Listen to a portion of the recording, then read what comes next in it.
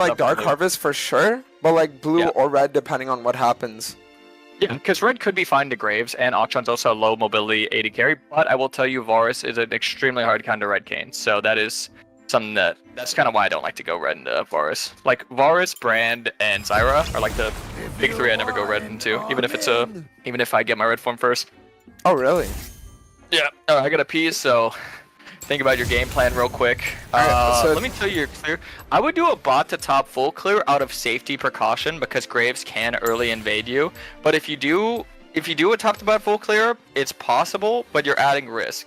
It's a risk with a reward. But a bot to top and a ward on your blue brush, the one right at the river. Yeah. Because a lot of junglers will either do a Raptor into your Gromp invade, or they're going to do a top side into your bot side invade. Okay, awesome. And so getting a ward on your blue side-ish and doing a bot stop full clear is exactly what I do into a Graves, because you do farm faster than him, you will out snowball him, and when you path up, you can guarantee, not that you're playing towards the right lane, but you can guarantee that you're playing for something that's consistent. You're not going to die, you're going to be able to get your CS advantage, and this game's going to be a lot of CSing, so I'm going to be right back, and hopefully the game state isn't all hectic at that point. BRB. Okay, so it looks like the hey, Charisma left at the wrong time. Bro, he's like, yeah, just make sure the game's not too hectic, and then the fucking the enemy invades my bot side. I think the best thing to do right now is we just drop ward there, and then maybe like sit in this bush, because now what we can do is if the Graves resets and he comes for his red, we kill him, and if he walks through here, then we can like kill him, you know? Because like Rumble typically starts E. So if he starts E here and then Graves like walks into us, then we're good. I just want my Ashe to like walk over here and then ward this. Because like the problem is I'm kind of forced to start the enemy's top side too. Simply because of how the Graves like played level 1, right? Because if they would have started my bot side, then I'm fucked. You know, like I have to go for some kind of trade. But it looks like the Graves is actually starting on his blue. So because of that, if we do this clear, it's going to like completely fuck him. I'm going to be honest though, yeah. I'm probably just gonna like not use my smite, and then I'm gonna go for the Raptors as my third camp. The reason why I want to do as my third is because like if they would, for example, be ghosting and then I go Raptors into Krugs, then Ambessa could have shoved this wave in and then rotated on me. But because I do Krugs as the second camp, it makes it so that play doesn't become possible for them anymore. Alright, I'm back. So I'm gonna just guess what happened without you telling me. Okay. I assumed that their jungler or their bot side showed in bot side, so you were afraid that they were invading your bot side, so you went to go invade his top side. Real. Is that what happened? Yep, you got it. Yep. This is good. This is good then. This is perfect. Okay. So you're in the vertical setup, and yeah, as long as your team doesn't die, you will outscale, you will out-snowball this matchup. Now, when I'm in a vertical, especially with lanes shoving, sometimes I'll actually level up my W, level 3, just because the gank potential. So if you look top right now, if this guy's like sub 70% HP, the Ambessa, she's not. But if she is, she's gankable. Yep. And could remember, don't forget to farm those two camps same time. Yeah, no, I know. It's just because I was worried that Graves might be like running towards me. That's why. No, you don't have your W. You don't have your W. Okay. Not possible without your W. So never gank unless you have W. Yeah, 100%. Unless they're like 1 HP and you could just like flash Q on them. Yep. You can look mid for a little bit because you have 5 seconds before Graves can get there. That's literally your time window is 5 seconds, but top gank's the right idea. And approach from that right wall next to you. Yep, and get a nice angle. You could have actually E'd. Okay, so look at the Dragon Pit. See how he knows that you're there? Or not the Dragon Pit, the Grub Pit. You could have E'd through that wall. Yeah, you could have walked in that pit and E'd through the wall. Oh, wait, this guy's greedy. Okay, lead him with auto for the slow. You got W as a follow. Oh, yeah. Nice. That's a great gank. Oh. Jesus. Wait, do I die though? That's... Oh, no, you don't die. That's perfect. Holy crap, that is not something that should work, but the fact that he made it work is actually insane. Because I get Dirk and Longsword. And you're gonna go Hubris this game, right? Yep, that's what I was planning on. Okay. Oh yeah, I forget, you go aggressive in secondary, so you get your boots. Okay. I like that actually, that's kind of a cool play style. You know that's actually how the Koreans play, it's kind of funny. Even though I don't think you know... Yeah, no, I'm not really up to date with that, but the reason why I like it is because I feel like Legend Haste in general is just super broken on everyone, and then getting cut down, especially as an assassin, is just always really nice. Yeah, oh, it definitely makes sense. Keep in mind, he's probably going to be there, so drag it out. And you Q once, and then when your Q is 3 away, you want to farm this camp like out of aggro range. Fuck. Q over the wall. Yeah, so that's why you're gonna drag the camp out all the way. You're gonna like play till like it gets red whenever you're invading like that. Auction's behind you. He's like 5 seconds behind you. Okay, he just backed up. You don't have your sweep, so you're kind of just hoping that they don't have it warded. But it works out. Yeah, because his body language would have changed, so you're fine to look for that. Just farm your top tier bot. You're playing blue cane, so it's a lot of farming. Yeah, on him. Good. If you want to greed, you can go for the wave shove. Oh, I like that. Oh, that's man. so worth. That's so worth though, because look at your orbs. Yeah, no, exactly. I get like 2/3 of the farm now. Yeah, then you get all your camps. So I feel like If now what you I want should to- do is like I feel like I should go for the Krugs to Grom full clear, and then afterwards invade topside. That's what I would Yep. say. Yep. I would have got a control ward to slam on the dragon, because see how you're gonna pass this, and then you can make sure. Okay, if he starts dragon, I can do I those see what you mean. I see what you mean. Yeah. It's also like warding too. for free. Yeah. I Because I always guess- just slam control wards on opposite side objectives. Yeah, because I guess that playing Kane it just becomes like super easy to ward because you can literally just ward while you're in E. You know what I mean? Like if there's some way to like. Yes. So your E from your Krugs to your Raptors, you literally just go slam a ward right there. Exactly. Okay. That's why he's so good at warding. Okay, so then what I'm gonna do is I'm gonna play for the Wolves into Grom, and then after we can look on the red buff. I like it. Really close to 6-2. Depending on how close you are, you can maybe soak up some minions. But also maybe look for the top play here. You could skip the camp. Yeah, I would skip the camp. I feel like she dies no matter what though. Okay, good. Good. Scuttle, if it's up. Yeah, do Scuttle, because that'll give you 6. Yeah, Graves also takes the drag now too. I don't think he should be 6, but he pressed tab. Oh, he is 6. Wow, he had 6? I guess, yeah, he got the minion XP. Raptors first into red. Because that's quick for you to take. It's 2 Qs. That isn't 2 Qs. You can also, yeah, you can choose the bush. That's a possibility since you have Swain. Sweep. Okay. I guess he just backs up. That's fine. Last call.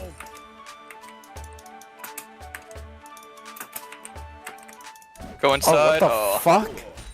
Yeah, with Graves, you want to ult like immediately. Once you dump your QW, you just ult immediately and wait for your CDs to come back up. Yeah, because This actually is, like, being newer to Kayn, this is one of the harder matchups, but once you learn it, it does become very easy. But for stuff like that, yeah, it's just like one of those things that you pick up on. You want to, like, insta-use your ulti in that situation. Yep. Oh, yeah, I would say for someone who's still learning Kayn, this is probably one of his top 3 hardest matchups. It actually is really hard. Okay. Okay, yeah, that's a good play. And you have ult advantage, so this should be free. Enter bush, and then use your E. Oh, there you go. Perfect. And she takes it. Cool. Yeah, why the fuck not? Alright. Rel's coming for you. Care.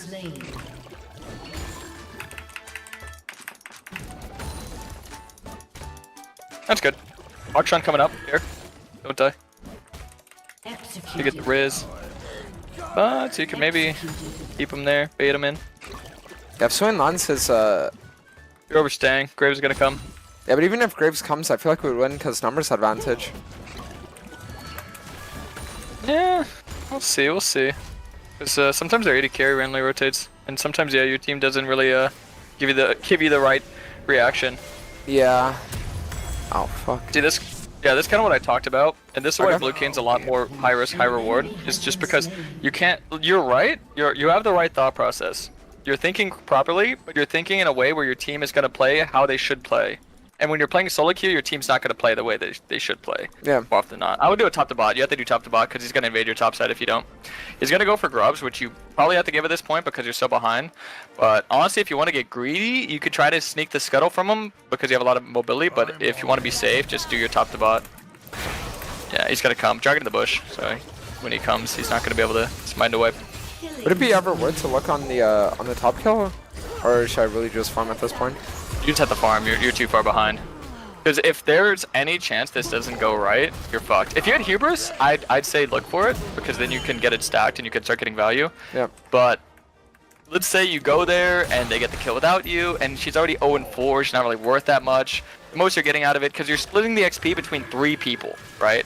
It's not gonna help you. It's gonna help your team, but they're already ahead. And if they can't do anything with the lead you got them, the game's already over. Yeah, makes sense. Okay, so what I'll do now is I'll just play for the rest of my bots then. Unless. Yeah. Definitely have the right idea catching mid there. You can maybe look for somebody. Oh, Sean's there. If they're really low, you can look for like a flash kill. This will help you out a lot if you can get the kill on this guy. A little greedy, but it's not bad to play greedy. If you don't know if he has ult, just flash on him. Okay. Good. Graves is there. You could use your ult to survive. Oh, damn. I guess I should have flashed earlier because I want to like flash and then auto ult and then ult away. Yeah, no, I got what you're going for. Okay, so now what item would you say? It's ult tab. You could go opportunity if you want to work towards getting those shutdowns, or Axiomark if you think you're going to be able to one-shot people. I'd say probably opportunity to help you shut them down. Serpents wouldn't be bad here, but I'd say the main person that you're trying to kill would be like Varus and Graves, and they're not going to have shields right now. Serpent's probably what you're going to get fourth. Gotcha. For Akshan. Or Akshan and Bessa and Solwyn, but yeah, killing them right now is not really that worth. You could probably look for a play here, yeah. You want to just kill that guy. 100%. Oh yeah, I was literally about to tell you that. I was like, don't be one of those Cade mains that's like insecure, like, oh, I don't want to flash ulti, you know? Yeah. Or not flash, smite ulti. They're like, oh yeah, it feels like cheap. Nah, dude, just take the free kill. You No, really exactly. do that. Because that's why, like, if I get chain CC'd by Ro, I'm just dead, right? Exactly. It's just wasting. You just fall even further behind. Invade your raptors. You can just get your top side. Yeah, at this point, see, notice it's just about not dying. Getting as much as you can off the map and not dying. That's like the main important thing. You know Graves is topside, so you really need to get in the habit of pinging out your laners, like your Ashe right there. Even though sometimes they won't listen, you just want to make sure that you're giving them awareness that, okay, you know Graves is 100% topside, and it's a 60-40 whether he goes to catch the top wave. Because he's playing more selfish, you should assume that he's going to play around topside. And if he's playing a little bit more like team playish, you should ping out the dragon, but the odds would statistically say that he was going to be top there. The fact that he wasn't was just kind of unlucky, but that's where I think the jungler has to spam ping. Gotcha. Like your laner to be careful. You can tank first, because you have your ulti. Okay, yeah. God, your rumble does no damage. Yeah, I feel like you could have done a lot more there too. Sorry. Get tower, and you probably lose your raptors, which kind of sucks. And I think you get your opportunity, right? No, I think you're a little bit off actually. Yeah, honestly, yeah, just take the next wave. Your team is playing in Kane's world. Alright, so then after reset, I can start getting like the rest of my build, but I feel like I'll probably have to like go topside to contest them from being able to. Yeah. Oh yeah, you will. That's why sometimes I get blue orb too, because as you're walking into your jungle, you could look to like scout. Remember what I told you about your E? See that terrain right there? Use that. Yeah, I never do that. For that. Always. Whether you're form, whether you're no form, you always use that terrain when you go into your top side on blue side or your bot side on red side. On red. Yep. Definitely prioritize looking for the Krug angle. Cause he's gonna go right. Oh no, probably TP'd. Oh nah, didn't. Not even. He doesn't lose too much HP. Your team how like much leading. damage he still did though. Yeah, I know. There he is. If they kill the Varus, that's actually so much XP though. There's Akshan, yeah, I called it. Oh, wait a second. Holy fuck. Wait, if they actually both live? I think they're... Oh, that's really good though. That's so much XP. And then this guy's gonna die too, I think. I don't think I'll be able to get I'll look for the bot that invade. Or like what? bot wave in the tower slapping. Yeah, remember, you're playing super selfish. You're Kane, you just want to get as much gold, as much XP as possible. The play there, lasting in top, is not going to last. It's gone. The objective, you're not going to be able to fight it. Odds are, statistically, that this guy's going to play for the objective. If he doesn't and he decides to go bot side, you can still farm your camps, you can still farm bots, yes. You can still get a lot here. So yeah, just shove the wave in, look to slap tower, and... if he shows on any topside vision or there's any hunch that he's around there. But see, this is where I'd get blue orb, because in this selfish playstyle you could like blue orb the tri-brush. Yep. So while you're hitting this, but you can also just scout with your E. Oh, someone's there. Your E tells you. You see him. Okay, you dodged that. Oh. Yeah, the thing about Graves versus Kane, you have to jump on him before he sees you. If he sees you before you see him, you're gonna lose. It's like Yeah. rock, paper, scissors. Okay. So, fuck. What now? Just farming your camps. Wait, is that You're gonna AP have to go for a action? steal on the objective. Yeah, it is. What? What AP ratios does this guy even have? No idea. Should I bother even check my bot side, or do I just assume it's gone? Farm one topside camp and maybe look for the dragon steal. And like ping your team to help you at the dragon. Yeah, you probably have to steal this dragon if you want to win. Soul point. Nice. Yeah, you gotta pick there. You should be able to get the dragon. I would like use your sweeper to clear the vision in your jungle. Like, cause keep in mind, with your E, you can literally like check every bush. Yeah. Yeah, like you could check that mid brush right there, cause you could see if anyone's there. No one's there. You could check this. You can clear the one to the bot river, like right next to you. You could look for drag the blue. You could just hit the dragon. There's so much you could do here, cause you have number advantage. Yep. Yeah, but just doing it's a good idea. Okay. Rampage. Okay, yeah, this game's 100% winnable. Dragon stacking is the scariest part, but the fact that they couldn't do it is really good. Yeah, because Now, I won't be able to whenever you actually press scale. tab as an assassin, keep in mind itemization. So think about who you can and can't one-shot. So just hold tab for a second. Can you one-shot Varus? Yay or nay? Yeah. No. He's a level higher than you. You need to be same level or higher level. Okay. Okay, hold tab. Can you one-shot Akshan? Well, no, then I can't one-shot anybody. Exactly. Can you one-shot Graves? See, this is if you could solo kill them. You could still kill them with your team, but can you solo kill them? Probably not. Okay, good. Use ult to dodge the ult. Could have honestly angled more to the right and got your W on the Varus, but it's fine, because no one was pushing that right side. Yeah. Okay. Keep in mind with fights, you can play it very slow and play in the walls, so just waiting for your CDs. You see Graves? Left. Left, left, left. Cut out. Angle. Go for the Varus. Oh! You're good. It's fine to just fuck off Go that now, push. right? No, you could just keep pressuring with W and E's. Go on the wall. And just go for that Varus. Just run right at him. There's one. Yep, and then you have your E coming up again. Catch the wave. You can do anything. So see, like, yeah, that is exactly how I tell you how to play a fight with Kane. Okay. You could play it, like, when you're playing Blue Kane, you're not a team fight champion. So you play towards your advantages. Yeah. Like, install it, go for the walls, you know, take your time, right? And now Exactly. you get the invade.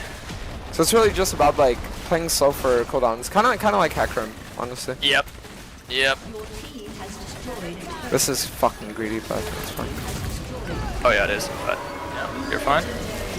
Keep in mind, whenever you're invading, especially with Blue Kane, you could use your W while you're moving, so you can like drag camps to like very low aggro range. Like you can get it to like in the red, I would say. Even early game, you can. Yeah. Takes a little bit of getting comfortable with, but see, that's like kind of the more polish I was talking about. Getting a little bit more confident with stuff like that, and just farm till you get grudge. Usually when you're Blue Kane, no, keep farming. Usually when you're Blue Kane, you could stay on the map and just keep farming, and that's how you get so much CS. And you want to resell on like full items at this point. Like you want to just keep looking for plays, keep looking for opportunity. Yeah, you can look for the play in mid. If you got numbers advantage and people are low, you can look for the play in Oh mid. wait, You can look I for don't your understand. Dude, why would I look for opportunity when I already bought it? Nice. If you're buying, Nice. I'm in. Jesus. You probably lost a follow for that one. I'm not gonna lie to you. I In fact, it's me. Oh. It's me on you. Oh, okay.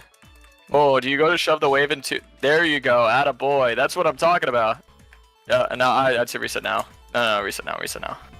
There you go. Exactly. Now you have the Kane brain. Okay. And then out of base, instead of going to my team, I just pass straight bot, and then we play for the Herald play. Yeah, because odds are they're gonna go for Otacon, which is good. But if you can get 2 towers in bot and get a kill, that's way higher value as opposed to Herald, Otacon, which you don't have a chance of winning at all because they have a stronger team fight. So yep, this is right. You keep in mind, play the angles. You can cover that top side angle and make sure you're not coming from vision. Yep. And you can go long. Yeah. He probably knows you're there, so you could use your. Oh, look at that damage. Yep, send rift. Got him.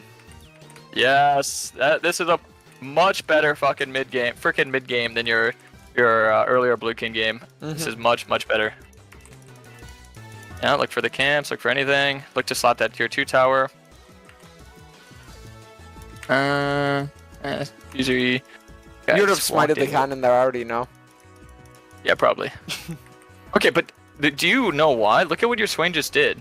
Do you trust that guy to have gold on your team? I know what you're doing. I know what you're doing. Yeah, exactly. Like, not even trying to be toxic. Oh. Oh! Nice try. I mean, it's just a bit unlucky that they both flashed. Yeah, no, I mean, I think that's fine, getting 2 flashes. Losing third dragon was probably going to happen no matter what. It was kind of unlucky. I think if you, after you got the tier 1 tower, you probably should have, instead of scouting, because you already knew that they were on Otacon, you probably should have helped them take it, rode the rift, hit it to the tower, and then autoed the tower, and or looked for the angle from the wall to jump on the Varus, because as soon as he threw his ulti on Swain, you could have like jumped on him immediately, led him with Q, followed his flash with W and killed him. Okay. And you probably wind up dying, but you do get the tower in trade. Since you didn't get the tower, it kind of was a bad trade, but it still was the right idea. Just the execution is it's getting there. It's getting there. And yeah, look for picks in solo lane. If you want to look for a pick on Akshan, it's a good idea. Right there, you see him? No. Yeah, there's people there. You saw him with your E. This is good. I'm gonna go on him. Look for the Akshan. Look, yeah, go through that wall. Yep. Fuck me. Oof. Yeah, it's a tough matchup, I'm telling you. I would have smite Q'd and then W'd. Because if you smite him, then it makes your W easier to land. Yeah. And if you Q him also, because you have Grudge, it slows him, which makes it easier. But yeah, Graves has no flash. I think Akshan has no flash, and their bot lane has no flash. So you could look to force a really crazy play here soon. And they're kind of angling right now, but I think you have better angles. Yeah, this guy should die. This guy dies 100%. He's just by himself. Yeah, keep the angle, keep the wall. Yeah, you can keep looking. You can like walk up, like see, you can walk all the way into them and look for like W poke there. If you're in a wall, they have no way to get you out of the wall because your Q could be used to dodge like Mbessa ulti or whatever they throw at you, right? Yeah. So don't be afraid to like poke them with your W. Starting this is ambitious, but it's probably your best bet. Look to hop the wall and like, yeah, exactly. You look to turn here 100%. So I guess I would just seem fuck off. Yeah. Your best bet there is if your team landed CC. I mean, I think Ashe had ulti and didn't use it, which is kind of weird. If she ulted someone, you guarantee win the fight, but that was the right play. That was the right call. Okay. Just the execution. They're gonna go for mid inhib. It's honestly probably better you lose the mid inhib. Yeah, you kill that guy. Oh, wait out the shield, wait out the shield. Oh my god, does that ever go away? Bro. How long does that shield last? Isn't that insane? Like, what the fuck was that? You don't really have anyone to play off of, even though I felt like you did put a lot of emphasis in your lanes. But you see why it's like better to put more like on yourself than your teammates? Yeah. That's why I always like preach like just farming and like just all this smart play. I think this is like one of those games where what I talked about earlier reigns supreme, where like if you die more than 3 times on Blue Cane against a good jungler, it's gonna be really hard. But this is literally one of his hardest matchups. So it's just a learning experience. I feel like it was really just that Atacon play, cause like literally all of their champions are so hard, like highly overleveled. Remember, it's crazy. Yeah, I mean at most you could have just maybe tried to get tier 2 tower, get a big item spike and force when they had no flashes, but then people just got cut out. That's a lot of how Kayn goes. It's like I said, it's not 100% guaranteed success rate, but it's just you're giving opportunities, and you know the opportunity that you kind of were put in, and the situation that you were put in just wasn't as favorable as most games would be. But yeah. I mean, okay, wait, let me just get a tiny bit of food, and then you can tell me like top 3 things I fucked up there. Okay, give me a second.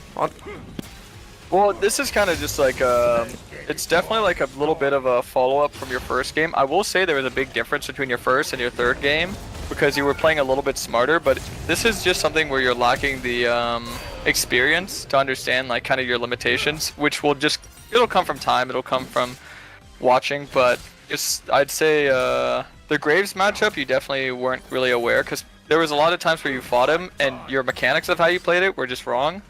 Which, like I said, it's a hard matchup, so it makes sense. Like that fight when you went for the invade. The invade was good, but the way that you mechanically played it was bad because you could have went inside of him, dodged out all his stuff, and then you could have easily killed him with Swain. And think about how much that would have put you ahead. And it's a bit of a domino effect from then, but the fact that you were able to consistently look and make plays and keep your team in the game was a good sign that you have the right idea, but it's just a lot of the polish. Like a lot of it is just like, it's going to be a lot of just understanding and experiencing like how the champ mechanically plays out, because every different matchup you're gonna have like your different in and outs of like what do you want to do, and maybe I could have been a little bit more vocal on what exactly you should look to do in this matchup. But with Graves, you definitely want to make sure that you want to ulti as soon as you throw out your W, your Q. Any type of matchup like that, or any assassin v assassin, if you get the jump on him, you're usually gonna win. If he gets the jump on you, if he sees you before you see him, you're gonna lose. If you see him before he sees you, you're gonna win. The bot play was definitely a big one where you knew they were on Otacon, but you went up and scouted instead of just sending the rift in, getting the kill, you know, manually go in the next rift, hit the tower, get the tower, and then you could have even maybe looked for a kill on Vars if you want to be greedy, which would have been fine because it would have been a lot of XP and a shutdown, I think. Itemization was good. Decision making was solid. I mean, you just died a lot. I think that's the big thing. If you cut your deaths down to 2 or 3, you win the game. You have 60, no, you probably have like 70, 80 more CS. At the end, you kind of understood, like towards the mid game, the end of mid game, you kind of understood the concept of staying on the map as long as possible, looking for plays as long as possible, stacking as much resources. You have the right idea of catching waves, but also catching as many camps as you can. Remember, Blue Cane and Red Cane play completely opposite. Red Cane, you can skip the camps, force more plays. Blue Cane, everything and anything you want to take. Just look for it all. Take. So, I think those are the biggest things I recall from that game. Alright, yeah, makes sense. So I think what we'll do for this game is I'll kind of like tell you what I'm planning on doing. If I'm right, you tell me I'm right, and then if I'm wrong, you just tell me I'm wrong, right? But it's like this time what we'll do is like I'll give you more of an approach on like my thought process, so that we can see like, am I actually learning? Like, am I actually like taking in what you're saying? Okay, so Shake Copium, and then they like have a relatively high elo lobby. This is like GM-esque game. Yeah, what do you think about the enemy Kog'Maw's IGN? I got no comments on that one, buddy. Is liking femboys gay? Hit your sweeper. What are you doing? Okay, he's probably gonna Sarn his blue, and then he's gonna invade my my red level too. So what would be a good approach to that? I think I'll probably just go like Raptors Krugs. Exactly. That's why I love Raptors into this kind of matchup. Alright, I gotta pee. Best of luck. If you have any questions, I'll be back in a minute. Alright, so what I'll do here is I'll probably just play for the Krugs. And then after that we can look on the red. Oh wait, he actually showed... Wait, what? He's level 1?! Okay.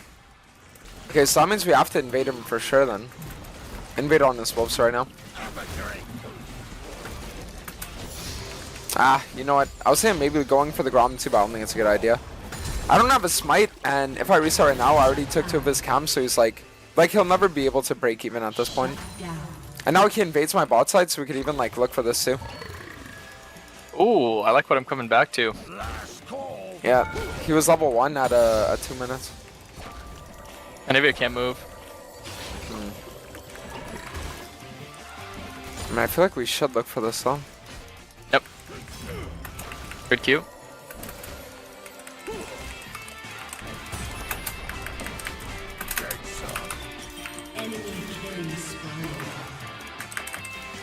Okay.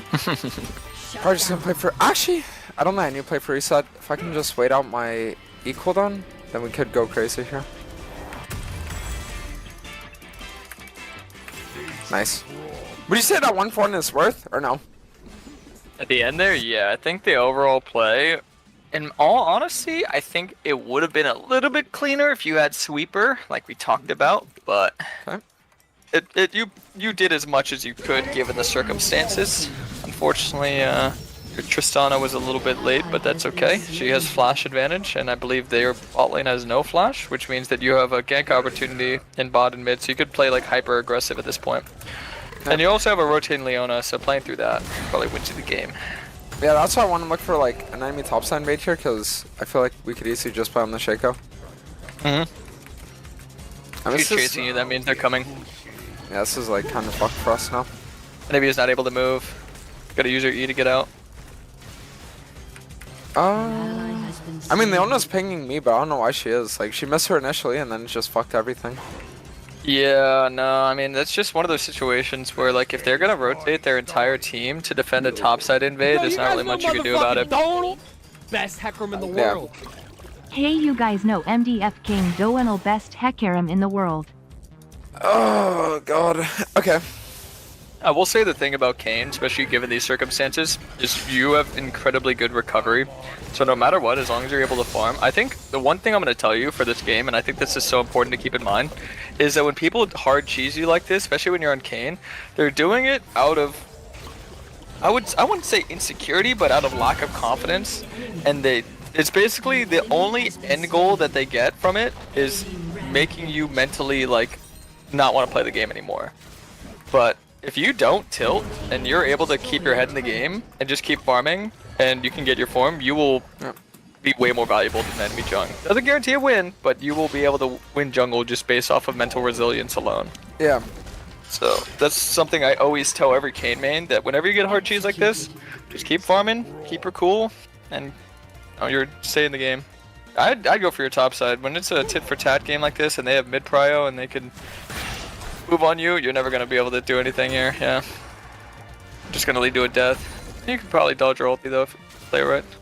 Yeah, you got to play safe. Keep in mind, you're playing a champion that scales and you're already behind. And it's not necessarily bad what you're looking for, but if their mid is rotating on you and missing and shows you want to consistently move on you, then you need to just adapt to that. And same with Lulu. They're both showing that they want to do that all game. So just waste their time. You know, if they're gonna think that you're gonna invade, just keep farming. Okay. If they want to waste their time, because your team is out CSing them, so your team will be higher value. Yeah. What do you think about me going for the blue invade here? You're 6, it's possible.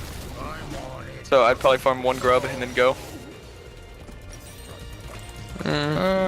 In 5, it's kind of risky, but Yeah, just because we have a Nivea here. So that's what I'm like, oh, okay. yeah, but this is Nivea. See, once again, you're putting your eggs in the Nivea basket, right? Yeah. You're relying on them to do what you want them to do. But if they don't, then what? Yeah, then you're just fucked. Exactly. That's why I don't think like that when I play Kayn. So I'm guessing that they're probably gonna go for the dragon here, so. Yeah, smarter play for you is to defend your bot side instead of going for the Gromp, 100%. 100%, buddy. 100%.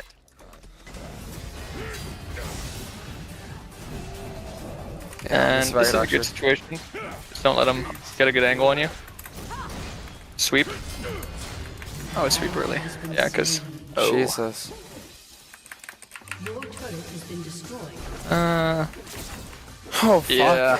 I mean, like, could I have done anything different, or was it just, like, over there? The thing is that's just kind of a play where, once again, you're relying on your Jax to play it proper. And if he played it proper, you guys probably can win that because he ate a lot of damage for free. Just unexpecting it.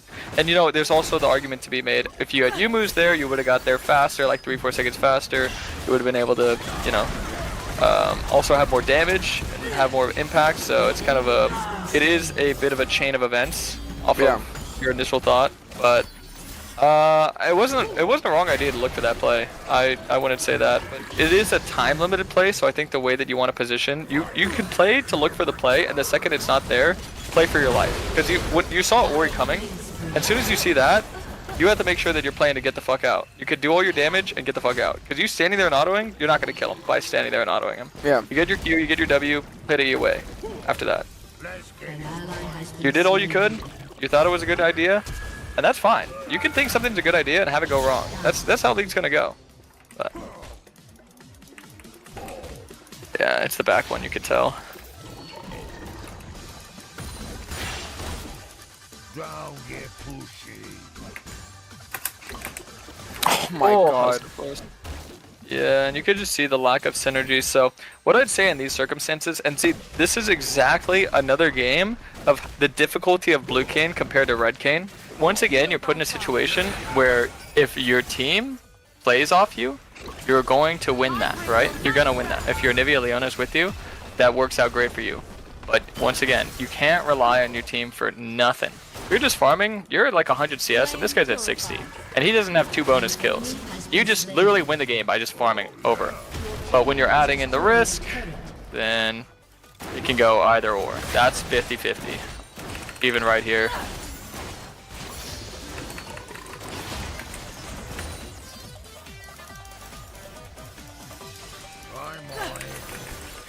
Okay, out of curiosity, when I'm in a game like this where it's just like kind of fucked, should I just like default to red? Because I can't really do anything on blue anyways. No. No? I would say that, but remember what I told you about Cog Lulu. You literally will... You're taking your chance of winning this game. You're okay, let me just give it to you straight. Your chance of winning this game is literally just farming till you have your blue form. Just wait and farm. You're trying to look for too much, you're trying to do too much. Literally just farm until you have your form. And then when you have your form, you could look to be a little bit more aggressive. But right now, you're looking to be overly aggressive, and you're looking to like try and find a way to make plays at this point of the game. At this point of the game, it doesn't matter. You will outscale, you will outsnowball. You're not playing for 30 minutes scaling, you're playing towards scaling towards your form. Right there, past 3 deaths, every single death was a free death. If you take out all those sets and you're just farming, you are 120 CS right now. 120 CS with your form, level 10, able to one-shot this guy, that guy, and that guy. And when you're blue cane, you have the likelihood of killing Lulu, you have the likelihood of killing Kog'Maw, you can kill Orianna in solo lane, you can solo kill Shaco. If you're playing red cane, you can kill Cassante, you could kill Shaco sometimes, and that's it. You're not killing a good Ori, you're not killing a good Kog, and you're definitely not killing a good Lulu. So this is why you need to play blue cane here, and you need to just get out of this mindset of I need to force here, I need to force there. Blue cane, you need to play so selfish, and you need to focus on things that are 100% going to work. You can't be looking at a play and be like, okay, is this going to work? Okay, is this going to help me out? Okay, is this going to benefit me this way? No, you need things to 100% have that guarantee to work out. And if they don't have that, just farm. And this is even with your form. Because all that was mostly post-form, but this is even with your form.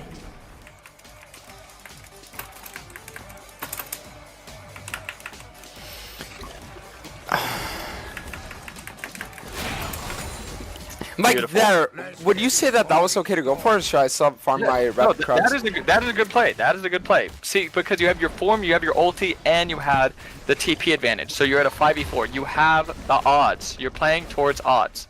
Okay. You have something to play towards. And like I said, this is something that if you rewatch the game, you'll see exactly what I'm talking about. Imagine you're in that fight, and you're at 130 CS. You don't have 6 deaths. You have 2 or 3 deaths. Imagine you're in that fight. You kill everybody there, and this game isn't even a question if it's a win or a lose. The whole first form of Kayn, reactive. Post form, proactive. Okay. With CDs, flash ulti. And it's like I said, blue Kayn is the hard one. So don't feel bad. You're not getting in 2 games. It's not something that you're just gonna be able to master in 2 games. Because like it's just a different approach to the game than any other champ, right? Exactly. Red Kayn is similar to so many champions, and it's way more relatable. You can relate it to so many different champions. Blue Kayn, you can relate it to like talent. Like no one, like who the hell Rengar. is talent single? Rengar even, yeah, Rengar. But Rengar has a much stronger early game, so even Rengar could look to like be more aggressive. Rengar has like a lot more like solo play capability. Yeah. Blue Kayn is just team. Oh, I'm 2 levels ahead. All right, let me go kill everybody. Yeah, exactly.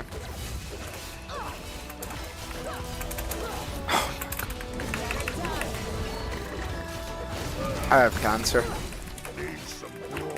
Oh, trust me, these matchups you're getting is gonna be very beneficial for people to watch and for you to play through, because this is how difficult blue Kayn can be into certain situations. Yeah. Because I went over this earlier, and I say that most people when they play Kayn, they don't play Kayn into every matchup. So for you to be able to take on this challenge of playing Kayn to every matchup, that is where you're going to need to be really good, and you're going to need to be really smart about everything. Yeah. Because given a better circumstance, you've shown that you can easily pop off and carry a game with Kane. But these are fucking hard games. These are hard games. Cog Lulu is pitiful to play into. Shaco's an atrocious matchup. Graves is not fun at all to play into. Even right here, I mean, just the safety approach. You guys got to kill. You can't get much more. Like, think about it like this. You got everything you could out of the play, right? You don't have your ulti. What more could you get out of this, right? And your ability to pull the trigger and get it immediately. Okay, nice. She has no ulti, so you can have like a little bit. Yep. Oh. Jesus Yeah, Christ. it's tough. Yeah, it's tough. This is a game that I think even I would struggle pretty hard into, because another thing is I'm just gonna keep yapping because this is probably the most like informative game I can give you. This is like probably the best game out of all these games. So like just talk about shit. Is that you need to really pay attention. You need to psychoanalyze the situation of what you're in. Your team has shown time and time again that they don't want to play for you. They don't want to move for you. They prioritize playing through themselves, which is fine. That's going to happen in solo queue. The enemy team has consistently shown that they all want to stop you from playing the game. None of them want Dante's Kane to take over this game. So they're moving at every single camp at every single opportunity. So given that circumstance, you need to have a way safer approach. You cannot look to be as aggressive with invades. You cannot look to be as aggressive with contesting camps. You need to take every safety precaution by using your E's, using your sweepers, and just making sure that you are as safe and smart as possible. Yep. That is how you just have to see it in this game. It is pure psychoanalysis. And I guess stuff like that is just something that I should have assessed like fucking 15 minutes ago, you know, and the second I would have assessed it, it's like, okay, well now I would have been like level 13, right? Yes, because just press tab, look at your CS, and look at how you're the same level as this Shaco. Yeah. If you trim the fat of this game, cut out those stats, and just add CS, I'm not kidding you, you'd be at 180 CS, if not 200, probably at 200, because it's way easier to farm in the mid game. Probably at 200 CS, you'd be level 14, this guy would be level 11. Just, it's definitely something that's very important to learn. You can still win this game, don't get me wrong, you can still win this.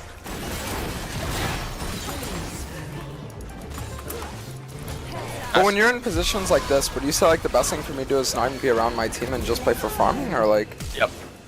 Play for plays on the opposite side of where the team play is. So if there's a team play going on here, play for plays and, you know, topside invade, play for topside shoving into wave, maybe slap the tower a couple times, you know, be an opportunist. Yep. Think about what you can do as opposed to what you can't do. So after you get the dragon, you guys got the dragon out of pure luck, I'm not gonna lie to you. The enemy team is slacking right now. So you get the dragon. After this, what's going on here? What's happening in this fight? Is there any possibility of this being won? I think with Jack's flank, yeah. With Jack's flank, you think you guys win this? Yep. I'd have to heavily disagree, because I think that Cassante at this point is spiked. They have one of the best front to backs you can imagine, because you have Cog Lulu with double shield, and you don't have your serpents yet. If you're not 100% sure, oh, I can do this, don't do it. Okay. So then it would just be like, oh, I can farm bot, you know, like shit like that. I can, okay, the dragon play was there. Dragon's risky. We can get it. Okay, we got it. Go farm my bot side. Go up top side. If they're still there, invade his top side. If they're not there, just farm my top side, reset, look for a pick and solo lane. Look for when they're not grouped, because this is what we call a death bowl comp. So a death bowl comp means that they're gonna perma group, and when they're perma grouping, look at Ori's CS, down 40. Look at Cassante's CS, down 20. Look at Jaco's CS, down 50. The longer you keep them punished in solo lanes and keep the plays away from 5v5, the more you're going to outscale them and you're going to win. Because their entire thought process is, oh, I want a team fight. You need to think what is best for your team and what is best for their team. What is best for their team? 5v5. What is best for your team? Looking for picks in solo lane, looking for side plays, looking for farm, looking for stacking resources, right? So you need to focus on stacking the resources, using your kit to be safe and smart, and just making sure that, hey, let's get shit where they're not. So right here, yeah, even if you want to look for this play, keep in mind that, okay, we could look for this. The second you see those 3 people in mid moving down, get the fuck off. If they're not, free objective. I would even ping out the Tristana and say, hey, Shaco's up there. Because Shaco Ori is like Nocturne Ori. They're going to look for a pick. And yeah, it's just stuff like that too. Yeah, it's like right now I can just play for the Atacon and then I can go for the It's like here I would typically go for the red, but the red is like a what if, so instead I'll just go for the Gromp. Yes, exactly. Because normally you're right, but because they've shown the characteristics that that's how they want to play, you don't do it. But Shaco shows top here, so now it's free. Yes. Perfect. Okay, and then after that, I can just take the bot wave as well, since Jax isn't there. Yes. Yes, yes, yes, exactly. Actually, my entire team's collapsing. I think this would be okay.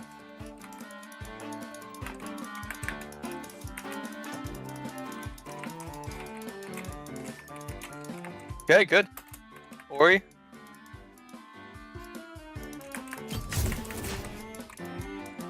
Nice. Perfect. Yep, and because you have higher mobility, you're able to be there before Shaco Ori. Perfect. Yep. Now I just take the bot wave.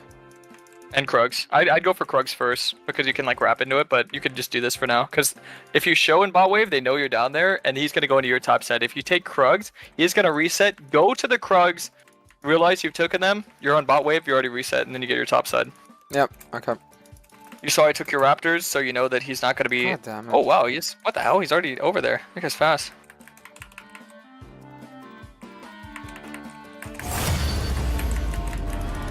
I hate to tell you, but this is a pressing tab difference. Look at what item he has third. Abyssal? Yep. That matters. Yes. Yes. If they have a defensive item, Plated, Abyssal, Zonya's, anything, you can't solo kill them. Okay, Unfortunately, because you guys are the same level. You guys are the same level. Yeah. And you also did have your Last Whisper, 1500 gold. If you had Last Whisper there, probably can kill him. Okay. Probably can kill him. Are you going to win the team fight on Dragon? Yeah. Okay. Yeah, I would say so. We're levels up on everybody, so I think it would be fine to go for. And it's also because it's like Perfect. soul point too, you know? That is the exact approach as Blue Cane. Just anytime you're thinking about something, just ask yourself that question. And if that's your thought process, go for it. And then we could even look upwards, like for Baron. Draven. Actually. Yeah. Making sure that you have like vision, because you guys have no vision. I don't think they would rush it, but just there is a chance that it could happen, and if it could, you had to imagine that it would. Like the fact that you're Leona. See, do you see why I always mention control words on opposite side objectives? Leona should have had that warded, because if they decided to give Dragon and do the Baron, you guys can't stop that. You can't stop a 5v5 approach without the proper angles, and you're not going to get the angle by the time that the Baron's going to die, unfortunately. So that's why I love control words. And you even mentioned earlier, like even if it's a blue orb. Even blue orbs are great because how fast you're able to move around the map, but Kayn, because of his E, has such good warding power. Okay. Rules are made to be broken. And you guys are just so much more stats all around the board because they're Death Ball.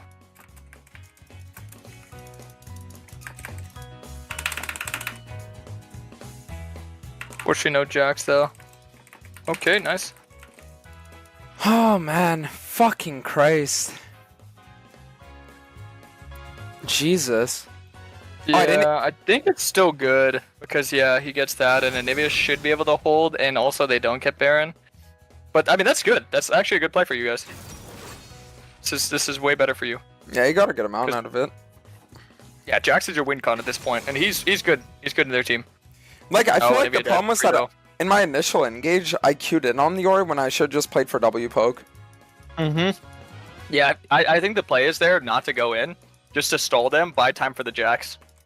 Yeah. Because you can make that same exact play without anyone dying if you just like poke them down with W. Because then you're applying pressure because they can't clear the wave, or they can't get the tower because they can't deal with Anivia's wave clear. But you're now at a point where they're forced to send somebody extra bot lane.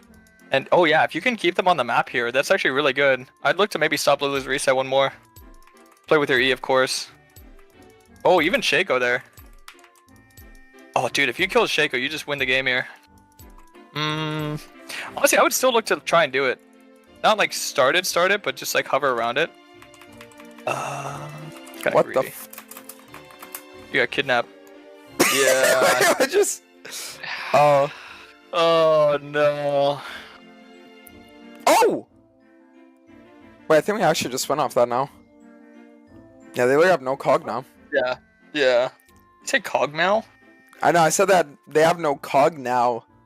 Meow. Oh, I thought you said Cogmeow. Yeah, No Cogmeow. Do you want me to meow for you? No. No, I don't. Obviously, it's funny because you're 3 and 10, but genuinely, because they put so much emphasis on that, all you need to do is get better at handling that pressure and not dying. Like I said, it's trimming the fat. That's everything I'm going to teach you and tell you.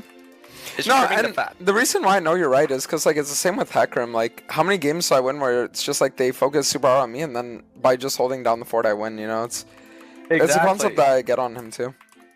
But the difference between Kane and Hecarim, and this is what's probably going to make you not even play Hecarim ever again once you get comfortable with it, is Kane literally can go these games where you're getting there's so much pressure, you can go the entire game without dying once. You could literally. Oh wait, no, up. Oh, you're trolling. Oh, you're trolling. You got to go up towards your team, buddy, and then you got to queue away instantly. Because then if they walk into you, then they walk into your team. Yeah, but it's because I wanted to kill Lulu there. Like I thought I was actually gonna get her. I didn't want her to escape. Killing her if you keep the play alive. Yeah. I mean, Shaco's not doing anything is the thing. Real. And the dragons and everything, like, if it was another dragon soul, probably would be good. But as long as you slap an anti, literally just get executioner next item. Look at what Jax typed to you. You're trying to lose Ken? I don't get it.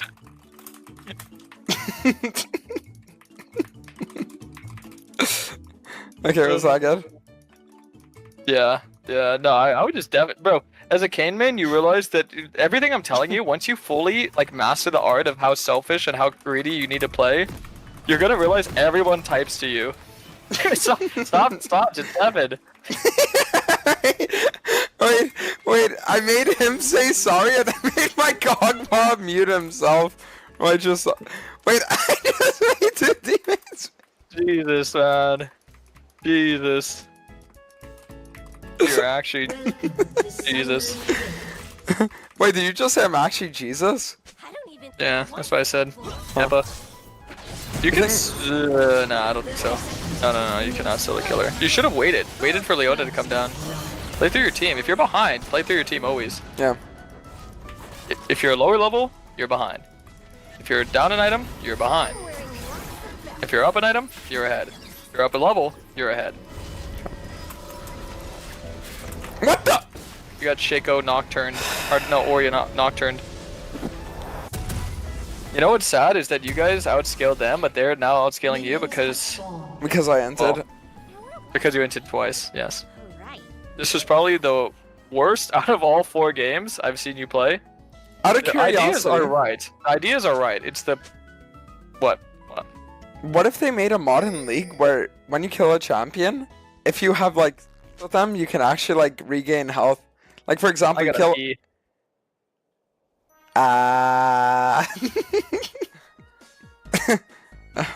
Yo, my bad. Yo, actually my bad. Alright, let's go for it. You ready? Nice.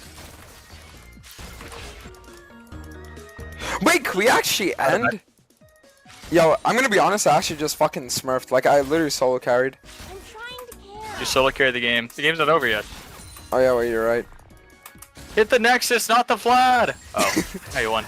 Okay, I'm gonna be honest, I think I actually learned a lot from that game. Yeah, that's probably the game that you're gonna learn the most from. Out of all the games you played. Wait, do you wanna hear what I learned? What? Karisma must be shit at coaching, because 3 games in and I just dropped 12 deaths. Yeah. Yeah, that's true. No such thing as a bad student, only a bad teacher. Wait, really? Alright, Game number Karisma. 5. This is game number 5. Yep. Do you even want me to review this one? What's the point of me reviewing this last one? So what it's gonna be is this game. I'm just gonna be playing, and I'm gonna give you a live game of like my thoughts, and then at the end, you're just gonna tell me if like I'm actually becoming really good or not. Like the purpose of this game is like to compare it from the first one, like the 5th to the 1st, and then see like how big the difference is. I like it. And then we'll have like a little N after this. Yep. Alright, sounds good. Alright. I'm for it. Jana, Zaya, Vlad, Kha'Zix. I think it's definitely in Dark Harvest, but would you say that Red King does have potential here or no? Yeah. It's Vlad Kha'Zix, for sure. Okay. Interesting. Oh yeah, definitely. You can go Lethalli Red. Oh yeah, especially versus Mundo, right? Like I feel like I'd have to. You don't have to. You can just ignore him. If you ignore him and you just kill Zaya, Jana, Kha'Zix, what's Mundo gonna do to your team? Lose? Yeah. Pretty much, yeah. Like, if you go... Wait, you know that Kha'Zix is actually a Kano TP? Wait, Scary Love? Yeah. Alright, I'm gonna mute. Let me know if you have any questions. Best of luck. Thanks. I'm just gonna be chilling. Normally I'd like to drop ward on my blue, but I don't feel like he's gonna be invading it, so I'll ward his instead. Oh shit. Okay, give me a second.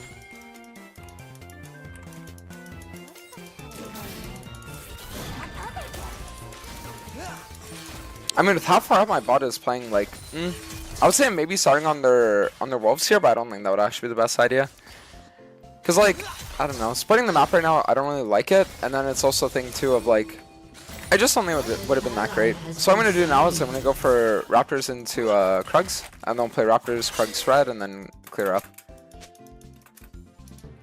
So you said you like saving your smite for red, so I'm not gonna use my smite on the Krugs here. I'm gonna save it for red.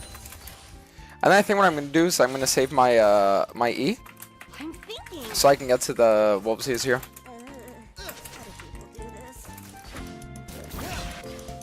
Oh my fucking god. Okay, so I fucked up my ability there, but it's okay. So what I'm going to do now is I'm just going to play for the wolves into Grom, and then after we can maybe even look on the Mundo kill. This looks like Mundo's actually like really low. So I'll just play for Grom. Then we'll go blue, and then after that I can even look for double trap. Maybe not double, but I can at least get one. And then maybe, I feel like a top dive could be good, but it would kind of put me out of the way for the rest of my bot side, so I'm going to have to be a bit careful on that. So it looks like this wave is actually going to crash soon, so I'm not going to go for the crab here. I'm going to skip the crab, and then we're just going to play on this.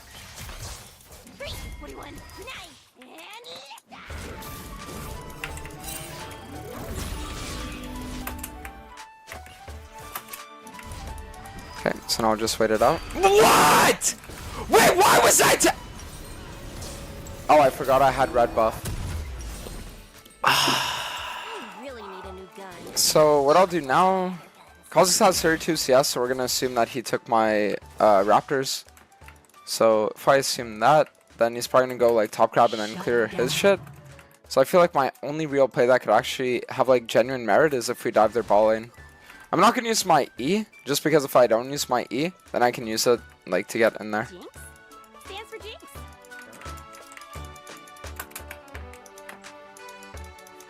Okay, so we got the flash on.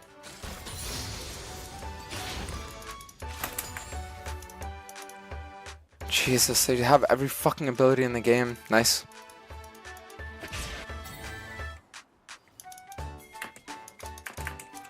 Nice. My hand hurts now. Alright, anyways, in game. Fuck! Okay, so now what I'm gonna do is I'm just gonna play for this here.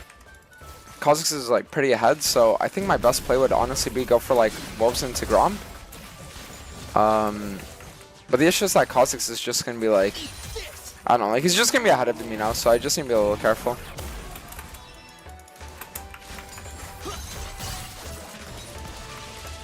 Gonna see if I can stop his reset.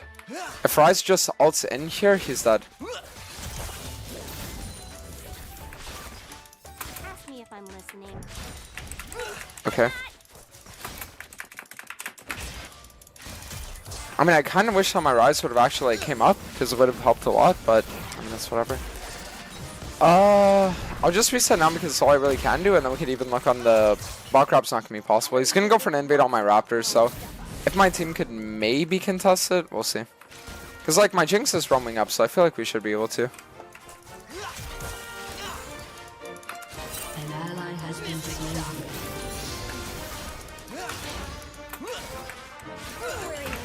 Nice.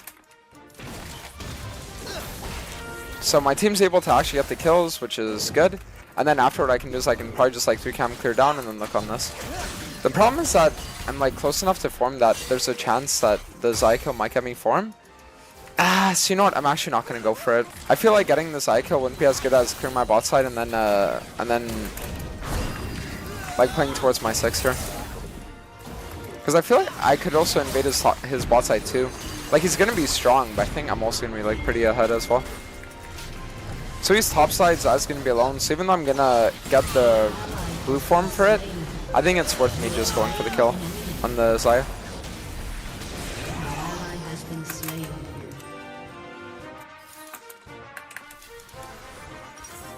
Okay, So I'm gonna do is I'm just gonna path all the way around, and then we're gonna go for this.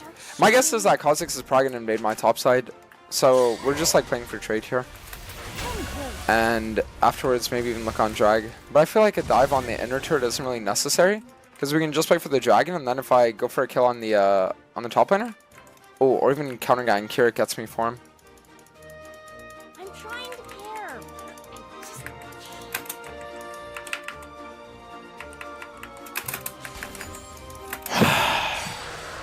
Okay, worth. I'll take it. Okay, so now I can get my Hubris, and then we also get our tier 1 boots too.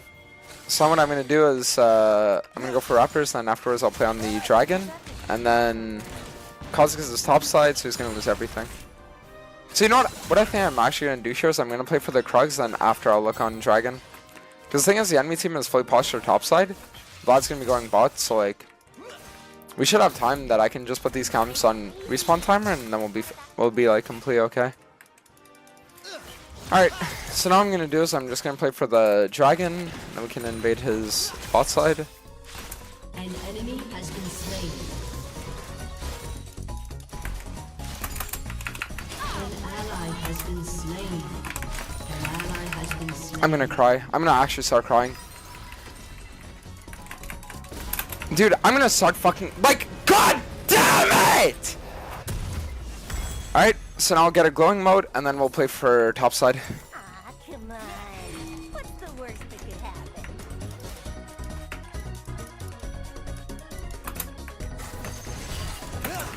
Okay, so now we can just play on the Mundo. A summoner has disconnected. Your turret has been destroyed. Nice. And then we can just play for clear. I'm gonna be able to get my form now, so it's gonna be really, really, really nice for me. I'm just a little worried that. Down.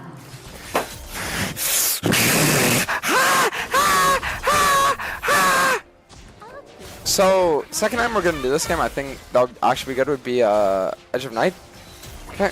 So then what we'll do is we'll just play for this red, and then afterwards I might actually just try to go to his bot side right away. Pretty sure Zaya's ult is still down, so I'll just walk up. Now she walks up, and now she dies. A summoner has reconnected. Perfect. So what we can do is we can just play on the Kha'Zix kill. I still have my ult, so playing aggressively is something that I do want to do. Mundo dies here, it's a free turret, so I'm just gonna play for that. But before I do, I'm gonna get these Krugs. Because the thing is that Mundo could have easily backed off, so that's the reason I wanted to just like default to the Krugs. So I wasn't sure. And now I'll just win this push. So I'll just ping him to take this.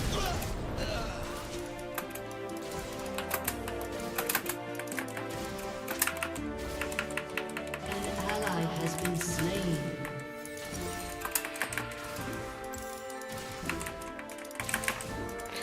Whew! Alright, and then we get a double. And then now, because our Rise type Dantes came earlier, we say this. Perfect. So now what I can do is I can just take the next wave too, because the Sonic bots can be here and they can't really do anything to contest it. I'm not going to bother playing for the turret though, because I wouldn't really have the damage to do it anyways. And I think just resetting and playing on the dragon is going to be more important. So I'll play for reset, and then we'll look on the dragon. So we're just going to look straight here. The thing is, I do want my ult and my flash before the fight starts, so I'm not going to path straight dragon. I'm going to go for the Raptors first. I mean, I would honestly assume that they're probably going to look for... An ally has been slain. I'm probably going to look for the dragon, so it might even be better for us to give, but if I can have my Yasuo here with me, then I think it's fine.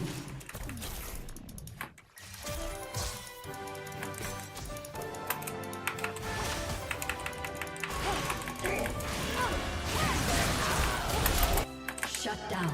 Nice.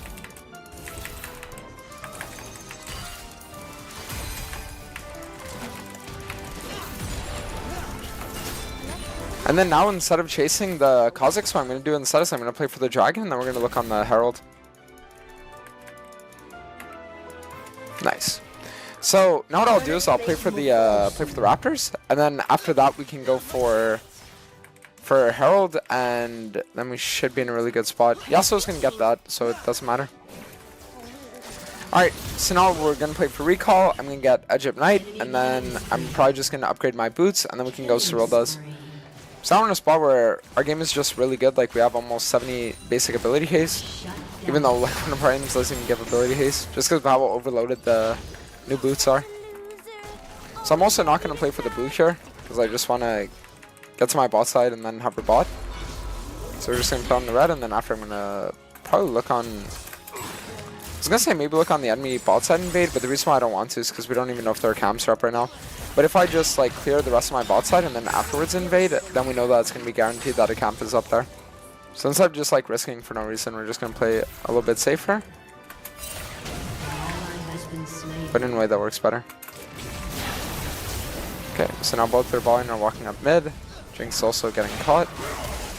I was gonna say maybe I should solve the fight, but I don't think I need to. And we do that to dodge that.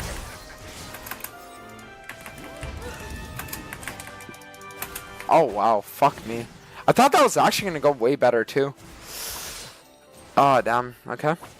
You know, I was actually gonna say I want to get Cyrilda's this game, but I really feel like I could do something crazy and just get Mortal Reminder instead. Because if I get Mortal Reminder, then at least we have like anti-heal to deal with the Vlad. And it's gonna put our game in a much better spot. And then now what I want to do is I want to just go topside for the Atacon.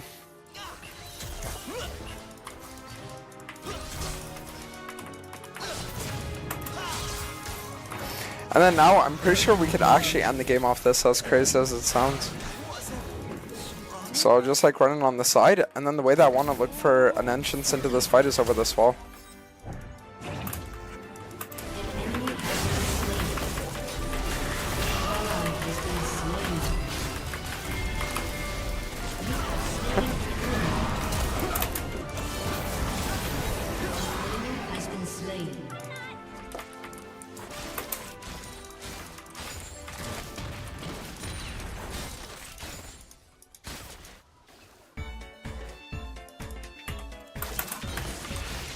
Nice.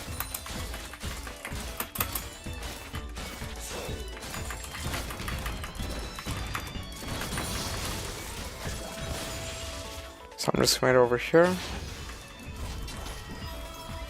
Oh, I forgot that we actually took that turret. Fuck me. Oh, maybe I saw it? Fuck me. Yeah, I mean, if I remembered we would have taken the turret, then I would have probably just like ran out through here, but that's my bad. So now what I'll do is I'll just sell the Caulfields, and then we can start getting both these components. Okay, so we don't get the dragon, but I feel like it might be good if I can play for like the top side, so I think I'll look on that here. Okay, so what I want to do now is I probably just want to play like side lane for a bit, because I could easily like one-shot the Mundo. So I'll probably just end up doing like red buff, and then after... I was gonna say I want a side lane, but the problem is that Baron's gonna be coming up soon, so... Nice, so Mundo walks up, so now he's gonna die. An ally has been slain. Enemy rampage. An enemy has been slain. Good. So Kha'Zix dies and Vlad's alive, but if Vlad comes here, then they can just get everything everywhere else. So I'm gonna show out one more wave reset, and then we can look on the Baron. Instant resetting for Baron might have also been good too, but I don't know. Like reset and then we play on this. With the Yasuo and Jinx, I feel like we'll have the damage. So I'll get one Mortal Reminder, and then after that, I'll probably end up getting like, maybe like a Yumu's or some shit. Whatever. I know I said I wanted Death Dance, but I feel like Yumu's might be interesting, because like, I feel like getting a little bit of movement speed is actually gonna go a long way here. Perfect. So Vlad dies, and then now we can just look on this here. So I'm just gonna hover on the side, and then...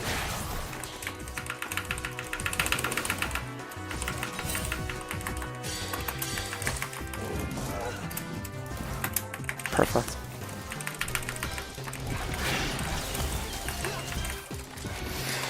Nice. And then we can honestly probably just look for the end here. Now we could literally just end the game. We got Baron Wave and everything. Never mind, Vlad.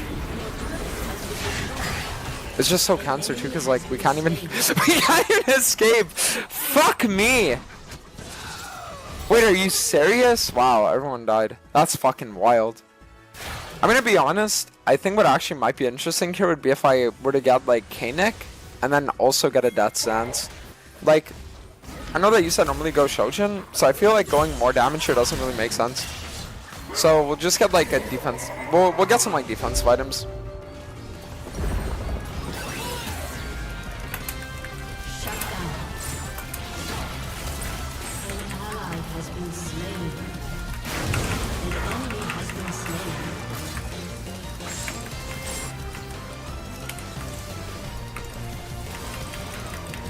So I'm hovering off to the side. Perfect. And now we could literally just end the game. Wait, can we even end the game? Dude, god damn it! Fuck me! Alright.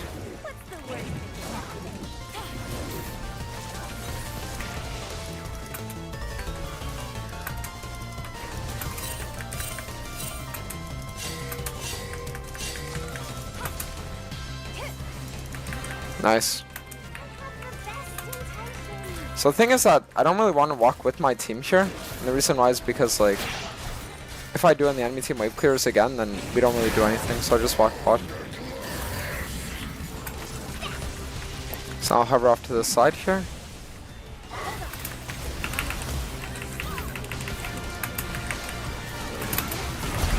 There we go.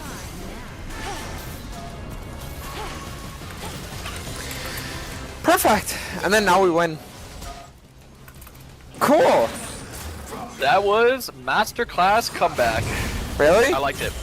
The early game, definitely a lot to go over, but you came back really well. You stuck in there. I like the itemization too. The Koenig, I don't know, but Mortal Reminder was smart because you didn't think it Grudge and Chainsword. Because that's the thing I want to tell you about too, is that with the new Ionian Boots upgrade, it actually makes it so you don't need to buy any ability haste. So if you want to go LDR or even like Mortal Reminder, you always can. Oh, okay, that's good to know. I actually didn't know that. I didn't check the patch notes yet. Yeah, you're good. That's good to know. Yeah, that was a great game. That was amazing to watch. So what do you still think I'm fucking up on? Like, what do you say I'm fucking up on, and what do you say I've improved on from the beginning? I think there's one massive pathing thing. If you want to open up the game real quick, it'll be real quick, just one little thing. Yeah, of course. But aside from that, you understand the responsibility of greedy plays. So that early play, you had a right idea. It didn't work out. You're still getting comfortable with the limitations of Kayn, but you recovered really well, which is good. So, what was it? Okay, so you get the bot play, which is really good. This is a really, really good approach. As I mentioned, if you're getting invaded, you could either spam gank or AFK farm. You had nothing to farm, so you went immediately for a gank. This is great. Wonderful. Okay, so how to follow up on this? So you get that? Okay, pause. Okay, so right here, you're going to see Kha'Zix go up to top, right? And your thought process is, I want to go farm wolves, Gromp, and, be around top. Doing Gromp keeps you around top, right? Yeah. Just look at what Kha'Zix does. So play the footage. Look at what Kha'Zix does and think, was there a different approach you should have had? But right here, when he shows top, right here, pause. Once you see Kha'Zix right here on the map, look at bot wave. This is something I noticed you didn't do. Go look at bot wave. Notice what's happening bot there. So with Kha'Zix top side, and if you're counting Kha'Zix's camps, which I saw that you were, if you look at where he's at, if you do your wolves right now, you can run straight to his Gromp and look for an immediate another bot gang. So to kind of add to your already aggressive play style, you can kind of look to keep yourself even with the Kha'Zix and look to get your form in this play alone. I think for some reason you opted to do Gromp, but if you actually keep playing the footage and just look at what Kha'Zix does, you can see him in vision go to his Krugs. So not only did you have time to go to the camp from there, yeah, see what I mean? See what I see now? Yeah. So right there, you definitely could have looked to like sneak into his jungle, take his wolves, take his Gromp, and then you definitely could have looked to try and play behind bot lane. I know Janna rotates here, but as Kayn, you could definitely sneak in. And you can definitely play the angles. As opposed to going top here, and notice what happens top here. What did you say out loud when you look for this play? Do you remember? If Ryze just ults in here, he's dead. When you look for this Mundo? My Ryze isn't using ult. Yes. And what did I tell you? What you should never do with Kayn? Rely on teammates. Yes, exactly. So that is a play and a decision that you can look to make that'll look to benefit you solely, and you don't look for a play with your team because you have the right idea and the right approaches, but it's relying too heavily on your team, right? Okay. So I think that's like the only thing I noticed. Other than that, you had a really good comeback. Just not tilting, being able to stay in the game. Crazy. And yeah, I like the itemization too. The itemization was something that not a lot of people would think to do, but it was definitely the right kind of itemization. So, Yep. I think it was a great game. So I think from the beginning though, what would you say that I've been improving on? Like, what do you think from like the first VOD versus this one? Like, would you say it actually got better? Oh, definitely the decision making and the mechanics as well. Not even just from first game to this game. At the beginning of this game, you made some silly mistakes. Like I remember one fight, you could have ulted the Kazakhs and killed them right before he was gonna go invis, and then you flashed in. So as this game progressed, your mechanics got increasingly better because you started getting more and more comfortable with how, like, when you should ult, when you should play. Like you dodged or ulted Zaya at like the perfect times. You were going in and taking like the appropriate fights. I think the only thing that you kind of did too was you would force fights when you didn't have your CDs, which I told you don't do that. Yeah. When like I remember one time you went topside, I think you were like 20 seconds till ulti. If you just waited 20 seconds and looked for the play, you would have been fine. But other than that, no, I definitely noticed your mechanics improved a lot, your decision making improved a lot, and you're playing a little bit more what do I call it? A little bit more like respect. Like you're respecting numbers a little bit more. You're like thinking a little bit more coherently. And I would say right now, if you were to like grind out, your red cane is at a GM level. Your blue cane is still in the process, but that'll just take some time, right? But your red cane is definitely good enough to hit GM for sure. Okay, perfect. Well, anyways, I want to thank you for everything. So everyone, that was Karis Mai, the best cane in the world that's going to take over Korea soon. So everyone, thank you Karis Mai for doing this. Really do appreciate it. And yeah, I'll probably do like maybe 1 or 2 more games max, and then I got you at the rate. Okay, buddy? Alright, sounds good. Alright, I'll see you around. Peace. Later. Alright, guys. Honestly, what'd you guys think? Because I thought it would be something fun to do where instead of just doing 1, we do like 5 games to really see. But how'd you guys feel about it?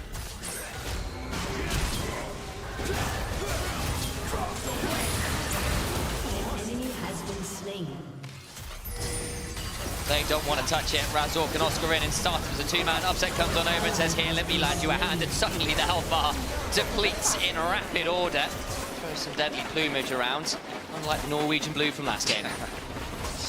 This game, so. Oh, it was. It was the beginning of this game. Oh, it is. Yes, it was. No, that's how well this game is going. We've actually, I'm sorry to bring it up again for those people who had forgotten. We've actually forgotten largely about the fail flash in the early levels from Mickey. Wasn't necessarily, that didn't determine the game. They played well through that Sumitsu. They played well through getting the, hang on a second, objective bounty and the solitaire goes down for lot. I was wondering if how far Oscar would take that, but not far enough. But yeah, it's not really been about that early game snafu from Fnatic. They've managed to recover remarkably well, and every one of their team fights has gotten onto the carries they needed to.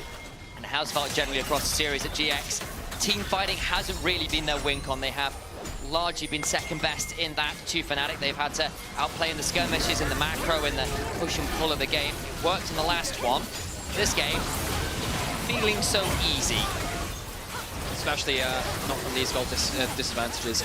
As well, need we point out the fact that there is just a ridiculous amount of items on the Xayah, left alone the almost death cap on the side of Humanoid.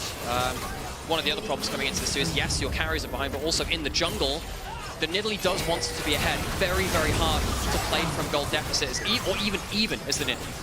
Eyes on the top right of your screen. 45 seconds until Hexol for Fnatic. If you get Hexol in this game, when you're already so far ahead, if it wasn't lights out, it certainly is there. Yeah, observers, can we toggle up to GX Vision? Because I think that'll give a really good view of... Yeah, this is the dragon which you want to secure to stop the Hextech Soul. You have no way to secure that now. Jalot is just alone. They could be in any one of these brushes. Survival horror. Razor's crowding out of one of these brushes. Dragon's up in 20 seconds. GX, they have to go so methodically. If they misstep, that's a carry down, that's a flash down, and they can't afford to blow that HP or those flashes. The darkness of the river, no one can hear you scream. Certainly can't see it. Maybe there's an alien or something waiting out there. Xenomorphs abound. Fnatic, though, take the opportunity to shove up mid lane, cause GX to stand under the minuscule light of their own mid tier 2. They left him! Oops! No! Well, you've now got a fight before, but they lose Hex Soul. Mickey X sells his life well for the price of Soul. I don't know why they had to leave it. Not trying to force a fight now in the 4v5. We'll try, but all of the lightning begins to fly. Isma's going to throw a javelin toss or two, but they'll get out. I imagine Isma thinking about taking a javelin toss across, or a blast cone across, I apologize. In goes Lot, gets room prisoned up, but there's still a bit of a Mega Nart to work with. The bullet time is still there. Enough Optech forced to flash, stays alive, Jung goes on in, can't quite get it. Scout of the Week lands, but no power to be unleashed anymore, and they only lose Mickey, and they get Hexo. Messy as that kind of was. The fact that no one dies in the second part of that fight is beyond, it astounds me. It is beyond me how that happened. Fnatic will now leave with, yes, one dead with the Hex Soul, which is widely regarded to be the most broken soul of them all. That slow is so ridiculous to play against. As, yeah, I don't really know why they had to leave Mickey there. Goes down. GX, I mean, what did GX do at this point? You must get yourself something.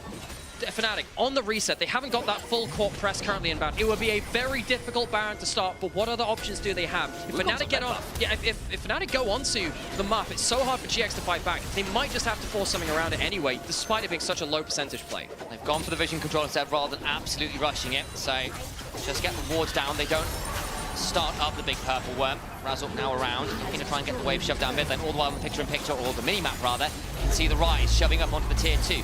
Bit of CC onto Mickey. The rain is made by the Misfortune. Hook then lands onto Razork, a little bit of a chunk, but not all that much fire for Fnatic. Hold them in tier 1 and Rise and pick up a tier 2. Yeah, GX don't even start a proper fight. They don't force the teleport out of Humanoid, who is still split pushing. He'll have to back off knowing that GX can move towards his side of the map. GX had a window of time where Fnatic were resetting. They haven't pushed out all of their lanes just yet, and I feel like they've just missed that window to do something. Again, it was a low percentage play to do something. They need to find a way back into this. Against the Hexal, such a difficult thing to do. Yeah, it might have been a low percentage play, but that's because there are no high percentage plays anymore, so you've got to choose the best of a bad bunch.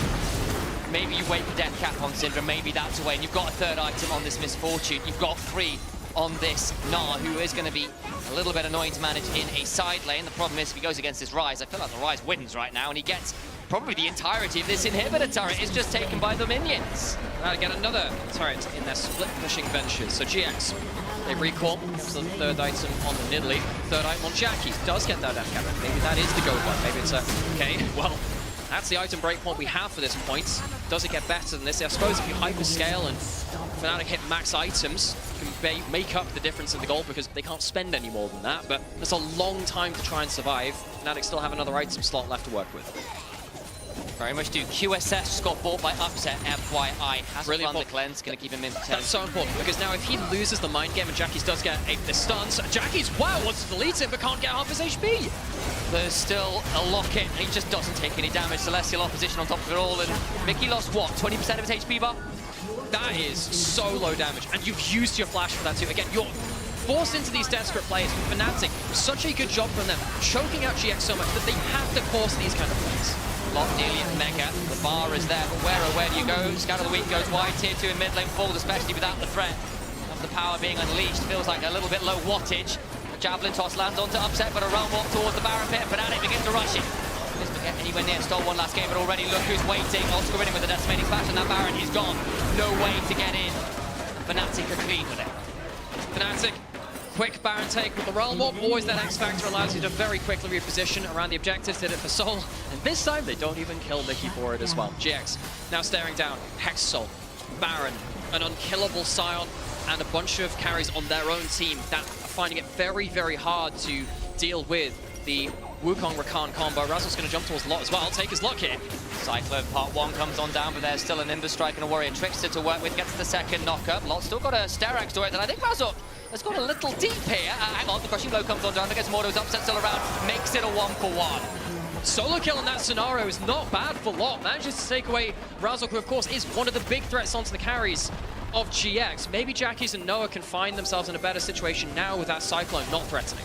Mickey still a half HP here. Jackies has got his power available to be unleashed again, but the Hex Soul Slow still very obnoxious. Shot! Eats most of his health bar from Rise, casually pressing 2 buttons. Deathcap Rise will do that to you. Fnatic no Wukong, but apparently no problems taking down this top lane inhibitor turret. Swiftly deleted. Continuing to try and find some damage here, but it's so hard to walk forward, so hard to threaten. Continuing to use the Force of Will, but it's a route onto Isma! And he's surely down. The bullet time is solid, but it really means very little at this point. Mickey will fall, but a flash will forward, but that's very fast. Jackies will scout the weak, but he is weaker still. A blip in game 3. 3, but Fnatic here in game 4 look to make sure that the run through lower bracket is ruthless and one-sided as it can be. With the Sire with so much HP, I think Fnatic are done with this series. GX are done with playoffs. They came in as the second seed, they fell down from the heavens of the upper bracket, but they will make sure that the climb is decisive. GX are going home, Fnatic advance. Fnatic, clearly the better team on the day. Wonderful team fighting from them. Well stabilized after a difficult early game in this last one. A valiant attempt by GX, but clearly bested by Fnatic. Well, you can make sure you can vote for your key player in the series as well. It's a difficult choice today between Humanoid, Upset, or Mickey X. All valid options, I feel. Well, that's difficult. I know, you know, I'm not even going to put a horse in this race. I'd maybe edge it towards Upset. I think that Kalista was absolutely absurd early on. Fnatic, a well-deserved victory. Looking to piece together their form from regular season. We saw them as that top 2. They've often made these lower bracket runs, as highlighted earlier. Very much deserved the start of it. The Fnatic fans in the audience in full voice, giving a bit of a shout out to that mid laner. Great game he had as well, some good choices there to work with. And Fnatic, again, we asked them to improve, to take some of the learnings from what happened to the upper bracket, where they just didn't look like themselves. This is much more like it. Game 3 being a bit awkward, notwithstanding. Of course, a sad end to what has been a good run from GX post Madrid. Making it into playoffs, I think, against the expectations of some. I think there are some very much improved players in this roster, and I'd be excited to see them come back for summer, of course, as well. But Fnatic, you know, this team has a point to prove that they can once again make a lower bracket run, and this time make something more of it. Seeing that, and there's Giant X. Again, we have to give some credit where it's due, right? Because the improvements there, the creativity was there. You saw that the trajectory was pretty damn fantastic. Hello, folks, good to see you all.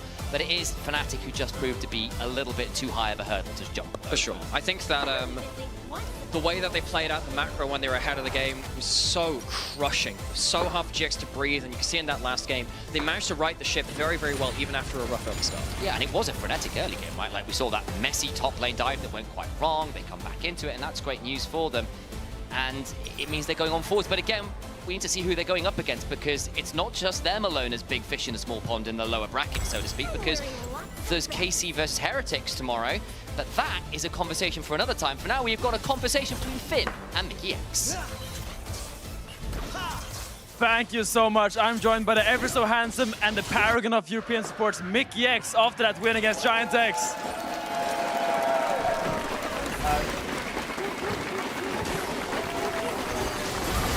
And the crowd loves you.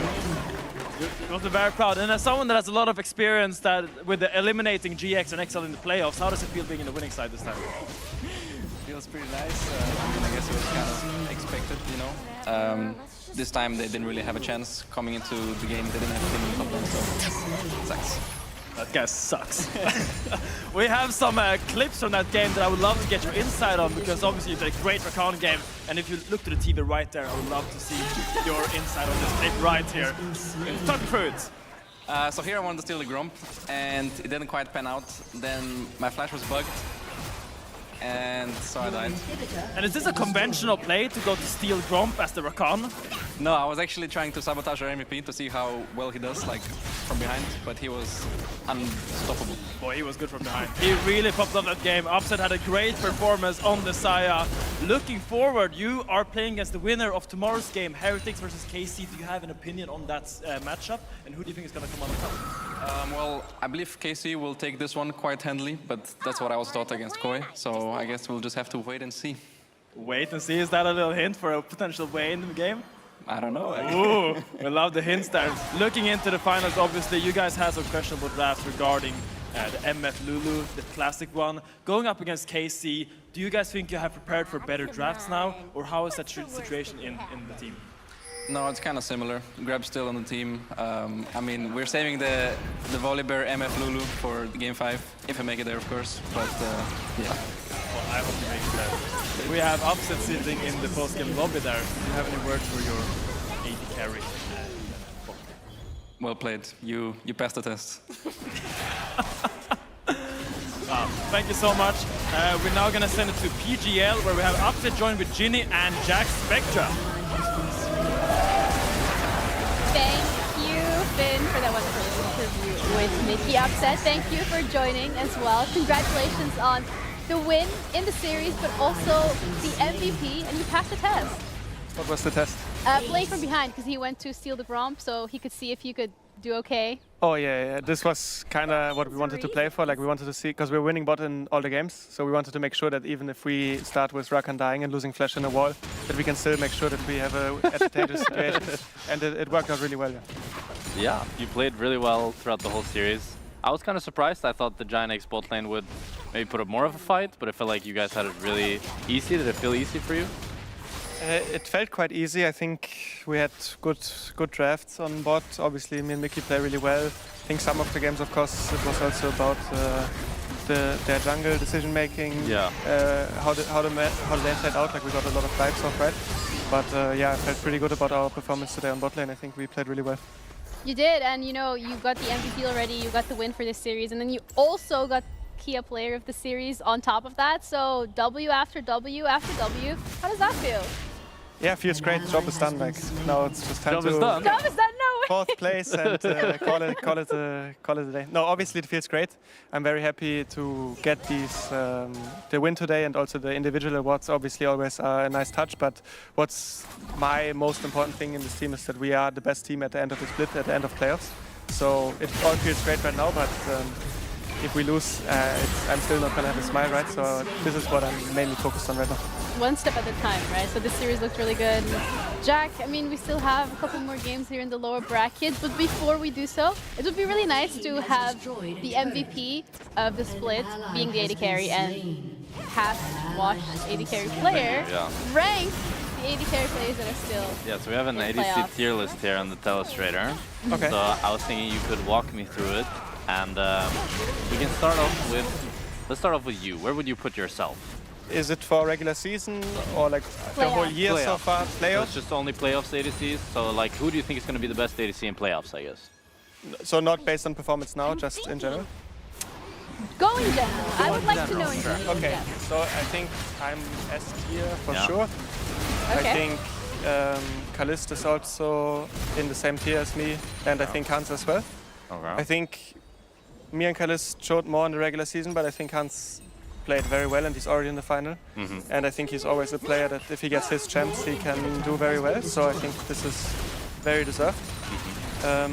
So it's just playoffs IDs? Yeah, Super and Flacket, since you knocked out Noah now. I mean, I think Super had a pretty good series, but I think overall the way they play is much more mid-jungle support, and then Mirwin does something crazy. So it's harder to judge. Like if it was the last series, I would give him A tier, but overall I would probably give him like a B tier. Okay, I'm putting in B tier. That is your head again. But that is supposed to be Super. I'm an S and B tier. Well, that's a bug on the Telestrator. But there's an argument to be made that he could be A tier, right? It just depends how much different you think the skill level is, let's say. Yeah. And then I think Flacket I would put below Super probably, so he would be B or C tier basically. B or C? Yeah, so if Super is A, then Flacket would be B. Where would you put Jack Spectra? Jack Spectra? Yeah. Well, he got replaced by Flacket, right? So probably in D, no? I don't know, I think you were not that bad. I think maybe you are also C tier. Okay. Or B tier. Okay. Same as Flacket, I think. Okay, Same tier. fair enough. In your prime. In my prime, okay. Yeah. Which was Nice. like when? Well, 10 that would be years ago? 2023. When he was a pro player. Yeah. Back in the day, back in your day. Back in my day. Yeah. Oh, okay. Never say that again. Either way, thank you for the input. I mean, we have these AD carries left. We also have those teams left. So looking at the bracket specifically and how we're going to be moving forward, I think the realistic question here from my end of things would be, when you're looking at the bracket and the way it's played out, did you expect KC to lose to MKOI, but also did you expect yourselves to maybe not be the ones to move on to that final? I mean, that's kind of a leading question. Yeah, we for sure thought we were going to lose the moment G2 was drawn. It was just over. So we were sure we were going to be in losers bracket, but KC vs KOI, that was the big surprise for me. I was pretty sure KC was the favorite in this one, or like KC was the favorite, and that KOI showed like a lot of resilience and clutched it out in the game 5 speaks to their strength as a team. Even though I would say that game 5 draft though was pretty. Yeah, for sure. It was. It gave Fnatic game 5. Whoa! against the KC. I mean, yeah, Grabs is known for his game 5 drafts. I will take no responsibility. I think KC is for sure the better team, but Matt Koi showed up way better on the day, which makes our life a bit harder because we are gonna have to face KC now, right? Yeah. So it's gonna be a really close series against them, I think, because they're a very good team still. So I love there's how no you're chance that the Yeah. Heretics can... Oh yeah, I mean Heretics is also in the playoffs still. No, I don't think so. Okay. I don't think they will win 3 games in the best of 5. Fair enough. Alright, it was a really close series though during regular season between Heretics and KC. Maybe there is a chance with the resilience that we've seen from Heretics, but I feel like everyone that we spoke to so far was Razork as well earlier today going, oh yeah, we're gonna be going up against KC. It's just like, it feels like it's a given at this point. But I'm looking forward to how that's gonna play out, Jack. Yeah? Can I ask you completely off topic? Okay. What do I do with my hair? No, Uzi. Was Uzi a big inspiration for you? Are you really happy to see him in Hall of Legends? Yeah, for sure. I think every AD carry, like growing up in that time, let's say, was watching Uzi's game. I think it's obviously like one of the greatest AD carry players of all time. So I'm very happy for him that he got such a nice accomplishment. I completely agree. Are you getting the skin? Depends, I guess, on Daddy Fnatic if they want to pay for it. It's like 5 million euros or something. Yeah, that sounds about right. Are you getting this? Probably, yeah. Really? I mean, it looks so good. Which one? The Kai'Sa? Yeah. Fair enough. But not the most expensive one. No? No, that's too expensive. No, too much? That's too much. That's too much. All right, well, good to know. Well, again, thank you for joining us. And congratulations on another win. You guys are still in this lower bracket, but we've seen you do it before. So we got hope. Do you have hope? I have hope. Yeah? Okay, good. You don't have hope, why are you I mean, even here? our fans should not have any hope until we actually win the game, I think. Because I think it's probably the fans' fault that we lose because they have too much hope, you know? And it puts so much good So you guys are like hope KT. in the air. Yeah, we're basically KT, like, do not believe in us and we will probably win. Okay, well, that's good to know. Great message for the fans to end off on the day. Thank you guys all for tuning in. We're going to be back again tomorrow for the same thing. We have KC going against Heretics, same time, same place. Loser goes home, winner goes up against Fnatic. So far, everybody's seeing that it's going to be KC. We're going to have to wait to figure it out. Take care of yourselves, and we'll see you tomorrow. Trying to back away. Sure, they're safe on the offside. Looking for the 1v1 Lord. Gets it! Transfusion! And Oscarinen is exsanguinated. Don't press scanner. Don't press scanner. Go scanner. Go scanner. Go scanner. Go in the bush. Go in gun. Anywhere? Yeah. Watch out, Dalia. Combo and you guys win. I will kill him. I will kill him. Yeah, nice! Nice, good. I can E off the blood here. Look, Oski. Yeah. Blood dead. Penta. We cannot end. Okay, get Soul and Asher. Actually, guys, do you guys see how they celebrated after winning one game? Don't say this, he's so They're going on me. I'm tapping too. I ulted him out. Knock. Kill knock. I'm dead. Knock is dead. Kill the Jax after. I'm a Gragas. Jax flashed on me. No, nothing. Go Jax. Yeah. He wants to jump up. I can fight this. Yeah, keep going. No flash, Ori. Keep going. You kill all of them. I can get a reset. They get cooked, I think. Varus is 1 HP, guys. I'm 1 Jax in 2 seconds. I'm fine. Varus 1 HP, okay? I'm coming. Nice, guys. Game 3, they are desperate. Let's not fall into the curtain. Okay? The more chaotic it is, the worse for us. Are we? The little army comes on through, the ghouls all over it. Another dark protection, the last right's not quite enough! Oscar will What do you mean now? Look at the Seiyu or the Rumble. Is that? Rumble. Yeah. Rumble Seiyu. I got him. Look at me, Mickey. Nice. Seiyu too. Only 1 HP. No flash Lucian. No flash Lucian. No flash.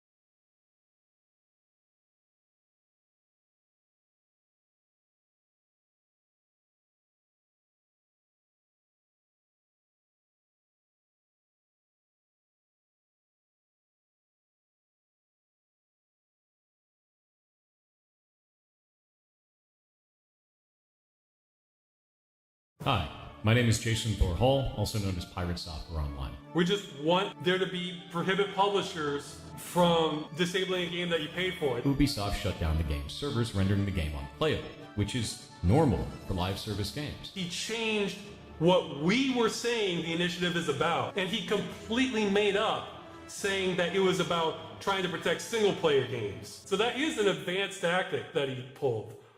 Pirate Software is a creator that is no stranger to controversy. I actually did a video on him quite a while ago talking about this huge drama he was involved in. But recently, unfortunately, he's found himself in some more drama regarding the movement Stop Killing Games. I do want to say as well, the merch shop is now open. So if you want to grab yourself some exclusive limited time merch, especially from the new Server Blight video on the main channel, the link is in the description or on screen. Now, there's one thing that is more scummy than any kind of crypto shiller, and that usually is a video game company. So you might have noticed with video games, there has been a very fast escalation to try to make as much money out of you as possible. We don't really have new games anymore. We've got remakes, remasters, but more importantly, loot boxes, in-game transactions. And one of my personal favorite things now, for some reason, you pay like $100 to basically be able to play the game 2 days before everyone else can play it. I call that a streamer tax. I will die on that hill, but genuinely that is one of the most stupid things imaginable, especially because, you know, like, let's go back 5-10 years ago, special editions, deluxe editions, usually got some pretty cool stuff. I mean, yeah, okay, there were skins. There were always skins. Look at Oblivion with its horse armor. That was always the thing, fair enough. But now it really shows that companies like Blizzard and EA, they are just so obsessed with turning a profit and making as much money as possible while probably innovating as little as possible as well. I know I'm naming the big names here, but there are so many gaming companies out there that do not want to innovate. They wish they could just get you as like a little rat running on a wheel over and over, squeezing that dopamine out of you without having to actually do anything, and you keep handing over your credit card to buy some in-game currency every single time. Now, I have heard of the buzzword Stop Killing Games, but I never really looked into it too much, but it seems to be the main focus behind it of kind of like sticking it to the man and trying to stop these huge monolithic companies just doing whatever they want. But despite the intentions sounding quite noble, not everyone is actually on board with it, especially one of the streamers, Pirate Software. Now, Stop Killing Games, or the acronym SKG, is actually an initiative set up and spearheaded by the YouTuber Accursed Farms. If you know the channel Accursed Farms, you are a certified old head. If you don't, he's most known for this incredibly long-running machinima series called Freeman's Mind. The first episode came out 11 years ago, and it's basically just a playthrough of Half-Life 1, but Accursed Farms narrates over it in the perspective of Gordon Freeman.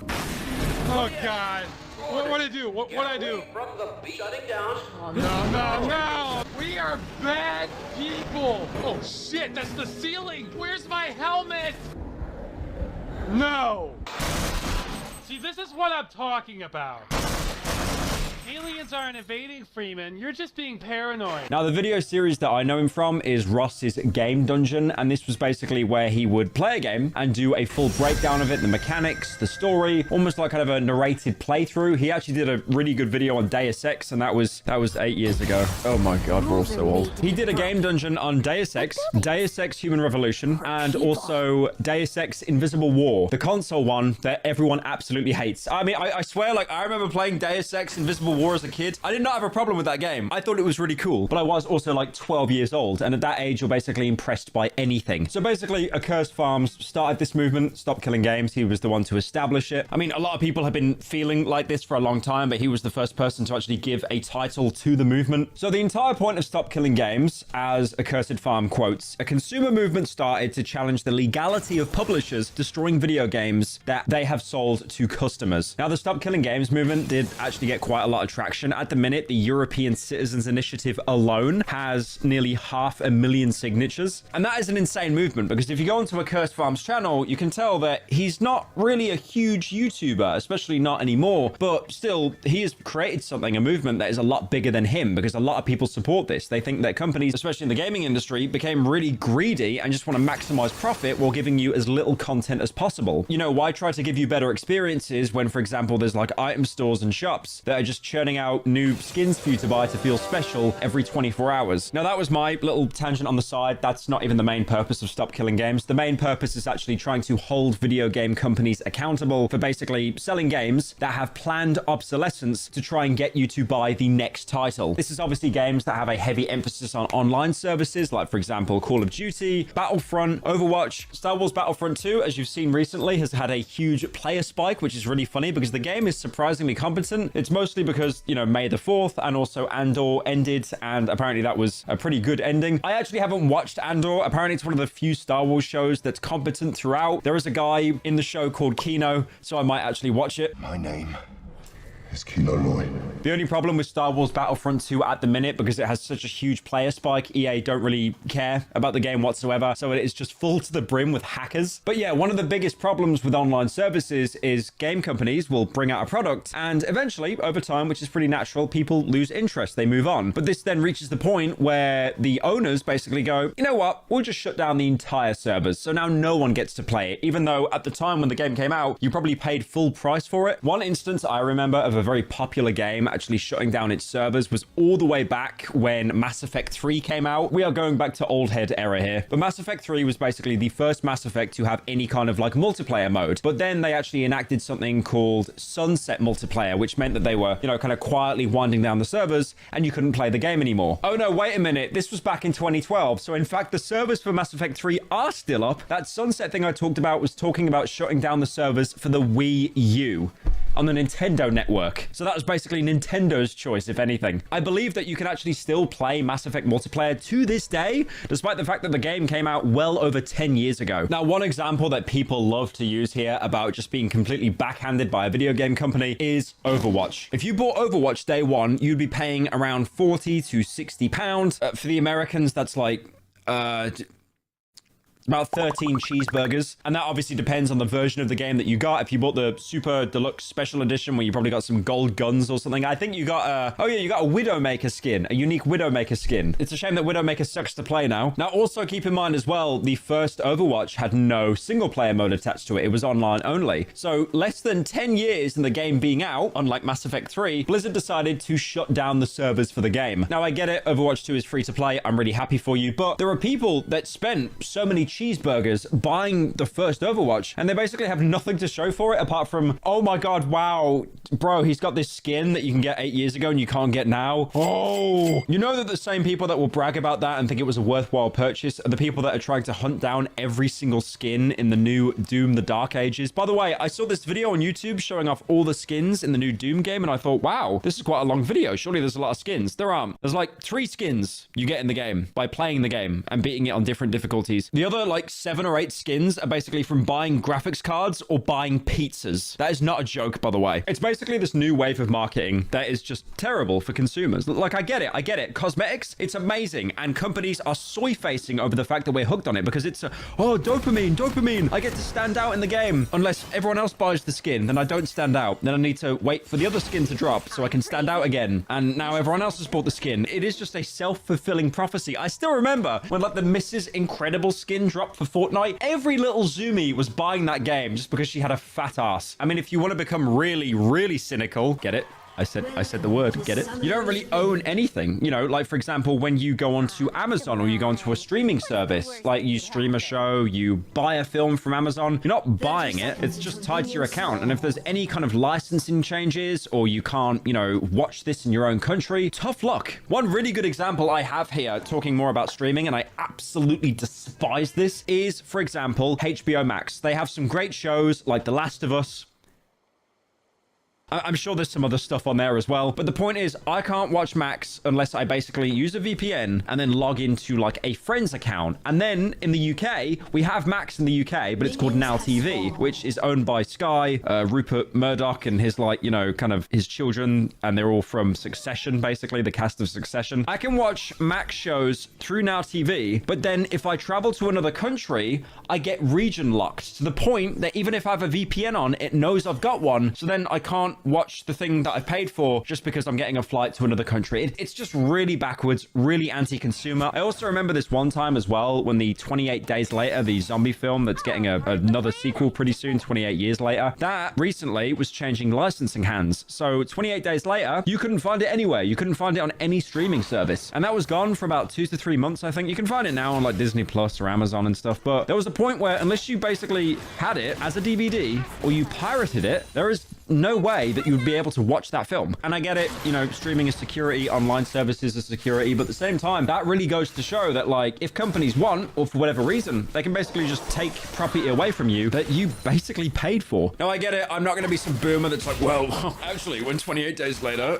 went offline, or when this one game went offline, I had it on disc. I had it on Blu-ray, so I'm actually the alpha. I'm not saying that. I think carrying around plastic to make sure you can actually engage with something is really stupid, unless you're a collector. That is a different kind of autism I'm not going to get into. Now, I'm doing a bit of a tangent here, but focusing more on the video games. Another example, a couple months ago, Ubisoft actually put out a statement that they shut down online activity for a racing game called The Crew. And then they actually said in the statement, unironically, not even as a bit, players should get comfortable with not owning their games. I've seen this statement that gets like parroted a lot online, kind of semi-sarcastically, basically saying you will own nothing and be happy. I think we're pretty close to that at the minute. Now, I know I sound like a bit of a negative Nelly. Maybe this isn't so many games, but the Stop Killing Games movement actually did an investigation of 700 titles that had some form of online requirement for play, and they found out that 40% of these games are just completely dead. No support from the devs, and they are literally unable to be played. And then another 40% were at risk of being shut down completely. And then only 2% of all of these games that were investigated actually ended up having services that were being supported by the developers using an end-of-life plan, like an actual roadmap. Sounds like I'm talking about someone in a retirement home or something. And then there was another 14% as well, where the community, the players, have actually managed to keep the game up and running by themselves, which, if anything, reminds me like how Bethesda will release games and then the community basically has to do mod patches for them. I know it's not the same kind of thing. We're talking about online play here, but still, I feel like with video games, there is a huge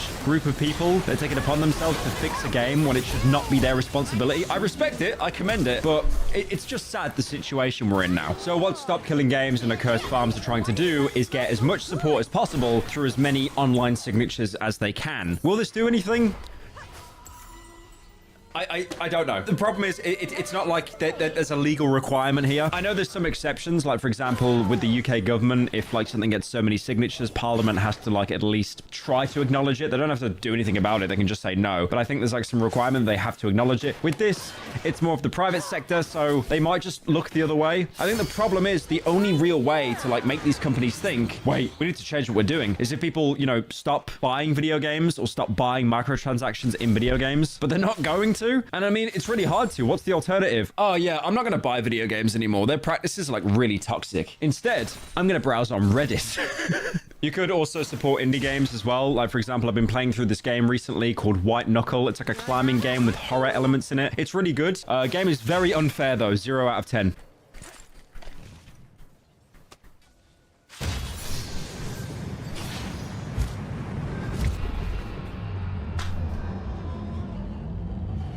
Anyways, but being serious, if they get enough signatures, they basically could challenge the existing laws that support this practice on the basis of consumer hostility, or they could also get enough signatures that the government might have to actually acknowledge this and make some changes. Like, for example, you know, the EU government, they've made some amazing changes. Like, for example, with the iPhone, they now can't use lightning cables. They have to use USB-C, and that's it. That's all I can think of. I don't even use iPhone. I'm just sick and tired of my mate asking me when I'm out with him, oh, do you have a lightning cable with you? It's like, no, I'm on Android. No, I don't. Now, from the sounds of it, their campaign and the signatures is doing really, really well. They actually managed to acquire a citizens initiative with the support garnered, so they could possibly take all of this to the EU, which is basically every country in Europe except the UK. I'm so happy about Brexit. I love it. I love it. If it wasn't for Brexit, I'd probably still be in Sweden right now. What a great law. What a great law. I love Brexit. Thank you for that. Now, if this becomes a requirement for the EU, this could be huge because the EU is basically one of the biggest markets for gaming. Mostly because if you're in the UK, you probably play FIFA or Warzone, and if you're in Germany or Poland, you're racist and you play Counter-Strike. And obviously, it's reached a point right now where the government has to step in because private companies, as we've seen in basically any sector in the world, they won't regulate themselves. Why would they do that? Because regulating yourself usually means sacrificing profits. Now, this sounds like a fair request to not actually kill video games, but Pirate Software, who, like I've said before, I've talked about on the channel, he was very against this. So if you know Pirate Software, he is a streamer streamer and a game dev, and he used to work for Blizzard and also Amazon Game Studios, and that was before setting up his own indie dev company. So Pirate Software actually came out with 2 videos basically in opposition of Ross and his entire point of the project. The thing that I know most about Pirate Software is he has the most unprecedented streaming stamina I have ever seen in my life. Basically, the guy streams most days of the week, usually doing 11, 12-hour streams at a time. I just don't understand that stamina. Like, I respect it. Dude, I do like a 5-6 hour stream. I want to sleep for 2 days. In the first video he put out titled Stop Killing Games, he basically outlines his reasons for not supporting the initiative. I do want to give context here as well. This is a very old video. This came out around 9 months ago. I'm obviously not trying to dig up any old drama here. The reason why I'm talking about it is because Accursed Farms only actually responded to this 9-month-old video pretty recently, a couple of days ago, but we will get into that. Basically, his main argument points are, first of all, this is the way the industry works, and it's a standard practice to shut games down after an X amount of years. On March 31st, 2024, Ubisoft shut down the game's servers, rendering the game unplayable, which is normal for live service games. The only thing that I can see in here that could be a problem is if they posted as not an online-only experience. But everything that I've found online shows that the game was always marketed as online-only. If you're going to be buying an online-only game, that means it can only run when it's online. And if the servers need to shut down in the future, far in the future, it makes sense to me for the access to that game to be cut, if it's online only. Secondly, he basically says it's too expensive to expect companies to be able to keep servers up and running forever. And there are some people that'll say, well, just make it all single player. Well, I've explained that that doesn't make any sense in the first place. If you're making it all single player, you'd have to carve off all of that, and it's developer time and money. When you already have sequels out and the game has basically no players left anyway, it makes more sense to just move on. I don't find that to be a problem from the developer perspective, and I understand that people find that to be a problem from the player perspective. But there is also a point as well that tries to contradict this on the Stop Killing Games website. No, we are not asking that at all, that being running games indefinitely. We're in favor of publishers ending support for a game whenever they choose. What we are asking is that they implement an end-of-life plan to modify or patch the game so that it is run on customer systems with no further support from the company being necessary. They then list a number of games that have implemented this, like for example Gran Turismo Sport, Mega Man X Drive,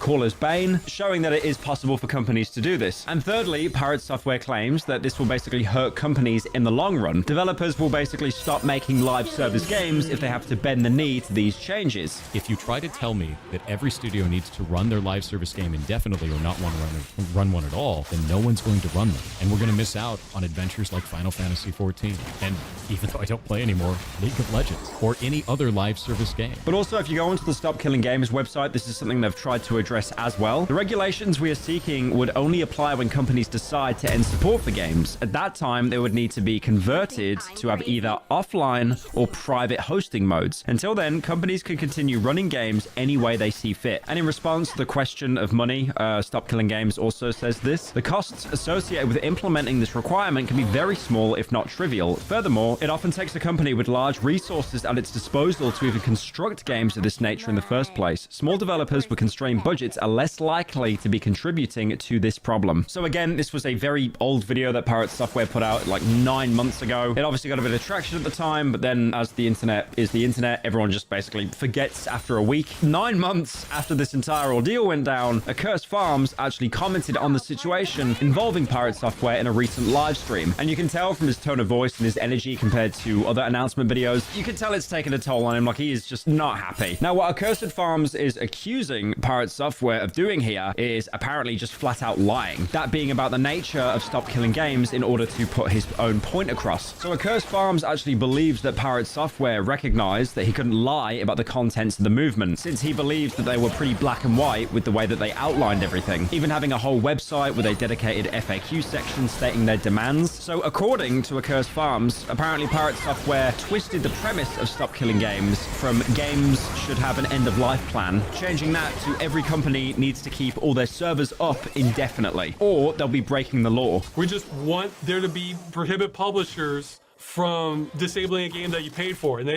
this would be making end-of-life plans mandatory for games that require it. That's it. So there's no like wiggle room on like, well, I'm for this, but against this, and then your alternative won't save any games. So it seems that Accursed Farms thinks that Pirate Software is pulling a bit of a straw man here, not really being accurate with the arguments and making up his own points to basically make it easier to win in a debate. So Accursed Farms claims again that Pirate Software apparently just completely made up that Stop Killing Games was about saving single-player games that have a multiplayer attached to them. Pirate Software, I'm thinking again. I think part of him realized he couldn't change what was written in the documents. If he didn't report what was in the actual initiative itself, somebody would see that and he would get called out on it. So what he did is he changed what we were saying the initiative is about, and he completely made up saying that it was about trying to protect single-player games. That was made up. We never brought that up anywhere. In fact, we had to add that in afterwards. And Ross also goes on to say that this was a much smaller reason than why Stop Killing Games was set up in the first place. The majority of games that are multiplayer and single-player that shut down their servers, you do still have the option to play them in single-player. Like, for example, Far Cry 3. The servers have been shut down a long time ago. And that sucks. The multiplayer was fun. I especially like the part where if you got MVP, you could do like a funny taunt to the MVP of the enemy team.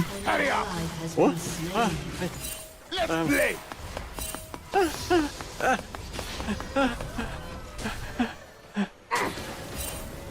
But yeah, those servers shut down in 2022, but you can still play the campaign for yourself. I mean, my Fat Cry 3 video, like that, if they shut down the entire game, if the single player was online only, Fat Cry 3 on my main channel, that would never exist as a video. Now, at the time, a lot of people tried to accuse Pirate Software of basically trying to dilute the real movement that Accursed Farms was trying to lead. And also as well, Pirate Software has around 3 million subscribers, which is a huge amount. And Ross, on the other hand, has under 400,000 subscribers. So it's obvious that Pirate Software has a lot more reach, a lot more like clout. But at the same time, like, to be devil's advocate, is that really his fault? He couldn't really, you know, like take away his own subscribers to make the playing field more even. It just feels like a bit of a mute point to me. But Accursed Farms also goes on to say that he tried to reach out to Pirate Software for a dialogue, but he was ignored on multiple occasions. And then, of course, refuses to talk to me, and then deletes the video where he says he refused to talk to me and deletes my comments. Yeah, and then he's a much bigger streamer and YouTuber, so I could only do so much against that. So that is an advanced tactic that he pulled. But I do want to say as well, apart from Accursed Farms' word, we don't actually have any proof of this. It's basically just what he's saying. I mean, one point he's talking about as well, about his comments being deleted. I'm not sure if those are YouTube comments, but YouTube comments are the most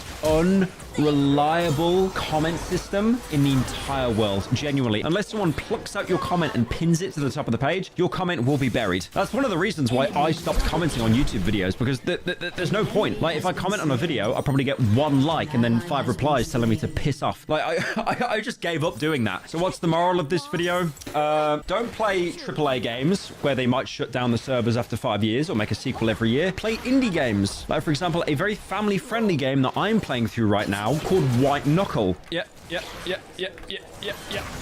Don't shut the fucking door. I can't get a grip. I can't get a grip. Man, dead game. DOA, dead on arrival. Dead game.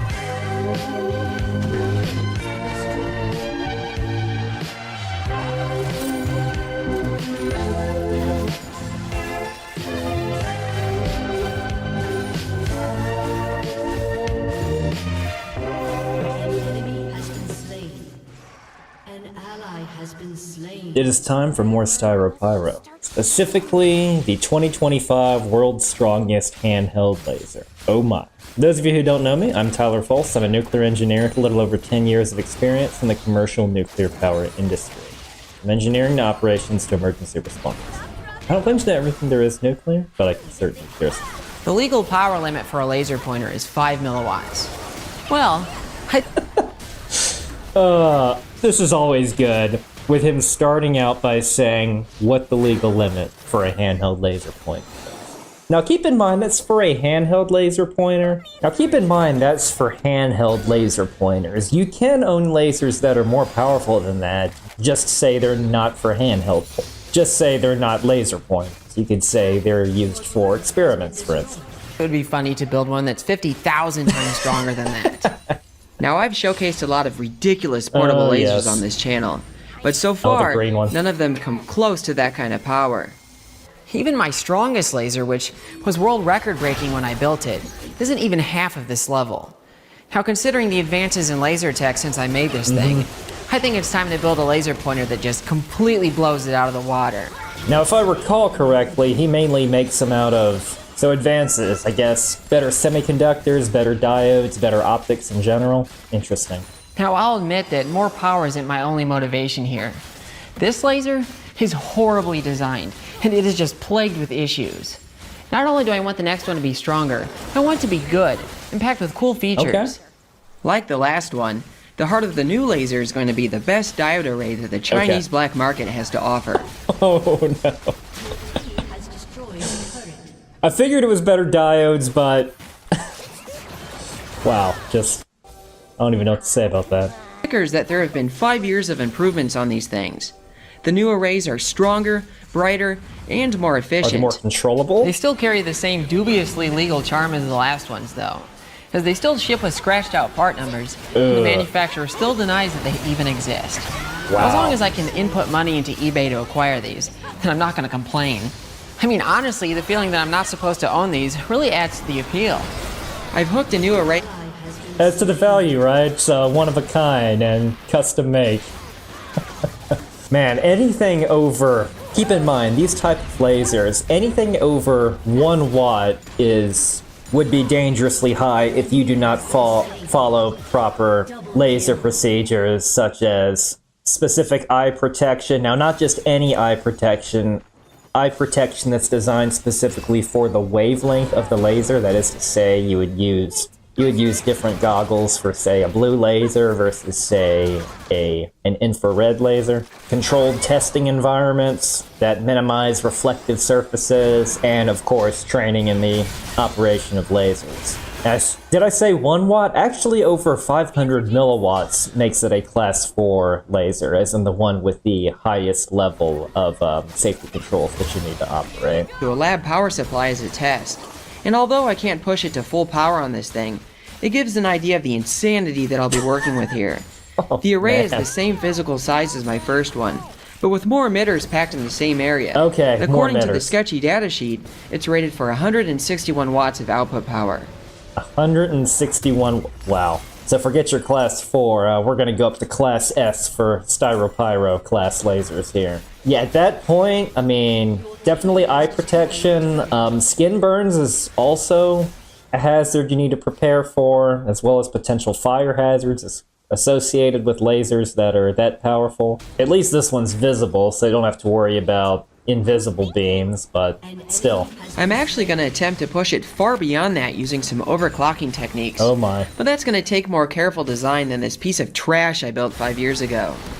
Now, if you think I'm exaggerating when I say this thing is poorly designed, well, it randomly quit working a few months ago.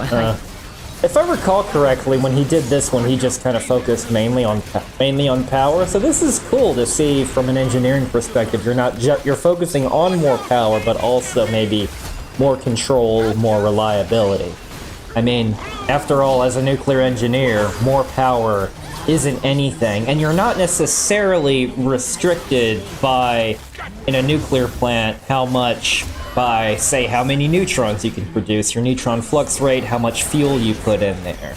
A lot of it, you're restricted by design of things like the reactor pressure vessel, the fuel pins themselves, the fuel cladding, so you don't have localized power peaks that can cause problems. Thermal limits, they're called thermal limits just based on the heat it produces, not based on how much fissions you can make. So, that is to say, with a laser, I mean, he could make the laser so powerful that all the supporting electronics fizzle out after just a few uses. Even know why. So let's open it up and see what's going on. Now, it definitely smells crispy under here, but I don't actually see anything that's like burnt up. Well, it looks like it's the batteries. They are completely fried. Yep. I wonder if the dead batteries has anything to do with how you have to, like, smash these batteries into the laser. That probably don't help. They don't really fit in here. You have to, like, crush the batteries. And, like, yeah, if there's one thing that lithium batteries love, it's to get crushed like this. And the worst part is that because I didn't build a charger inside of this thing, you have to, take it apart every time and then crush the batteries again in like a slightly different configuration. Yeah, oh, man. Okay, all those warping, wear and tears, yeah. Not to mention, lithium-ion batteries have the potential, it's unlikely, but have the potential to overheat and ignite due to thermal runaway. I mean, we've used these a lot in things like critical uninterruptible power supplies for critical nuclear instrumentation. Yet to see such a thing happen at a nuclear power plant, but it has happened in other types of facilities before. And really, it's about safe storage.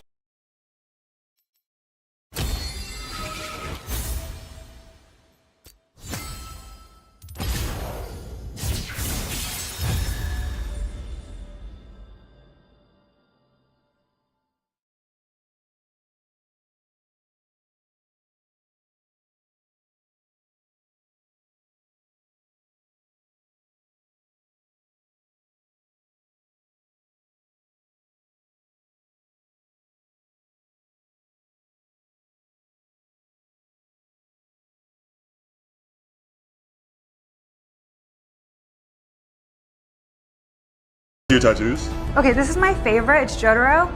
And then this one is Bulma. Krillin's touching her butt. This is from the Dragon Ball manga. They're all actually from manga, except this is the perfect blue cover, which was a manga. And I have a red Gyarados, but you'd only see that if I was the one. And you gotta be Magikarp for a while before you see that Gyarados. That was good. You gotta get the splash going. Actually, it would be shiny Magikarp. Yeah, you fucking idiot. I am so sorry about that. I'll talk to him. Your tattoos? Okay, this is my favorite. The reason we care about toxicity is in competitive multiplayer games, one of the major reasons people stop playing them and cease to enjoy playing them is by players being awful to each other. And we frequently see when we do surveys of our players that the #1 stated problem they often have with the game on average, like the most frequent stated problems on average that people have with competitive games like League of Legends, is the players being nasty to each other. And so as a company, it is oftenly highly advantageous to moderate toxicity and ensure it happens less, because that is like one of the better ways to ensure your players are happy in the long run, is to ensure that they're not getting attacked repeatedly in game. Now, there's other good things you can do for your players, making sure the games are high quality, making sure matchmaking is good, making sure people aren't inting, all these things are good for the game, 100%. But the idea that toxicity is not a big deal, the idea that player behavior and players treating each other poorly just doesn't really matter, and so why do you care about it? That's generally a fairly flawed perspective. The reason we care about toxicity is in competitive multiplayer. 2 of the following videos are true while the other one is trash. Can you spot the fake? Round 3, let's begin. If you add salt to water and dip 2 sharp double-sided pencils in the water, you can connect a 9-volt to the top of the pencils and bubbles will form on the submerged tips of them. He just made an electrolysis cell. Salt water allows electricity to flow between the pencil electrodes and hence connecting the battery up to it. And at the cathode, water is reduced and creates some hydrogen gas, hence the bubbles. And at the anode, water is going to oxidize. Now these are parameters that are monitored for corrosion in a nuclear power plant. Both conductivity and dissolved oxygen are monitored. And that's something that has to be controlled pretty strictly at a nuclear power plant. Fresh corn into a sturdy bag. Then seal it around the end of a strong vacuum pump. Creating a vacuum inside the bag removes the water from the corn, which shrinks the corn quite substantially. Oh, come on, that doesn't even look the same. That's baby corn. Vacuum alone at room temperature is not going to do that. Vacuum freeze drying is a thing, but you need sublimation conditions and longer time than that. What you're just seeing is the bag collapse under vacuum. Now, vacuum degassing is used in nuclear fuel fabrication. You've seen all 3 videos now. Pause to vote. Wait a minute, no. We didn't see whatever B was. It must have been so real he didn't include it, so the answer is C. In the comments which one you thought was fake. The bubbles that formed on the tips of the pencils were real and showcase electrolysis. That means this video is 2 of the following videos are true while the other one is true. Here's some scam texts I almost fell for in the past week. Final notice, the DMV is going to suspend your driving privileges for 30 days if you don't pay up by tomorrow. Now that I reread that, That might be real, I'm not gonna lie. What gave it away though, and what gives away most scam texts, is who's sending them. The DMV is not sending texts from lenbardwold@icloud.com. Then we've got this one, Apple approval notice. You gotta call this number or we'll automatically charge you $144 and you won't be able to refund it. The grammar kind of gave this away. And again, Apple is not gonna be contacting you from williamdiho@besthulu.com. But when in doubt, just upload a screenshot to ChatGPT, it will usually just tell you. Here's some scam texts I almost fell for in the past week. Final notice, the DMV is going to suspend your driving. This is actually one of my favorite clips of all time. Really? Uh-oh, wait a minute. If those aren't your hands, then whose hands are they? Oh! Truth be told, that spot is stolen. One day I'm watching Sting versus stunning Steve Austin. Okay. And as a kid, I watched him do that spot. Really? From the moment I got into professional wrestling, I wanted to. You wanted to do that. And I got to Ring of Honor. I finally did it, and it was awesome. And Mike and Maria were so awesome to even let me do it. Did they have any issue with the spot, or were they? Storage, safe disposal, regular replacement of battery cells that have potential issues. So yeah, having to do operations where you smash and warp things. I mean, these cells are smaller in a handheld device, but yeah, that's not exactly good for the long-term health of something like that. I'm very happy that this thing never operated in pipe bomb mode. The cooling in this thing sucks too, because it's just this giant chunk of aluminum that doesn't have any real connection to the case there, so heat just builds up without anywhere to go. And then these laser drivers kind of suck too. I mean, if I would have used chips from the Sentry, they would be a lot more efficient than they are here. But you know what really cursed this project from the beginning? The very first sentence of the video. Hey everybody, it's the year 2020 and I want to celebrate. Now typically on this channel, I like really crazy type stuff. Yeah, that didn't age so well, did it? So this time, the batteries got COVID, of course. I'm not going to celebrate that it's 2025. But instead, I'm going to celebrate the fact that my channel has now made it 18 years on this platform without getting banned. And yeah, it's not like I needed a reason to build a bigger laser. But if I'm going to correct the issues from the first video, I might as well be comprehensive. The one thing I did like about the first laser was the radar gun housing. So I bought another broken one on eBay. I took it apart and pulled out the cool old microwave circuitry, and then added my own control circuits, a charging port, and a bunch of switches. Next, I picked up some batteries and assembled a pack using a battery management board. This should hopefully reduce the risk of catastrophic failure, or even a boring failure like over-discharge. I needed a circuit to carefully drive the ever-living daylights out of the array. Usually I use an IC from the 70s for this, but in the interest of efficiency and size, I dead-bugged some modern purpose-built ICs for this task. Now I took a risk here, since I built these to far exceed the array's ratings. This array is rated for 3.5 amps of drive power, so I decided that 4.7 would be a better number. Now yes, this carries the risk of destroying it early. However, I mean, yeah. So these limits don't. It's true. It's a risk, and he's right that it's not a hard limit as far as that is when failure will occur. It's more of that's when you recommend it. You can exceed it, but somewhere these things were probably bench tested, and I don't know, maybe absolute failure happens at 7 or 8 amps or something like that. But you go into a period where you're not exactly sure, but you're gonna be increasing the risk and it's possible that that's just what you tell the end user to use, and then maybe the real risk starts at around 4 or 4.5, but it's interesting. You'd have to essentially look at the engineering source documents for that, which may or may not be accessible to you depending on who you are and what kind of connections you have. Proper cooling, I think it should hold up. This will give up to 255 watts of output power, which obliterates the last one at 100. I also added a PWM feature to the driver for audio-visual effects. I first tested this feature on a weaker array, and it worked better than I expected.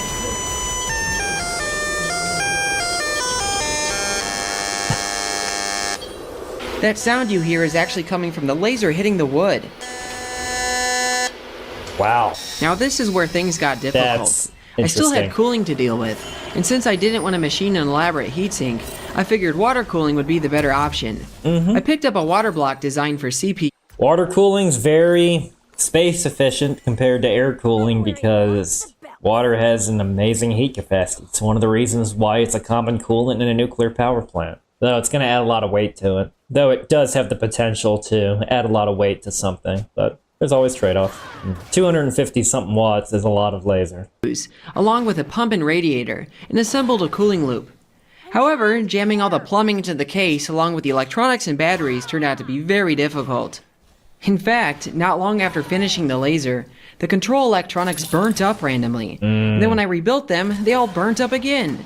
The circuitry isn't even complicated, but because it was all free-wired, it was incredibly time-consuming to redo.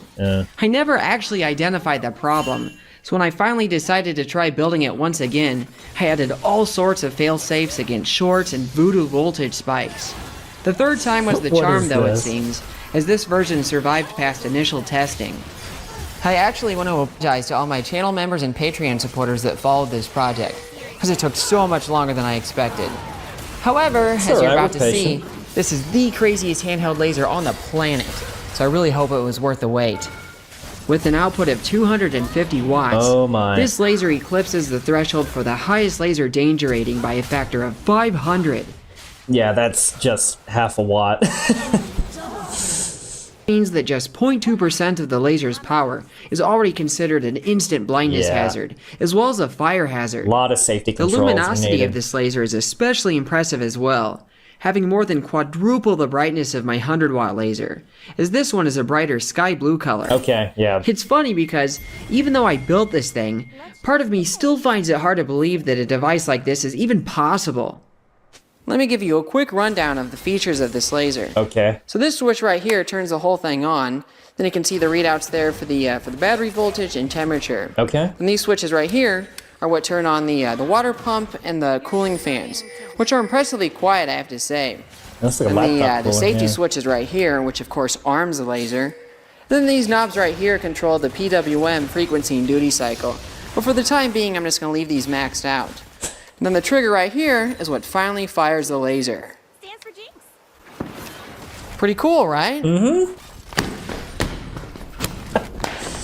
No. I'm sure you're wondering, what can you burn with the world's strongest handheld laser? Well, a lot of things. Now, spoiler alert, the real crazy stuff happens when you stick a lens on front and focus the beam to a tiny point. Sure. But let me first show you what the unmodified beam is capable of. Let's start with a block of wood. The beam ignites the wood basically instantly. You can even hear a little explosion as the pyrolyzed vapors catch fire as well. The small portion of the light that reflects off of the wood is able to illuminate my entire shop. That's a lot of light. Cutting electrical tape is a classic demo for a strong handheld laser. But of course, this laser is well over 1,000 times more powerful than what's needed to accomplish this. The tape is sliced as fast as I can wave the beam across it. The same goes for any sort of thin plastic I throw in front of it. Laser. A plastic cup is quite a bit thicker than the tape, but it doesn't seem to have much meaningful effect against the laser. The beam punches straight through it without issue. While we're doing classic experiments, let's pop some balloons. I love the balloons. Instant, yep. That was pretty quick. While we're doing overkill, matches are unsurprisingly no match for the laser. Slow-mo shows that they make it about 0.02 of a second before catching on fire. Newspaper falls in the instant ignition category as well.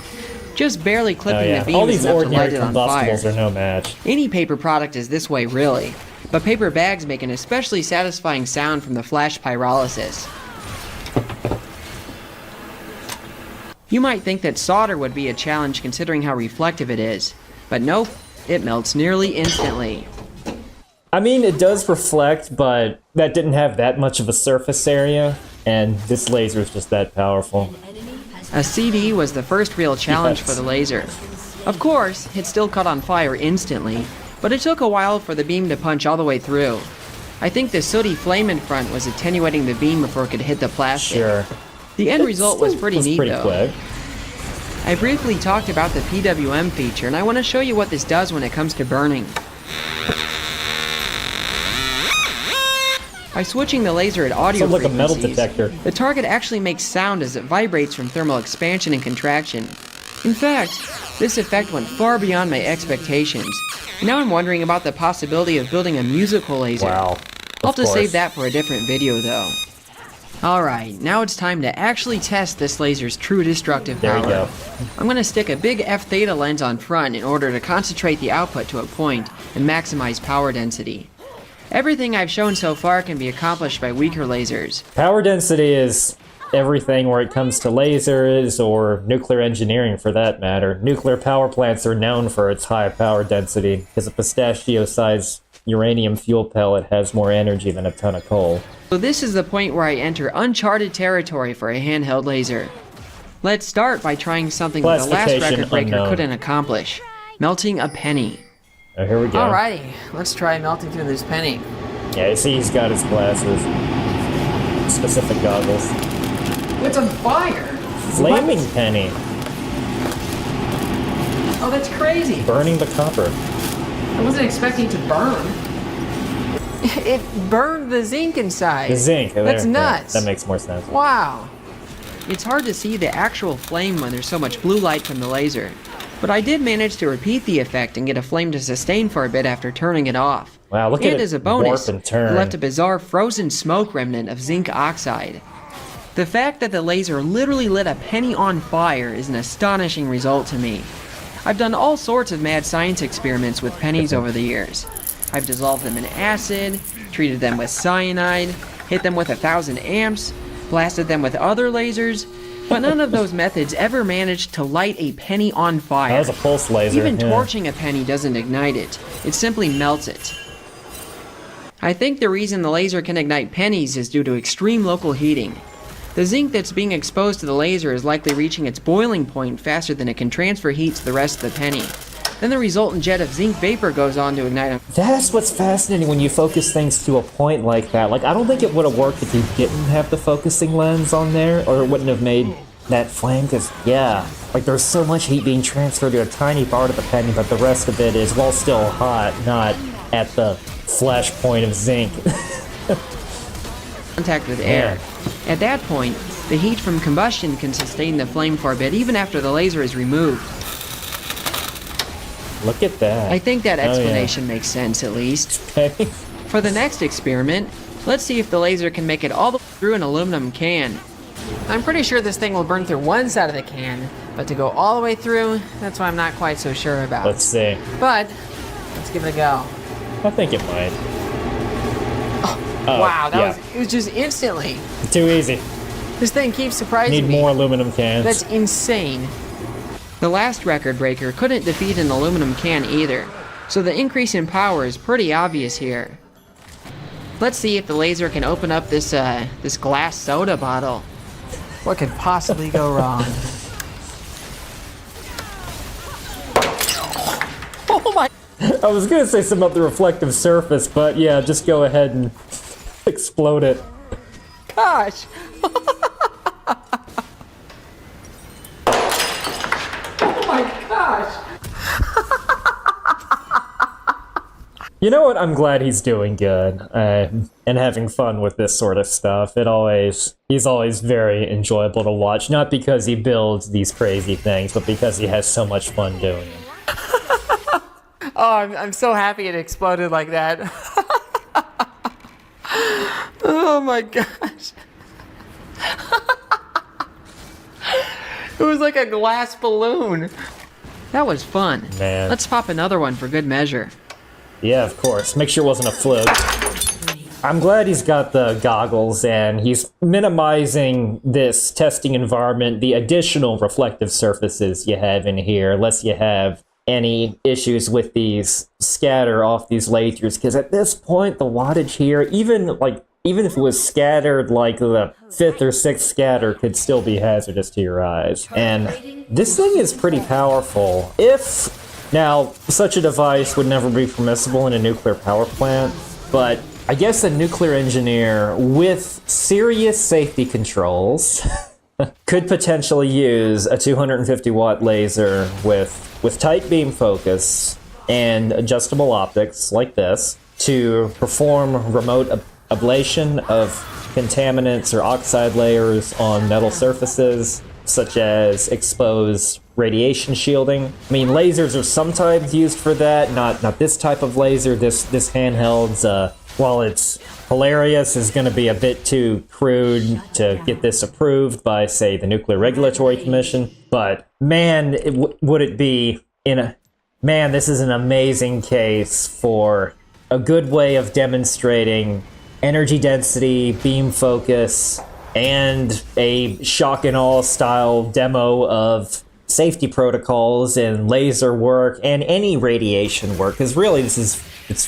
focused radiation, but a lot of people can't see radiation. It could be like a fun public outreach tool or something. But this isn't going to be used to, say, cut reactor vessel steel or uranium enrichment. You don't have the precision or energy levels required for anything like that. And I wouldn't recommend using this in a radiological environment because lasers have a tendency to interfere with radiation detectors or cameras. Even though we're talking intense visible light here, it still has the potential to interfere with detectors that detect ionizing radiation.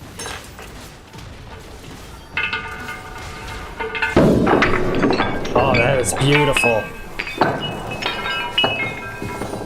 Well, it's not exactly an ideal bottle opener there, but that was pretty cool. Now my shop is gonna smell like beer, or I mean soda. Mm-hmm. I wonder if the laser is strong enough to punch through drywall. You're kidding me! I wasn't sure about that one. It's white. You'd think that it would like reflect off all the light. That's bonkers. I would have never. I wonder if he's noticed any heat. Maybe because it was reflecting, like if he felt anything from that. I mean, it's probably too far away and it scattered every which way, but I wonder if he felt even a little something. He might be so desensitized to it. That would be possible with a handheld laser. That is ridiculous. In the early days of big pulse lasers, before there were precise methods of power measurement, lasers were measured in Gillettes. Now, this literally meant how many Gillette razor blades the laser could shoot through in one shot. I did not know that. This kind of measurement doesn't translate to a laser that can operate continuously. But all right, he's taught me a new obscure unit of measurement. I mean, I'm aware of obscure units of measurements that are nuclear related, such as a shake being 10 nanoseconds, like the shakes of a rabbit's tail, used to describe the time frames for certain nuclear reactions. Another non-standard unit of measure is the banana equivalent dose, which is 0.1 microsievert. It's a very small unit of absorbed radiation dose equivalent. To give you a sense of scale, 100 millisieverts, a way bigger unit, is the dose at which an increased risk of cancer is relevant.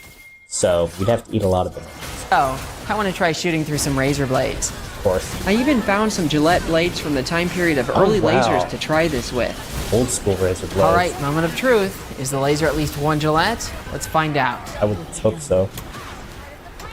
Oh yeah, not even a challenge. That was instantly. As fast as a beam of light travels. In fact, I want to see if I can actually cut this thing in half.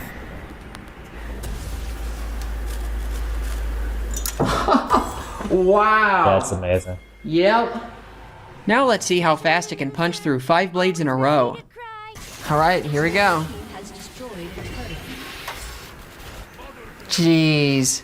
No chance. That is so That's wild. awesome. Wow, that's terrifying, honestly. The way to make the Gillette measurement make sense with my laser is to convert it into a rate, essentially going from units of energy to power. Since the laser burned through 5 blades in 0.9 seconds, I can say the laser has a strength of about 5.5 Gillettes per second. Let's try a utility blade that's more than 6 times thicker than the Gillette.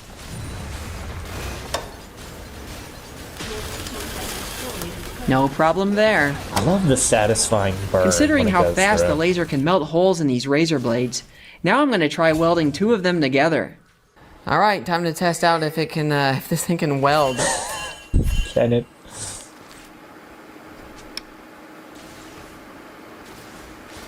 I can see it glowing and sparking. That's gonna be a good sign. Well, I melted through. I don't know if I actually welded it, but let's take a look there. Yes. Wow. It did. It actually welded it. Nope. Welded it. I mean, a bit of collateral damage around the sides, but sure. Now, welding with lasers is used in nuclear engineering in things like fuel rod fabrication, though you're going to want something a little more precise and a little less defect prone. Sealing the zirconium alloy cladding as well. The cladding that goes around the uranium oxide fuel before it's actually used in the reactor. That acts as a barrier in case... That is actually the first fission product barrier, the second one being the reactor coolant system, the third, of course, being the reactor containment building. And yeah, laser welding is favored because it's non-contact. You're not going to be right next to the thing when performing the weld, so you can reduce your risk of contamination.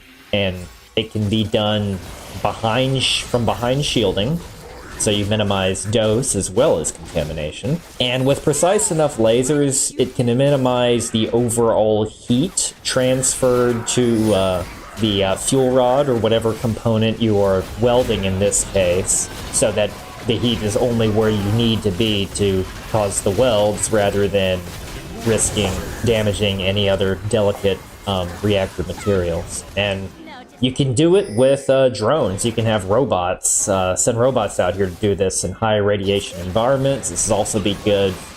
I know it's also being considered for ITER, the large fusion reactor, as well. So yeah, laser welding is a great thing. Hey, look at that. It actually welded that. Now, if anything, I should have moved faster just because where I held it too long, yeah, it burned all the way through. But it legitimately is holding that together. Let's see if the laser can melt through copper wire. All right, here we go. Oh, it's melting. It's traveling through, okay. I think it's gonna work. Yes! Nice. There it is. Wow. Man, all these reflective... This thing's really going toe-to-toe with a microwave. I would have never guessed that. This seems like a stretch, but I'm gonna try punching through this piece of titanium here. Ooh. Alright, let's see if this works. Millimeter? No way. Ooh. What? It just shot through instantly. And that was reflective looking. Man. Ow. It shot a huge hole through it. Just instantly. That's insane. Now, titanium is not something that just melts easily. No. And as a demonstration, I have this torch here. It's used in spacecraft components as something you want to use that won't burn up during re-entry. Yeah, it's a form of shielding. It can also be reasonably effective as radiation shielding, though I think you're overall going to be more cost effective with something like concrete or lead, especially against neutrons using concrete. So, I can hold this here all day. It's not going to melt. This one's really surprising to me. It's got a high in my last video, I built a 20,000 watt microwave, and in one of the experiments, I used it to make ruby. However, the setup was far from ideal. It was impossible to concentrate the energy, and my container... Well, microwaves aren't known for concentrating your energy. They use a lot, but lasers are more of that. Now, a laser microwave, on the other hand, which we have seen before... exploding. Thus, the rubies I did manage to make were pretty small. I'm gonna see if the laser can do it better. The starting mix is the same as last time. Alumina powder with a couple percent chromia added, which I got from Nighthawk and Light's video on cooking up rubies in a home microwave oven. Yeah, don't ask me about the name on that one. Alright, let's try cooking some ruby. Aluminum oxide and chromium. It's sparking. I don't know if it's actually... Oh, it's so hot. It's just glowing so brightly through these goggles. Oh wow, that is so hot. Oh my gosh. I had no idea it was like just melting it so well. It's crazy. I think I just made a huge ruby too. No way. I can't believe it's gonna work this well. Dude. This laser just keeps surprising me. Oh, it melted like a big old glob. I think it's like beat the daylights out of the Mac. Ruby manufacture wasn't my first guess when it came to practical uses for this. This is cool though. Actually, I had no idea that it was cooking that well. And look, it just made an enormous, huge ruby. That fast? What? That's crazy. It's huge. What? Could be a jewelry smith, It just buddy. made this giant ruby. That is crazy. In fact, I'm gonna go ahead and give this guy a pluck. My gosh, it's an enormous, enormous ruby there. I'll clean that off and make another one here quick.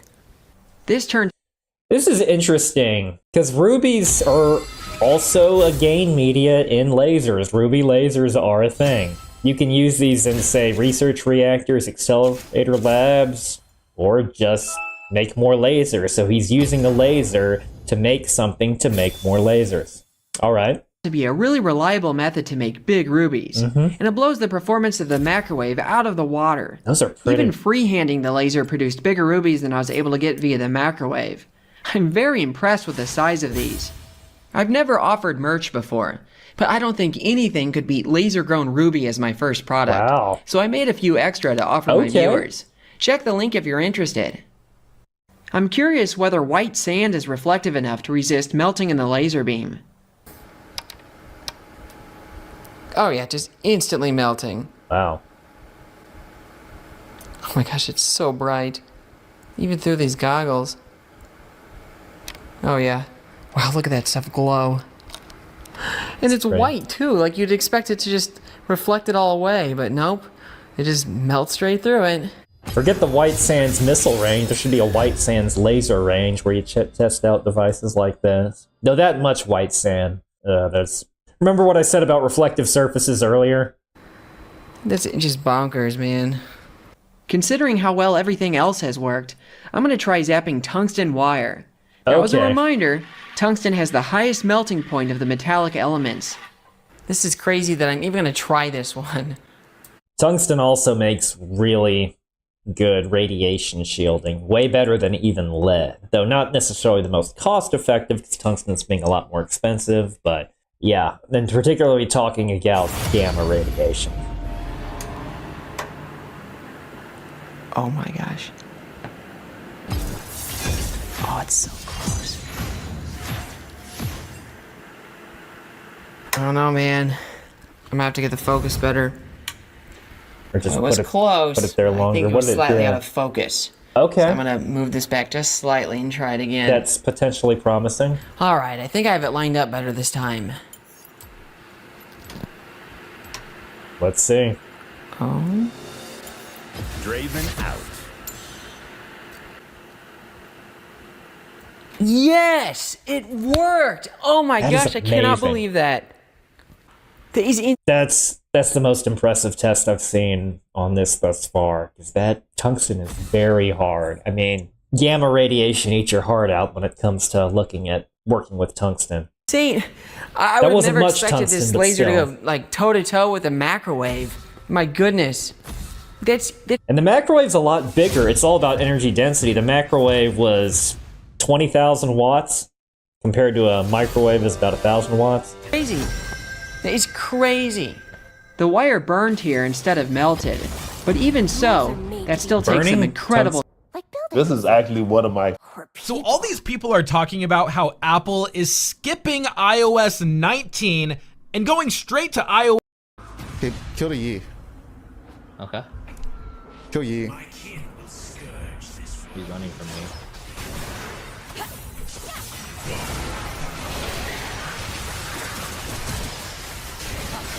Okay, you can just stack. Don't just stack or innovating. How do I stack it? You just cast spells. Are you stacked? You need. Do not kill him. Do not kill him. Don't kill him. I don't know how to stack it. Okay, is it stacked? Tremble to lay hands on me. Child's play. Child's play. I lead the herd. I lead the herd. Tremble to lay hands on me. Child's play. Child's play. Hey, I bet my graphics card is faster than yours. No way. I've got a 49. Oh yeah? Well, I've got a Zotac 5080. There's no way. How does he already have that? I bet you're wondering how I already have a 50 series card, aren't you? No way. Is he reading my mind? Yes. Enough talk. It's time to see which graphics card is the fastest.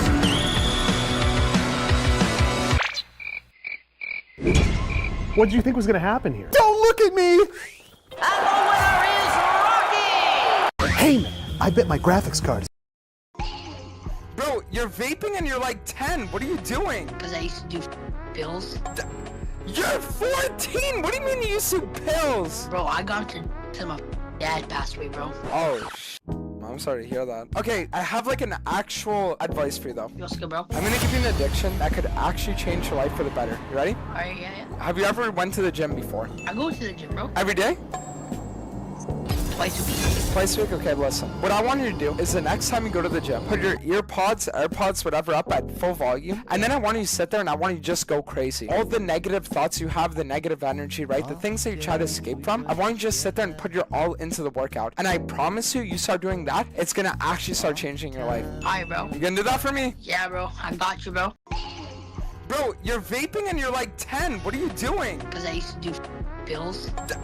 You're 14! What do you mean you used to do pills? Bro, I got to my dad passed away, bro. Oh, I'm sorry to hear that. Okay, I have like an... The biggest lie in all technology are progress bars. Progress bars exist for one reason. It's to make sure that you don't think the installer or the website's frozen. It's to show you that something's still happening. It's not showing you real progress. It's not showing you when it's actually going to get done because it doesn't know when it's going to get done. So what they do is give you a rough estimation and then trick you with the progress bar. They make it go fast at first to hook you in, and then once it's at 99%, if it's not actually done, they just take as much time as they need because they know you won't cancel it if it's already at 99. They make the progress bars go smooth even though what's actually happening is definitely not linear. And of course, when they say things like cleaning up or configuring components, that's not actually what's happening. As a matter of fact, half the time installers aren't even installing anything, but that's a different video. The biggest lie in all technology are progress bars. Progress bars exist for one reason. It's to make sure that you don't think the installer or the website's frozen. It's to show you that something's still happening. It's not showing you real progress. It's not showing you when it's actually going to get done.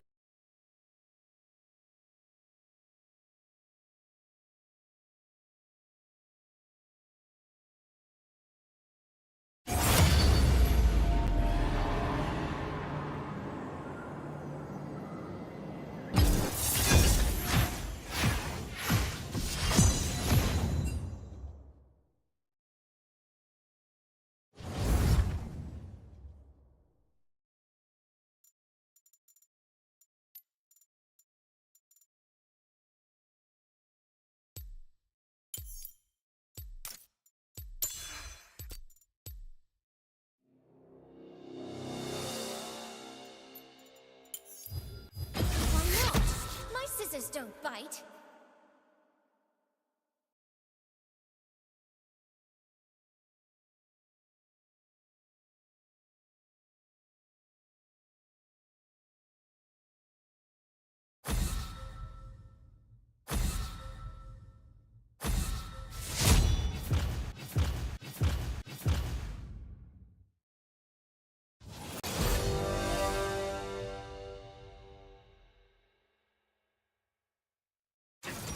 I'm gonna put it right in my Hey, hand. cabrón. I'm on the phone, Hey, buddy. bro, I'm Give me a talking to you, second. bro. Who the? Oh, whoa. I'm so sorry, you big, scary-looking hunk of junk. You. How can I help you out today? Yeah, I'm looking for a truck, bro. A truck? You working, yes or no? I do. What kind of truck you looking for? I'm looking for somebody to get me across the border. Okay, so across the who now? Yeah. The board? Yes. Brother, for what? Bro, stop asking questions. Okay, daddy, sir, I have this nice little dually right here. Dually? Did you know what I said, perro? You said you wanted a truck, right? Yeah, I want somebody to get me across the border. Okay. To get away from the policia. La police, sir. Yeah. You know what me asking? What do you do for work? Why are you asking questions? I'm so sorry. I have some TRXs. You want those? Yes, let's go. Okay. Come on. All right, coming over, daddy. Sir, this is the beautiful TRX behind me. What do you think about Hey, it? you know, stupid perro? What? That's an RHO. That's an inline 6. I need a VA supercharger that goes, Nyeh. Well, this isn't it. This is it. Oh, that's my bad. I didn't see that. Yeah. Hey, how your knees feeling? From what? From jumping to conclusions. You want the TRX or not? Can we bulletproof it? Bulletproof? I definitely can't do that. You know what I'm saying? So you don't have a guy? I definitely don't got a guy. It's definitely not cash only. All right, compadre.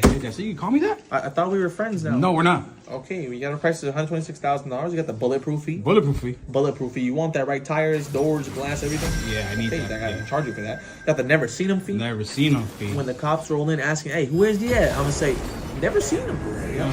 Then you got the who fee. Who? What are you, an owl? Well, when they come in here saying, have you seen you? I'm gonna say, who? Seen who? Okay. Got a price $241,000. Oh, down $241,000? Mm-hmm. It's cost of business. You probably never done this before, huh? I would have paid you $500,000. I'm gonna put it right in my Hey, cabrón. I'm on the phone, buddy. Hey, bro, I'm talking to you, bro. Who the? Whoa! I'm so sorry, you big scary looking hunk of junk. How can I help you out today? Yeah, I'm looking for a truck, bro. A truck? You working, yes or no? I do. What kind of?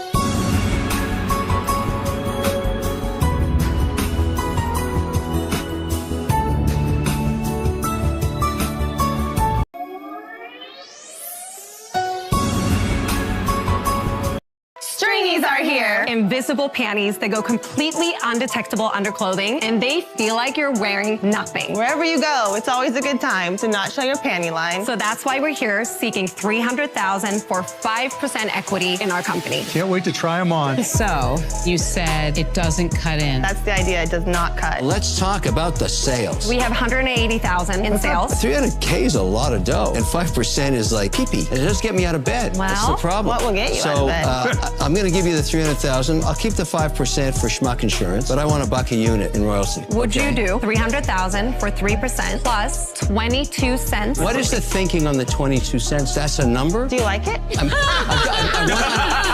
I'll take that deal that you offer. $300,000 for 3% plus 22 cents. Forever and ever. Yeah, I'll take that deal. Oh my God. Stringies are here. Invisible panties that go completely undetectable under clothing, and they feel like you're wearing nothing. Wherever you go, it's always a good time to not show your panty line. So that's why we're here seeking $300,000. Toe with a microwave. My goodness. And the microwave's a lot bigger. It's all about energy density. The microwave was 20,000 watts compared to a microwave is about 1,000 watts. Crazy. It's crazy. The wire burned here instead of melted, but even so, that still takes some incredible temperatures. The only other extreme material I can think to test the laser against is diamond. Okay. No, so I picked not up some osmium. synthetic diamonds to laze. I honestly don't know what to expect from these. So by some chance, can this thing burn through diamonds? Let's find out. See, now red do it. It's, Oh, they're burning. They are Yeah. absolutely burning there. it I just think one just shattered. exploded. Yes, it shattered. Wow. What? It actually lit a diamond on fire. Wow. Oh, that is amazing. That's amazing. I guess it shouldn't be so surprising that diamonds burn, considering they're just carbon. Yeah. But it still takes a very hot temperature to ignite them, and they reflect a large portion of the laser light anyway. In fact, the diamond reflections are particularly scary, since the crystals look at all that. That's when you talk about managing your reflection. Anything with all those, those cut crystals like that, you can see all this backscatter. That's a lot. Intact portions of the beam and result in a terrifying disco ball of insta-blindness. My goggles protect my eyes just fine, but I'm glad none of the beamlets hit my cameras, as I'd hate to destroy all my cameras again. That's true. Oh, that's interesting how it changed allotrope there. It turned to amorphous carbon there in the center, and you can still see some unlazed diamonds there on the side. Unlazed diamonds. Oh, that's weird. Compared to your freshly lazed diamonds. That must have got really hot. I could see some of them burning too. I could see the sparks flying out. Yeah, just like that. Change the allotrope.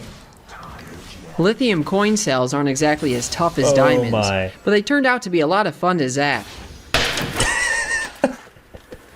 Their metallic lithium content makes them quite pyrotechnic when they fail. That's satisfying. Heck. Interestingly, the effect depends on which side is hit by the laser. Blazing the positive side is what gives a rocket-like effect. Okay. With flames colored red from lithium's atomic emission spectrum. Hitting the negative side. For those of you who don't know, atomic emission, so it's a range, a spectrum of the frequencies of electromagnetic radiation, like light, for instance, emitted when the electrons transition from high energy back to low energy, and a photon is released, which has energy associated. Energy given off in a form of these little sparky thingies. Makes them pop more violently. Lithium is very reactive. Oh, there's lithium burning on there. Oh boy.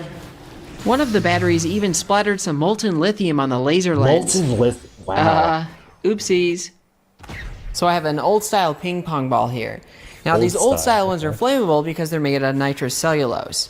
But the problem is it's hard to find those locally, so I have to order them online. But because I've bought these online, now I get sent this physical spam in the mail from Paddle Palace. It just sounds so bad.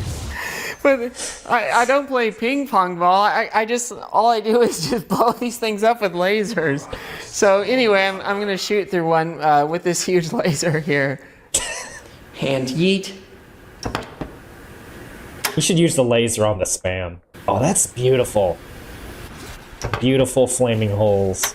Yeah, straight just through. instantly. Straight through. Typically, when I make videos about my lasers, I show you all the cool stuff that they can do and leave out what they can't.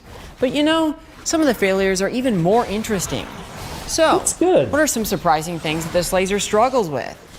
Burning a hole in a CD case is a classic demo for a powerful handheld laser.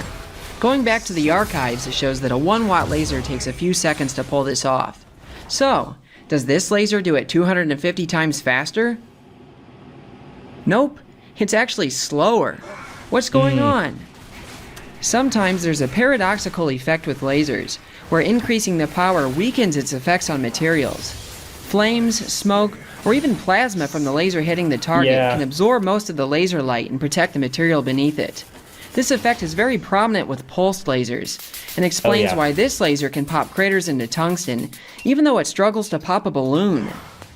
Yeah, so pulse lasers are where things get interesting. So this handheld, because power is a funny thing, was a megawatt laser, but that's because it's a pulse and you're dividing by a very, very small number. We're not talking the equivalent of 50 microwaves or something like that in terms of what you would actually see. Because what you actually see is the energy that's released, whereas power you can kind of play around with by dividing by really small numbers. For instance, the inertial confinement fusion reactor, the National Ignition Facility, uses very high energy pulse lasers, and it delivers several petawatts, that's quadrillion watts of power, but in nanosecond pulses.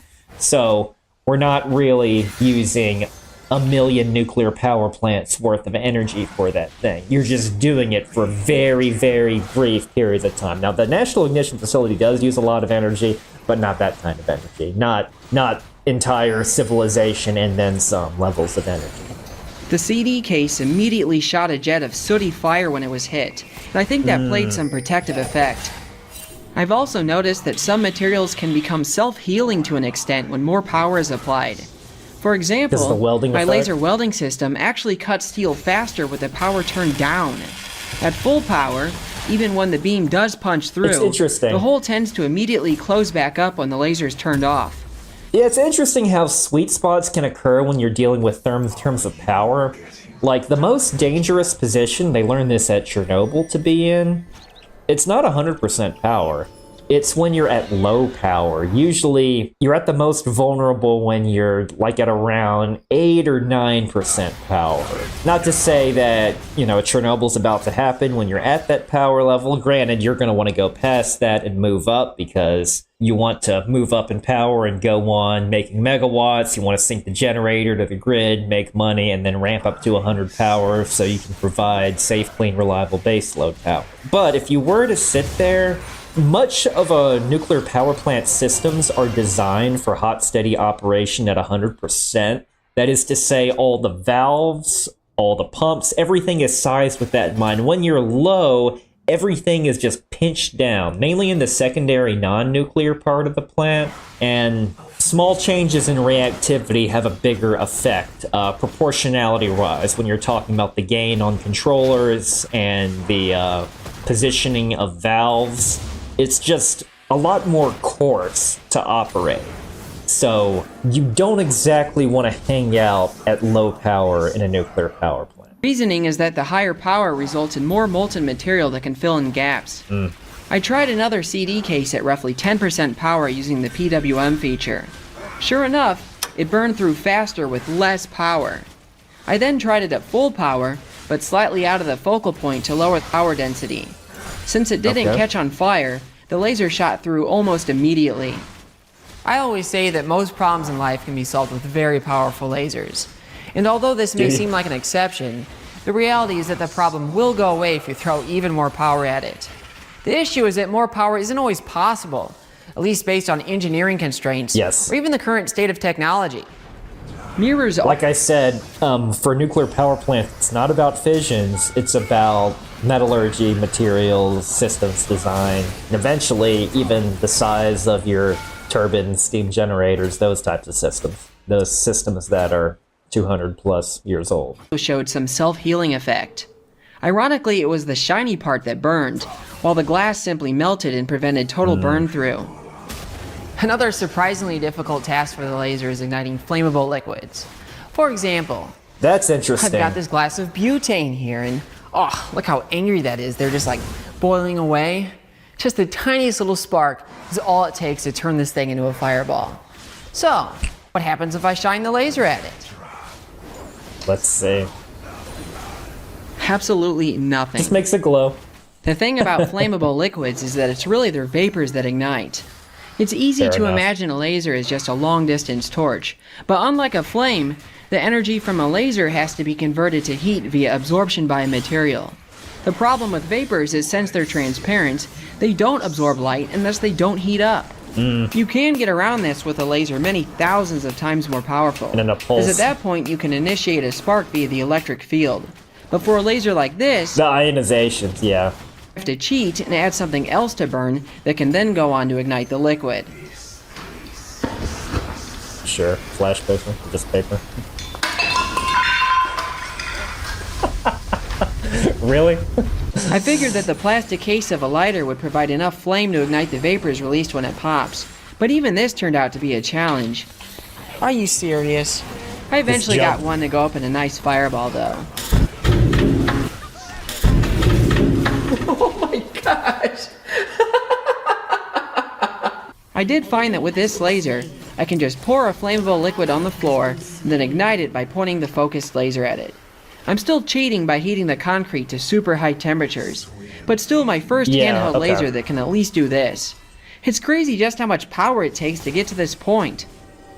What about snow and ice?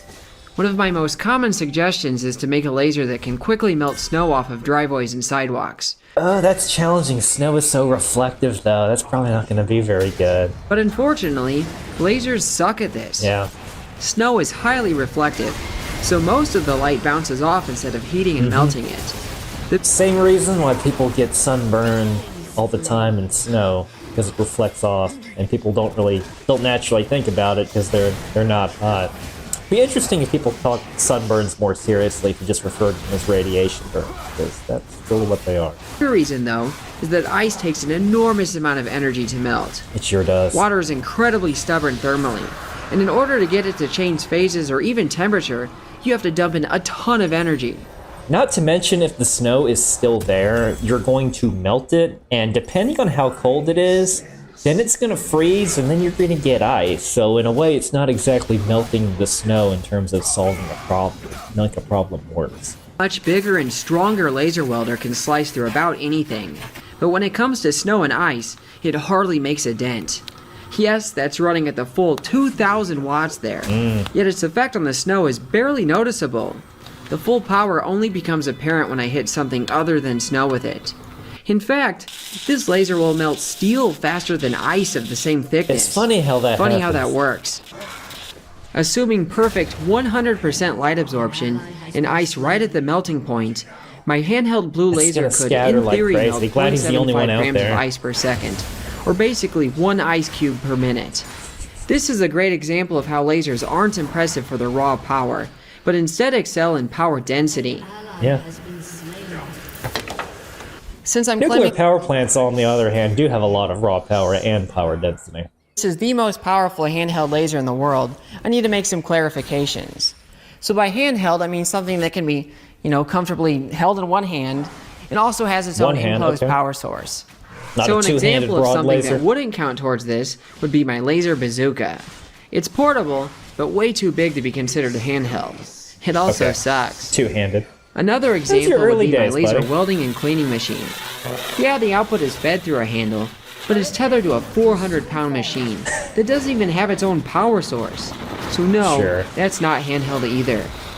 Another important distinction when I'm talking about the most powerful laser is I'm referring to CW, or continuous operation. Not pulse. Pulse Okay. lasers can achieve far higher peak Yeah, they powers, can. only for a tiny fraction of a second.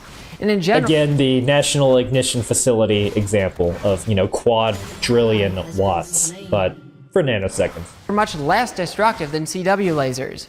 For example, this laser I built nearly a decade ago achieves higher peak powers than what I showed in this video, Look at but all only those, for look how billionths of a jury-rigged it second. is.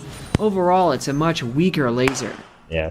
Now, funny story, I was actually contacted by a very large record book company about the original record breaker, but I didn't pursue it because it involved having the power verified by 2 independent sources. Now, don't get me wrong, this is a very reasonable expectation, Right. but it's actually kind of hard to pull off. So a laser power meter that can measure hundreds of watts is expensive, and it's just not something that's like commonly encountered. So only a few companies and universities are going to have something like that. And that's because most of them go up to about half a watt or maybe a couple of watts because, again, the class 4 limit being over half a watt. But the bigger issue is that most people that work with big lasers for their career aren't going to want to be near lasers like this. Like, it's easy for me to get desensitized to this kind of stuff, but no, this is a psychotic project. And I can only... This doesn't have a place in the nuclear plant. I was talking kind of hypothetical, and and about laser ablation for oxidation or contaminants, they don't look like this. Imagine the aneurysms that OSHA and lab safety would have over these things. And even if I did find 2 people willing to test this laser for me, it's not like I can ship it or take it on a plane with me. Oh my. It would have to be within driving distance. And because where I live isn't exactly the mecca of photonics, looks like you're probably just gonna have to take my word for it for the time being. Earlier I said that this thing is 50,000 times over the legal limit for a laser pointer. So, does that mean I'm going to jail for making it? Nope. So the cool thing about US laser law is that limit only applies to the sale and import. So there's nothing stopping me from making death rays in the comfort of my own home. That's right. Now, of course, I can't go out and sell this thing or play. Plus, you got your Second Amendment rights here. Man, you do not want to trespass on this guy's property. In a park, but I can show it off on a YouTube video. Yeah. One additional point I should add is that the US laser pointer limit of 5 milliwatts is actually quite lax compared to the rest of the world. That is true. Canada, Australia, and most of Europe set the limit to 1 milliwatt. So if you're in one of those places, my laser is actually 250,000 times stronger than anything you can buy. Now personally, I think 1 milliwatt is too restrictive, since that's to see in a well-lit room. Besides, even at 5 milliwatts, the data shows that our nice product placement there. reflex is fast enough to prevent eye damage from a direct hit.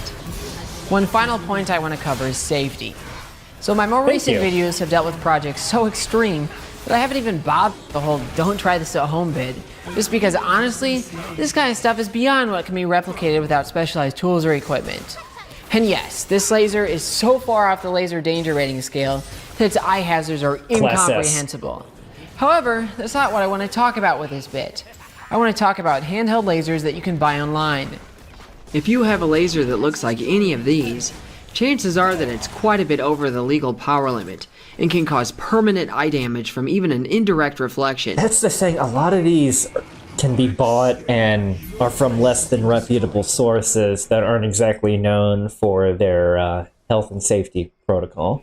A laser doesn't have to be record-breaking to obliterate your retinas if misused. That right there's enough. I realize this warning may seem ironic coming from me, but laser eye injury... You know what? It's really not, because Styropyro's done enough experiments with this stuff that he has enough respect for the amount of energy that's involved. Just like I say about like how powerful a nuclear reactor is when it's operating.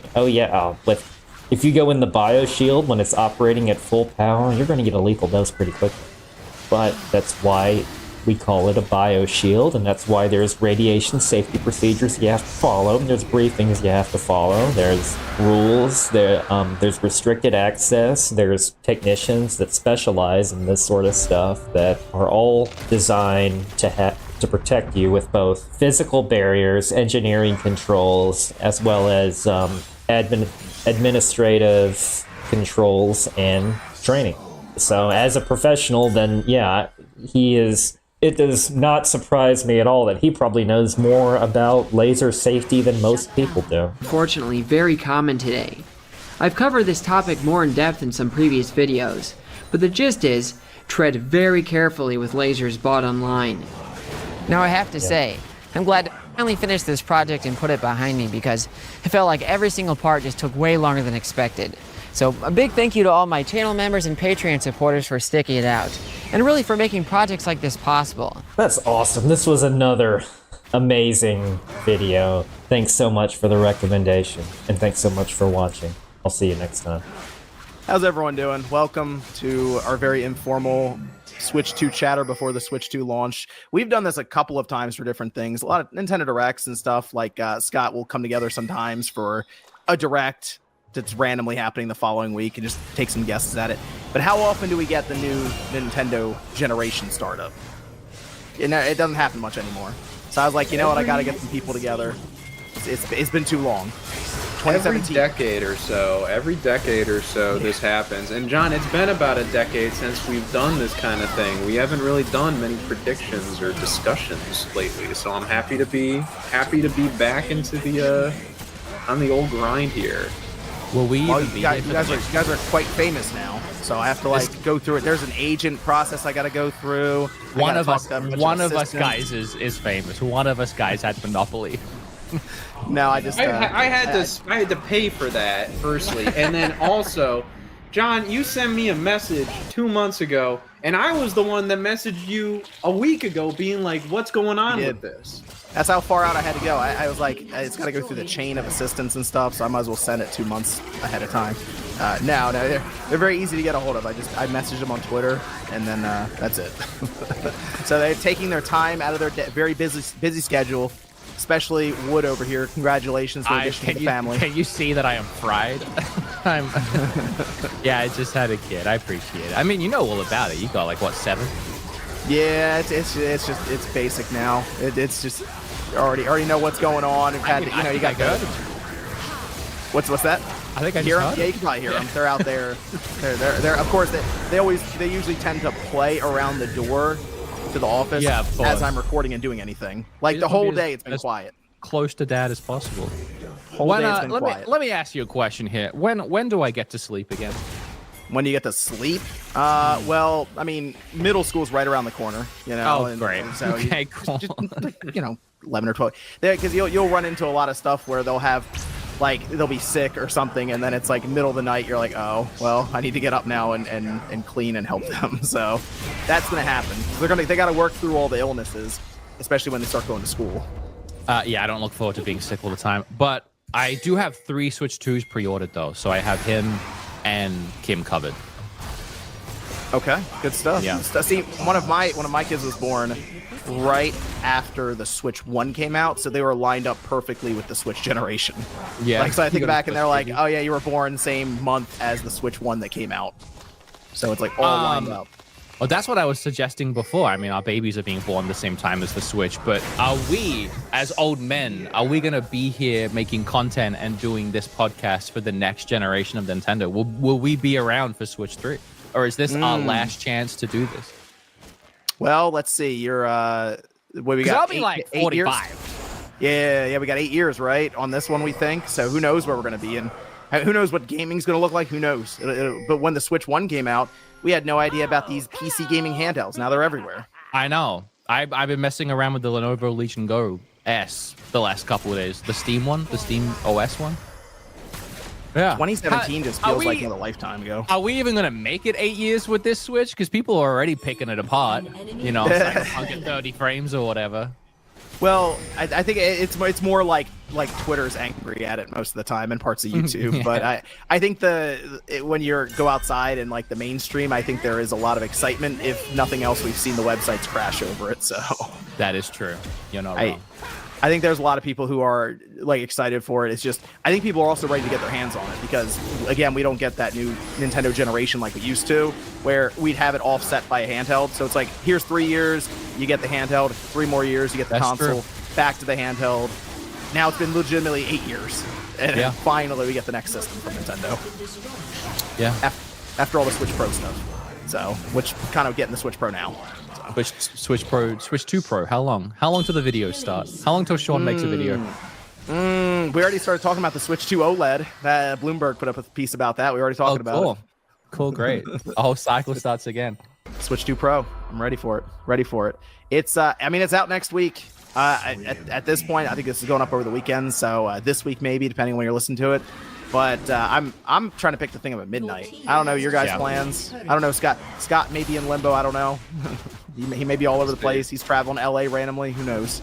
We'll see. I got a pre-order in at Best Buy. I got Mario Kart bundle, a camera because I'm feeling a little quirky, Pro controller. I got Cyberpunk as well. That's kind of the only other physical game I'm really interested in. Even like the other, like the Switch 2 editions, I don't really care about, mainly because with Zelda, because there's going to be the two Zelda physicals at launch, but you know, I'm just going to get the upgrades for free with NSO, so like I don't know, like I don't need those. And then all the game key cards, like I'm just like, yeah, that is pretty deflating. You know, I get it, but you know, I'll kind of wait and see on some of those. If I'm interested in any of those, like I might just get it digitally. I don't want to be stuck to a key card or anything like that. But yeah, I got pre-ordered through Best Buy. I also have one through Amazon UK. Before the whole tariff thing. Well, it went live like, I don't know, probably like a week or so before US pre-orders went, and I'm just kind of thinking like, you know, I have my teammates, I have my office that they can capture gameplay at and all of that, so I'm just kind of like, I'll get a UK one. It won't come day of, but I didn't know how hard it would be to secure one, so I got that one as kind of an emergency, but also like that'll be my office's Switch too. So that's my current plan. So I went a little overboard because you know, my whole channel is Nintendo, so I needed to make sure I had one. So when they went live, I was there at midnight at my PC. I was watching this stream, Wood. I was watching it. He was going through it, man. It was like the 7 stages. I mean, I won't give you the play-by-play, but essentially after it took like 45 minutes to get one. The first one I got was through Target, then Target canceled it. Then I managed to get one at Walmart, and then I got another one at Target in that 45-minute window. But both of those say like delivering June 5th or whatever. I'm like, I never trust that. I don't know if it's going to show up on time. I want to like get it ASAP. So the next morning I went to GameStop. I went and bought a deck chair, put it down in front of GameStop, waited there for 2 hours. And I was the first person in to pre-order one. And I wanted that because it's midnight launch. So I'm going to go like Wednesday, like a week from today, and pick it up at hopefully midnight. That's the old school process. And waiting outside. I got every game. I got literally pre-ordered every single game. Wow, you're a creep. You are such a creep. And what is going I on over pre-ordered there? pretty much every accessory that they had, including the camera, because I was feeling quirky. No, because I have to do a video, right? Like I bought every Nintendo Switch 2 game or something like that. Yeah. It's the same GameStop that I went to, and I bought every single Nintendo Switch game in the GameStop. So I would be doing myself a disservice if I didn't buy every Switch 2 game. It's a little poetic. Yeah. I love that GameStop. No one that works there are the same people from when I made that video. They've changed staff like 10 times, but you know, I feel dedicated to it. They've yeah, I think I'm going to Best Buy. I think that's be the midnight release move. And I was, like I said, when I was watching you, would try to go through everything and try. I just had my phone up over here on Best Buy, and then I had something up on Walmart, and like randomly it refreshed and was like, all right, go ahead, buy it.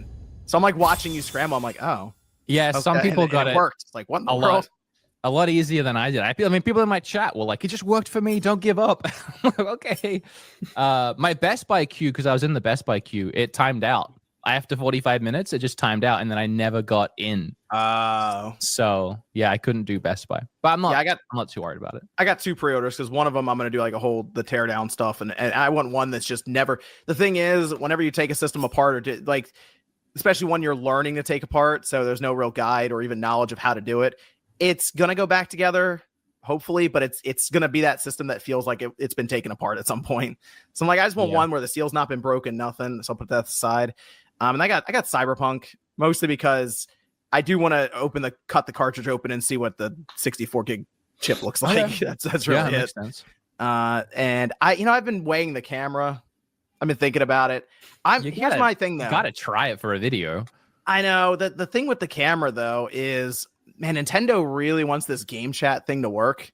They keep bringing it up. I'm like, I feel like the voice chat is going to be used a lot. I do question about the video chat. How many people are going to be like, oh yeah, get the camera out. Let's do this. I'm ready. Like, I don't know. They were really pushing a lot of like Connect type features with this thing, even though it is just like it's just a USB-C camera. Like a lot of the stuff they're pushing in like Mario Party, feels very iToy like, Connect like, even video chatting, that was a thing back then too. It just feels like kind of like a little like it's like they listened to everybody's complaints, but then they almost over delivered to the point where I'm like, I don't really think I'm gonna use a lot of this. Like, it's cool, like it's a nice feature, but like they're pushing it like this is like. So, new Samsung phones in Canada have this really annoying quirk. I didn't realize this was exclusive to Canada until all you guys commented about it. So when you try and activate the phone, you're greeted with this screen. And what's annoying is there's no skip button or any way to get around it. You absolutely have to put in a SIM card on this Samsung Edge to get past this screen. Apparently this is due to something called SIM profiling, but none of the reasons they gave make any sense. New Samsung phones in Canada have this really annoying quirk. I didn't realize this was exclusive to Canada until all you guys commented about it. So, what's up guys, I'm Aiden and I play Valorant. Nice to meet you, Aiden. We are back with CS2 Clutch of the Week. CS2 Clutch of the Week. Alright, this week we got Falcons, Heroic, Dust 2,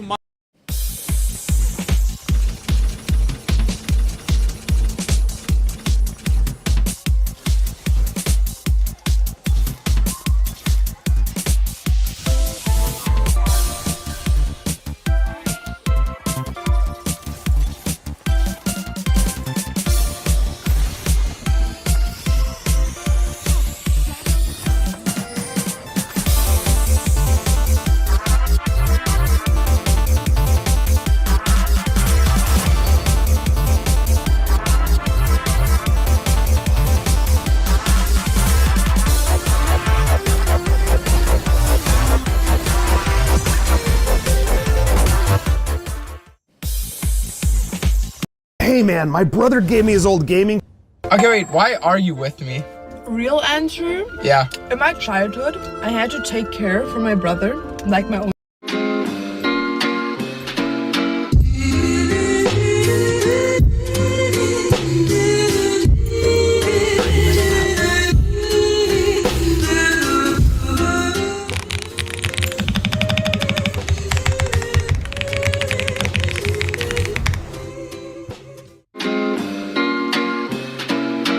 Or cool gifts for science lovers. First up, Big dog, this is that scat pack you were looking for, right? Yeah, found a specific one. Pacific? Specific, like the one, unique. You feel me? Specific. I got you. Yeah. I got the paperwork ready for you. Come on. No. I need to sit in it first. For what? I gotta see if it's comfortable. Bro, come on. It's comfortable. Come take a seat. Come take a seat. Yeah, man, this is the one for you. This is a big boy car made for a big dog like you. You know what I'm saying? Okay. Well, hold on, let me fix myself. My guy, why are you reclining so far back right now? Can you even see the road? Don't worry about me, fam. Brother, can you reach the steering wheel? Yeah, I can. Look. Can't really argue with that. Right, big dog. Okay, you're cool with the interest being 30% and the month being 108? Yeah, what is it, like 9 years? That's not that bad. Okay, cool. Your payment's 1340. Perfect, I'll take it. Hold on, the bank needs proof of income first. I know sometimes it's hard to prove that. Chill, man, I got that. I got that. Dude, yeah. thank God. There The you last go. like 3 people. Bro, what is that? Proof of income. Bro, this ain't even one payment. Can't take this? No, I can't take this. Go come back with your grandma. I'm talking. Big dog, this is that scat pack you were looking for, right?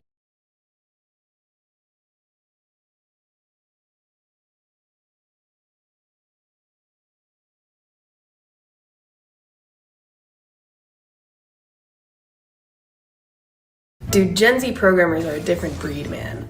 I mean, look at this. How thin is the Galaxy S25? Tony never misses. What is this? How many are there? How many genders are there? I have no idea. A lot. I don't know. It's a good question. I mean, it's a spectrum. Unlimited. Unlimited. Unlimited. As many as you want. Can you name 5? Howdy, Hobie. It's Tony. If you need LED signs for your business, event, or exhibition, you can come to LC Sign. We're a source factory with 15 years of experience and have C and UL certifications. Our freight rate is top 3 in Guangzhou. Tony never misses. What is this? How many are there? How many genders are there? Do you got any Virginia Slims? I knew a Virginia, but she wasn't slim. That'll work. Okay. What is the answer, man? Whatever you like. It is a hot dog. Genuine Virginia. Whoa, wow. Oh, dang, Becky doesn't even chill. Oh my God. I stole a whole lot of chili dogs. There was chili on that thing? No.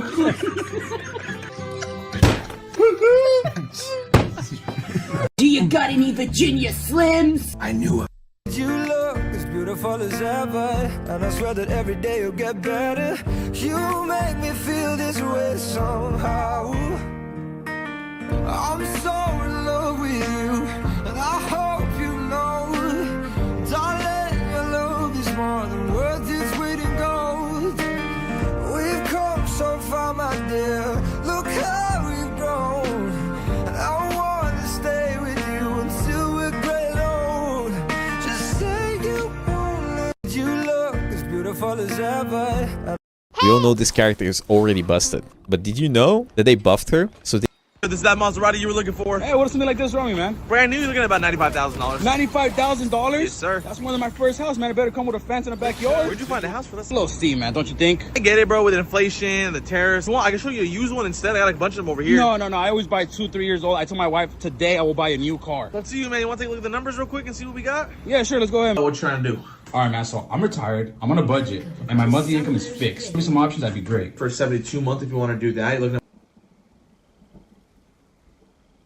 like some amazing thing, and I'm like, there's some nice quality of life features in there, but yeah, I'm not drooling over it, you know. You're right. It definitely feels like an overcorrection. Also, the way I describe it is like, how often do all of us sit in Discord with our friends and play video games? Like we do it. Never. No, never. Okay. Well, I do it occasionally, but and people listening, if you do it, think about how often do you sit in there with cameras on? And like, right.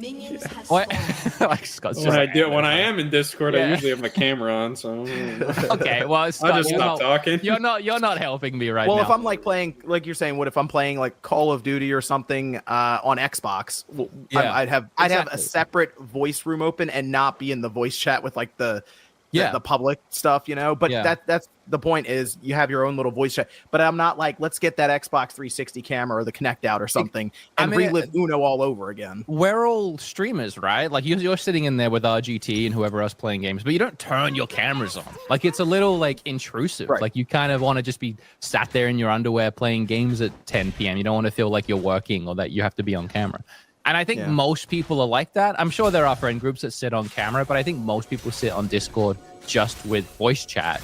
And I don't really know how many people want to be playing games with a camera on the whole time for everybody to see their face. Like it's a fun, quirky gimmick for like occasionally, but I don't know what the use case is here for how many people actually want that. Well, let me ask you this, Wood or even Scott, when you're not using video chat, are you going to leave the camera plugged in and set up? No, I'm feeling a little weird about it. I just mean in general, like, or how do you feel? Because remember that was a big thing when the Xbox One was coming out, and it was like you got to have this camera plugged in and looking at you all the time, and that there were like articles concerned about it. But like the idea of the 360 days, you know. Yeah, it was always kind of do you then have your camera already set up and plugged into the dock or the top of it or something, and you just leave it all the time next to your TV?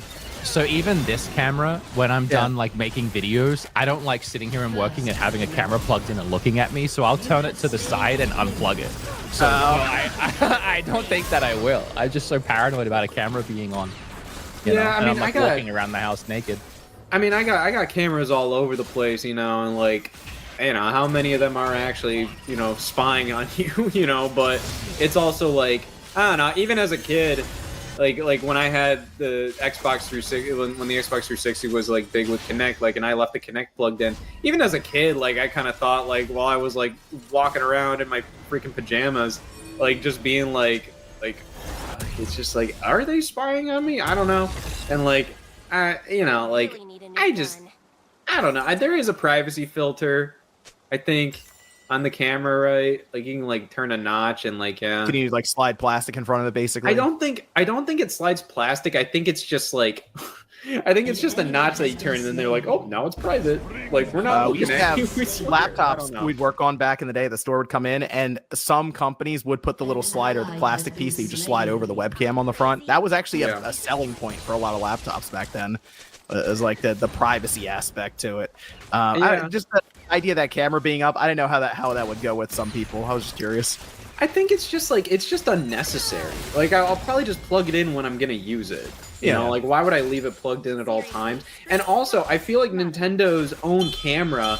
I think like one or two of like the Hori cameras, even though the resolution is absolute garbage, but I think they can dock on top of the Switch 2's USB-C port, and then you can use it in handheld mode. And I'm not sure, I don't think the Nintendo official camera can do that, right?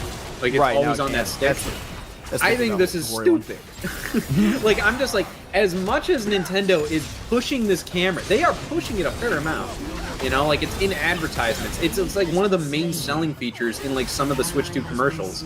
It's like it was heavily featured in the Paul Rudd commercial. It was heavily featured in like one of the big like overview commercials that they've done where it's just like you can use a camera with it. And I'm just like, I think it's just strange. Like at the very least, I think it would have at least made more sense if you could dock it on top of the USB-C port, or if the camera is just included like at the top of the Switch unit.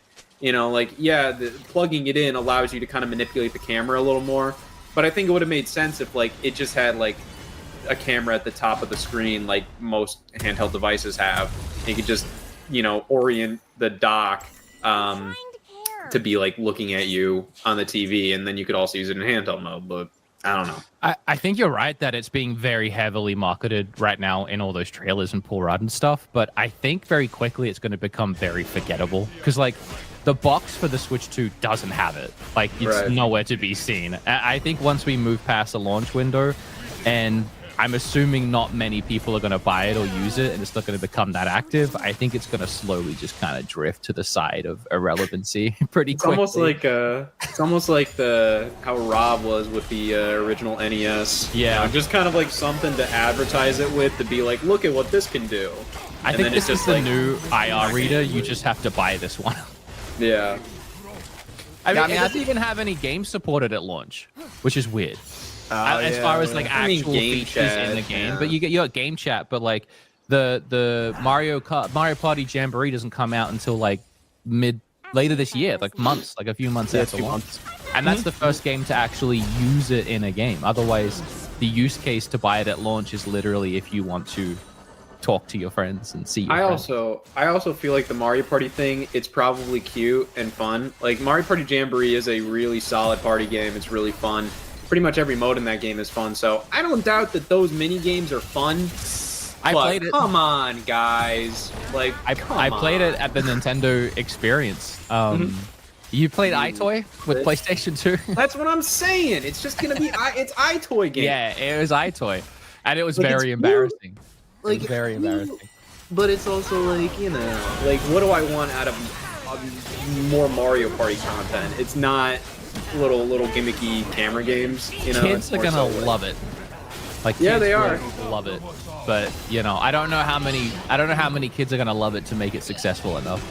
I guess we'll see. And especially to like either buy it directly on Switch 2 for $70, or go out of your way to buy, or actually no, it would be $80 because that's one of the $20 ones.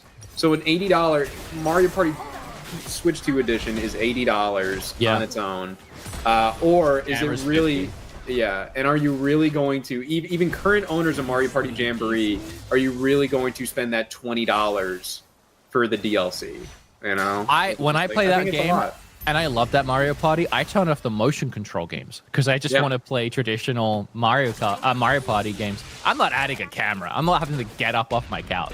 Like, and like there are mouse games in it, I believe, and that adds to the mini game amount, which is kind of a problem with that game. Is like there's not a lot of mini games in like the main board game mode, but so that kind of helps with that. But it's also like like you're saying, like a lot of it is like I'm already not really playing with motion controls on because I just want to play with a pro controller. So it's kind of like And also, what other games could they integrate with the camera? Star Fox, didn't they have that for the 3DS where they had your little face over the thing and so you knew who you were taking out right away? That'd be we're gonna do another remake of Star Fox 64. I hope so. Star Fox Wii U Deluxe, whatever that Wii U one was. You know, I think they could probably, I don't know, they could at least probably update like maybe the NSO apps. And then, like, when you're playing multiplayer with people, you know, like it does the Mario Party thing where, you know, you have your little picture-in-picture view, which is cute. It's kind of cool, but it's, again, like, it's so context-sensitive to, like, all right, you know, does everybody have a camera? Does everybody want to be on camera? Okay, we're all playing at the same time. We're all playing online multiplayer together. Like, okay, like, it's cool when that all works out, but how many people are going to be doing that, you know? You know, there's going to be one friend in the group that refused to get the camera. So you're playing Mario Party, you just can't see one of them. It just has, like, the default Facebook picture or something, you know? Like, I mean, I think voice is the biggest thing people are asking for, and that's probably what would just be used the most. So at least that's there, you know? Yeah. Just fire that up real easy. It's not even confirmed that you can directly message people, right? You can't just text them.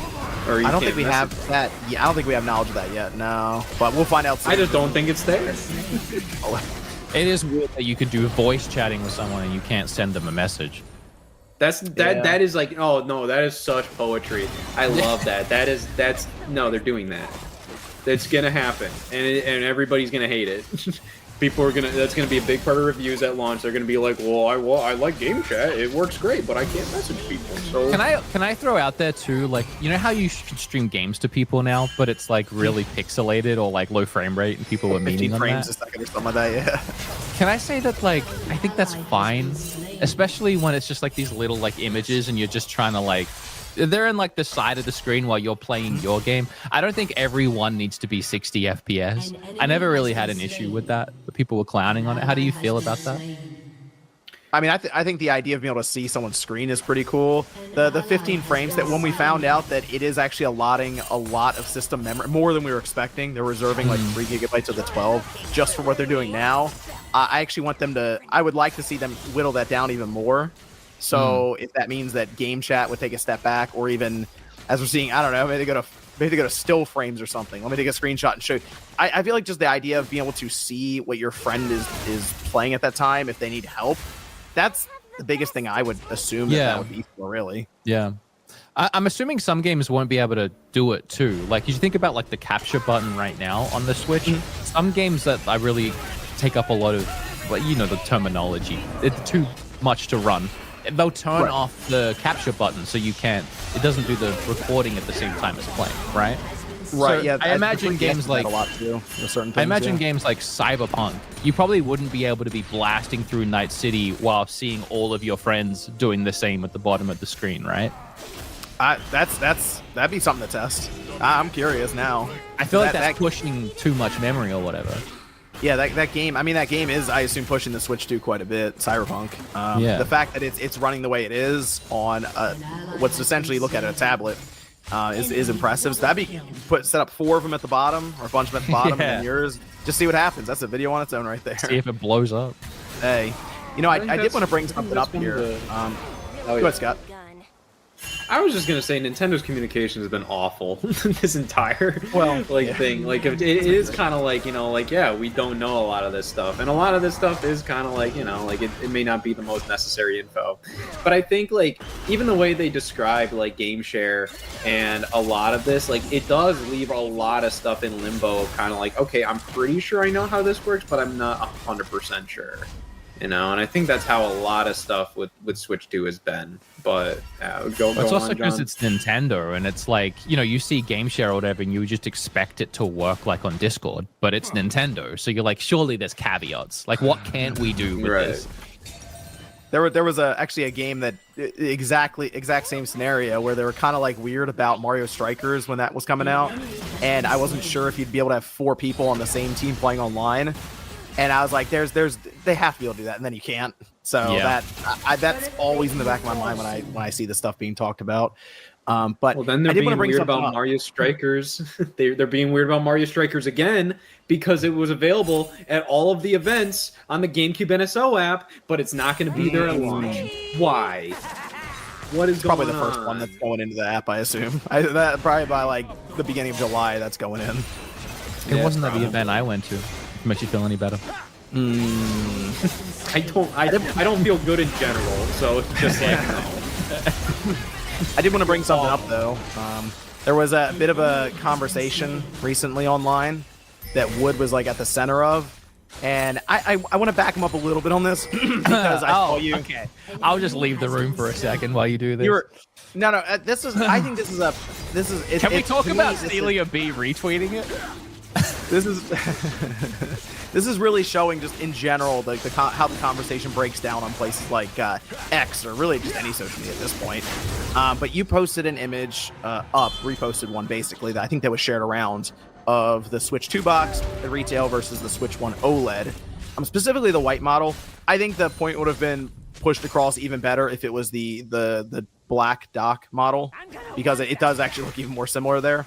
But you just mentioned that what's that for the Switch OLED? Because it just matches up matte black and matte black. So when you look at it at a glance, you had mentioned that the packaging is far too similar and a bit confusing for the general public, and I think people looked at that as you saying that the system's not going to sell because of the packaging. That's definitely how they took it, which is unfortunate. I think there is actually a point to be made, because as soon as I read that and looked at the image, I had flashbacks to all kinds of situations where because I did gaming retail for a while. I worked retail as well.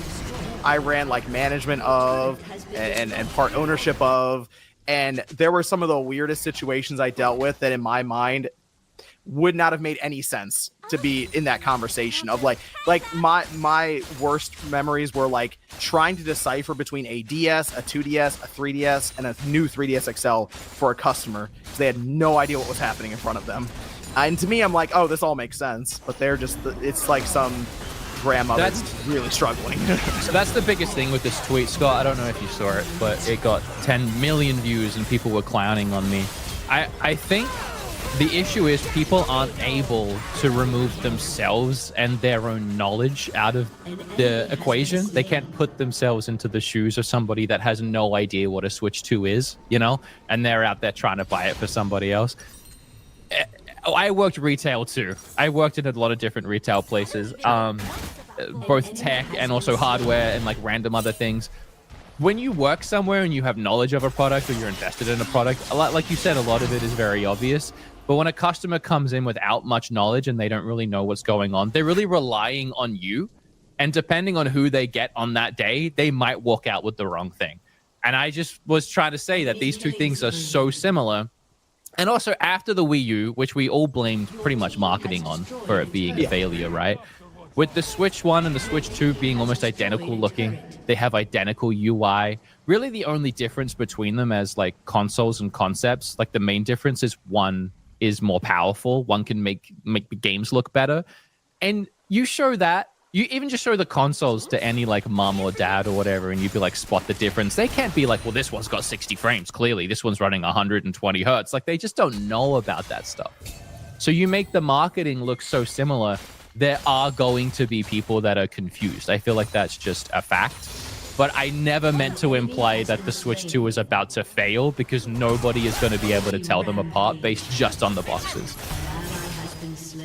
Yeah, I have the tweet up here if you didn't see it, Scott, but just on the screen. Yeah, it's I think it's mostly down to a lot of general people are probably just gonna walk into the video game aisle, and there's not gonna be Switch 2s there.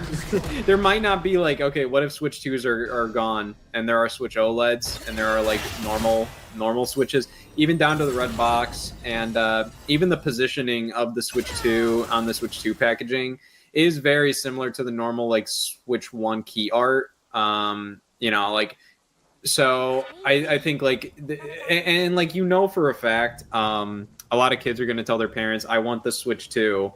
They're not going to tell them, look for this on the packaging, look for the big 2. Like, they're not going to think about the fact that the parents are probably just going to go into the store and go for the first Switch-like looking system they see.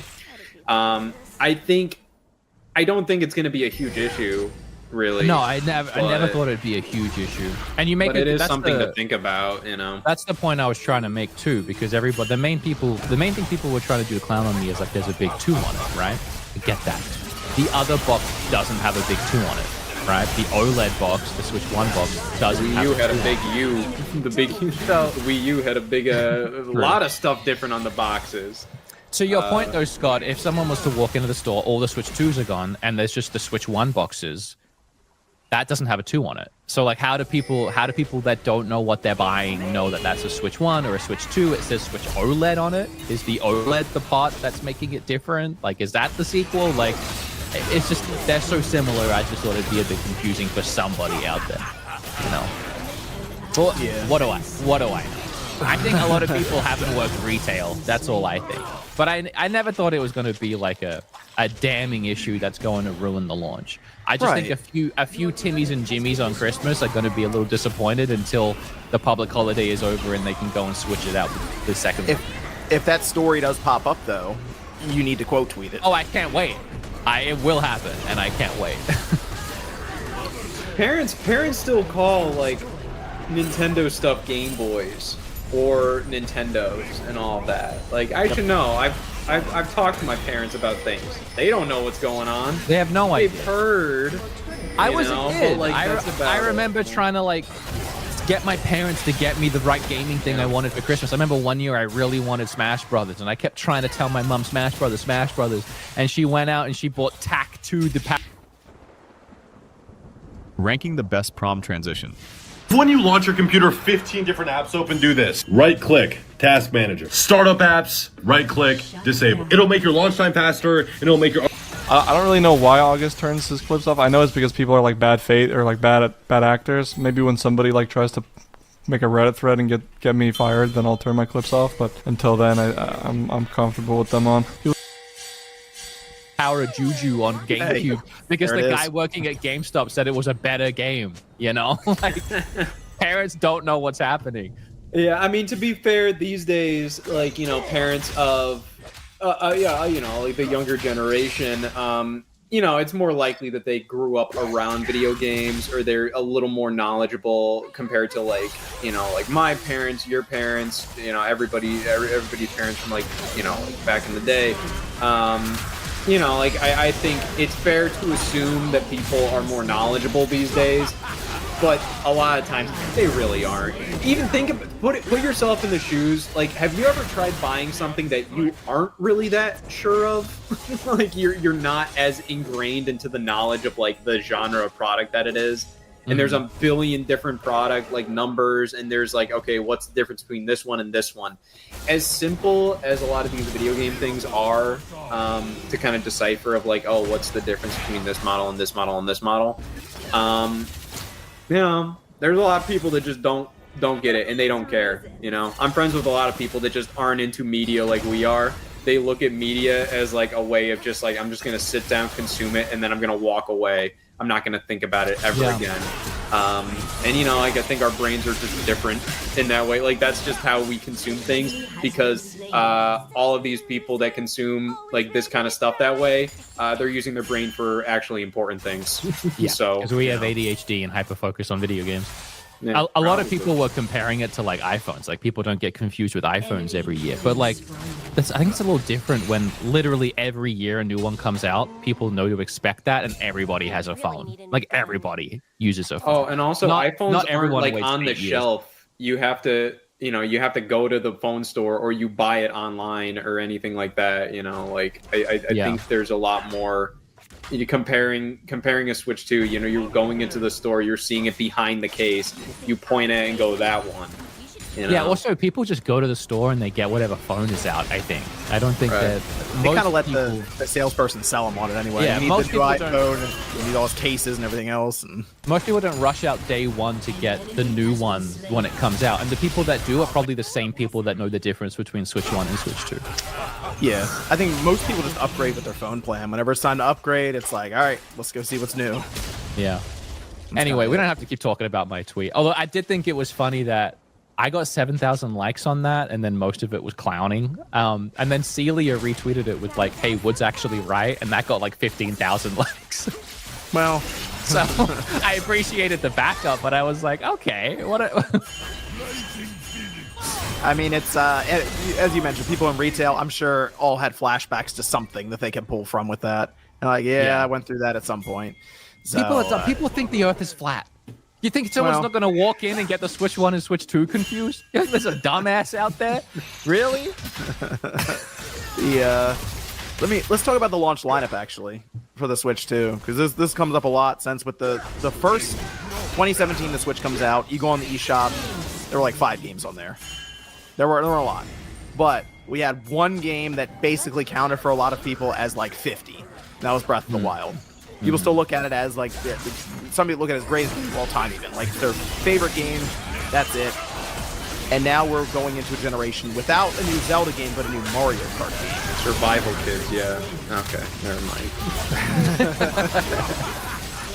I am curious about this one because technically Mario Kart, if you look at their lineup, is the best-selling game. Yeah. You know, the last 10 years or whatever, just in general. I personally think this is a very strong launch, and I think it's a stronger launch than the last one, just because, as you said, Mario Kart is their best-selling game. It's so double on the Switch alone than what Breath of the Wild sold. And Mario Kart is such an easily accessible game to everybody. I feel like everybody loves Mario Kart. Also, it's multiplayer and online, so, you know, someone buys it, and then their friend wants to play with them, so now they feel like they should go out and get a Switch and get Mario Kart. It just begets more and more sales. It builds a community, the online aspect of it all. I think it is it's also the IP of Mario, which is, you know, a larger IP than Zelda. I think game to game, obviously, you can much prefer one or the other because one's an RPG and one's a racing game, but I think Mario Kart has that wide appeal. And then on top of that, I feel like the Switch 1 launch had 6 or 7 games. This has like 10, 15, something like that. Some big games, some big experiences. Well, there's a lot of third parties. And you have the backwards compatible. Yeah, you have the third parties as well. And then you have the backwards compatible.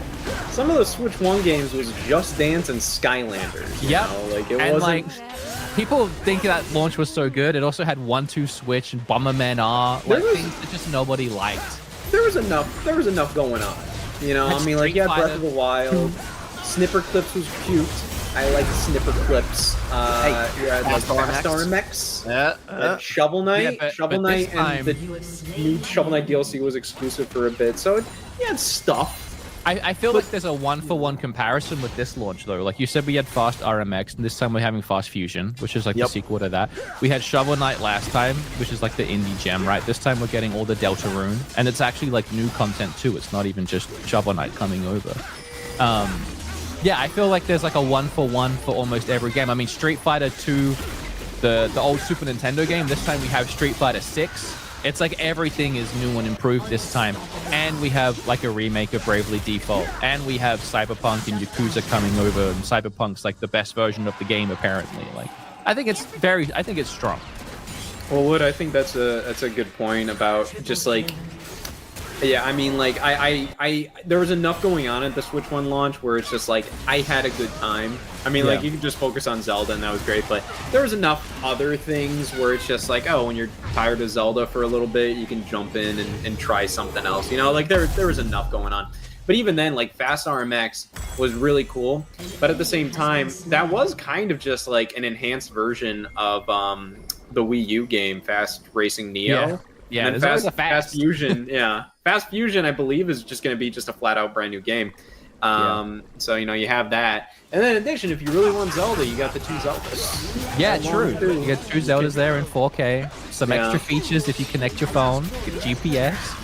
Yeah, if you want to. And then Cyberpunk, I think, is like... We had to wait a while on Switch 1 for that big, like oh wow, the impossible port, or like the port that's like, wow, this is here, and the fact that Cyberpunk is going to be there. You know, Cyberpunk literally, I think, is a huge it's a huge point in the system's life, and it's at launch where it's like, hey, handheld, we can do Cyberpunk.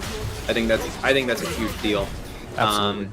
And then in addition, you know, you have Street Fighter 6, which I think is a big deal as well. Yakuza 0, a lot of Sega stuff. I mean, like, it doesn't feel that crazy when, like, you have stuff like Sonic and Shadow Generations and Puyo Puyo Tetris 2S. You know, like that kind of stuff. I'm just like, what are we doing here? Like, it's also like a weird one-up from the first launch too, right? Because we had Puyo Puyo Tetris, now we have Puyo Puyo Tetris 2. S. New modes. I'm like, what, 4K now? I don't care. I love Puyo Puyo Tetris 2. Get out of here with that. It's like $50 or $40 maybe. But yeah, I think that there is a ton to experience at launch, third party wise, and I think third parties are going to be pretty prevalent on the Switch too. Like going forward, like I genuinely think for the rest of 2025. People try and trap him by taking his shit out of context. Yeah, August has a lot of clout. Like people know who he is. If somebody told you that Riot Joe Goldberg said X or Y, like surely they just go, "Who the fuck is that?" I gotta change my fucking name. I gotta change my name. I don't really know why August turns his clips off. I know it's because people are like bad faith or like bad actors. Maybe when somebody like tries to make a Reddit thread and get me fired.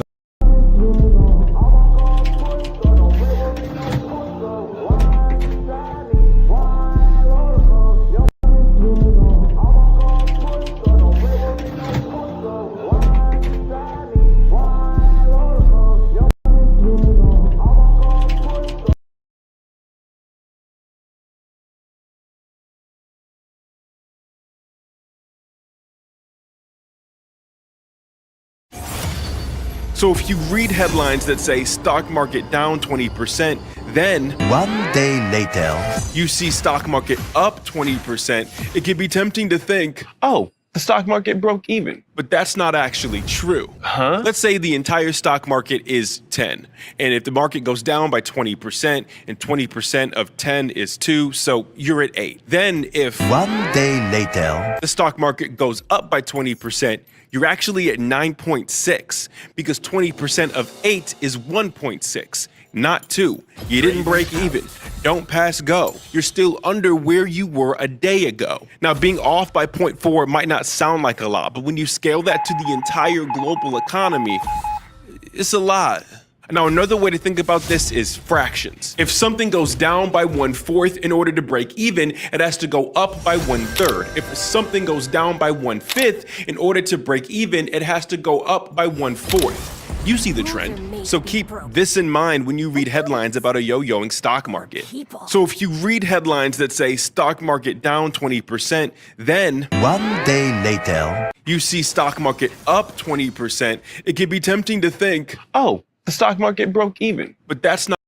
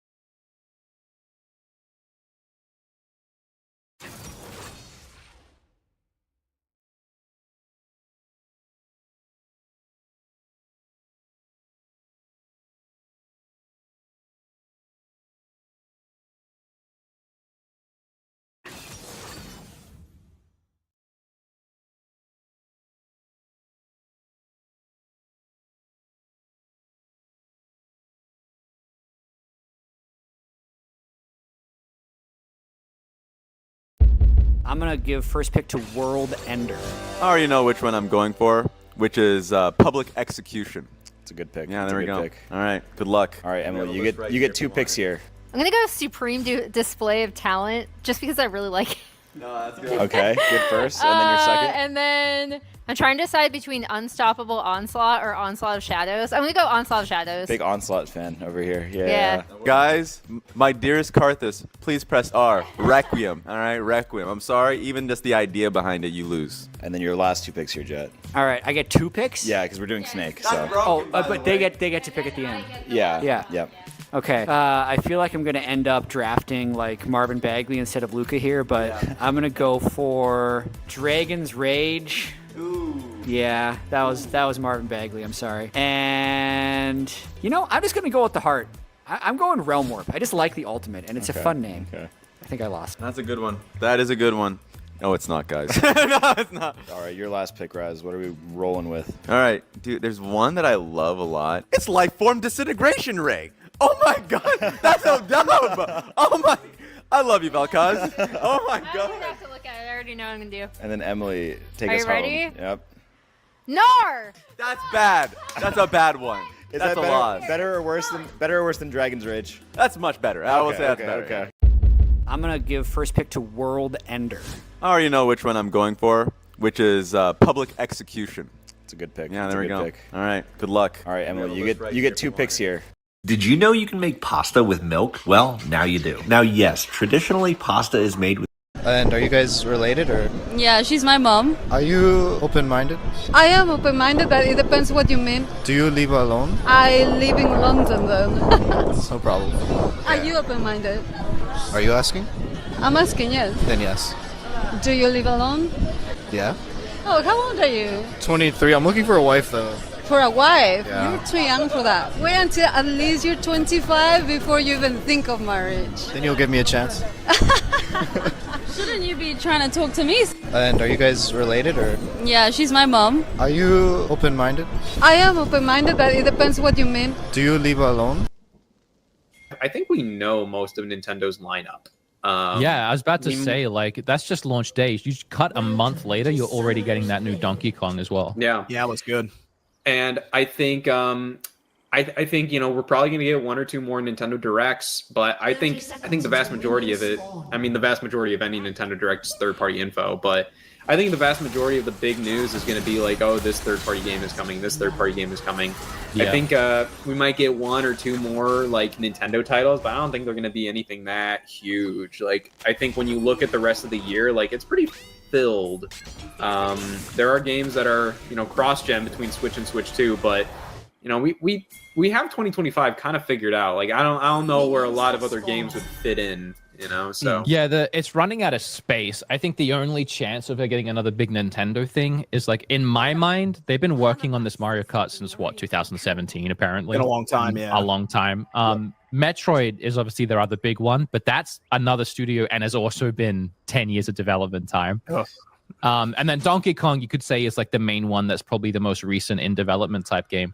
But considering the other two were spread out over such a long development time, I think there's room. There's room for them to have something else planned. It just depends on if there's room in the market to squeeze their fans of another game, Yeah, I mean, they've pushed games into December before. They had Xenoblade 2, that was a December release in 2017, and then later we had Smash Brothers release in December.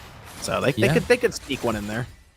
Yeah, I just feel like this holiday season, I think they're primarily going to be focusing on Mario Kart and Donkey Kong.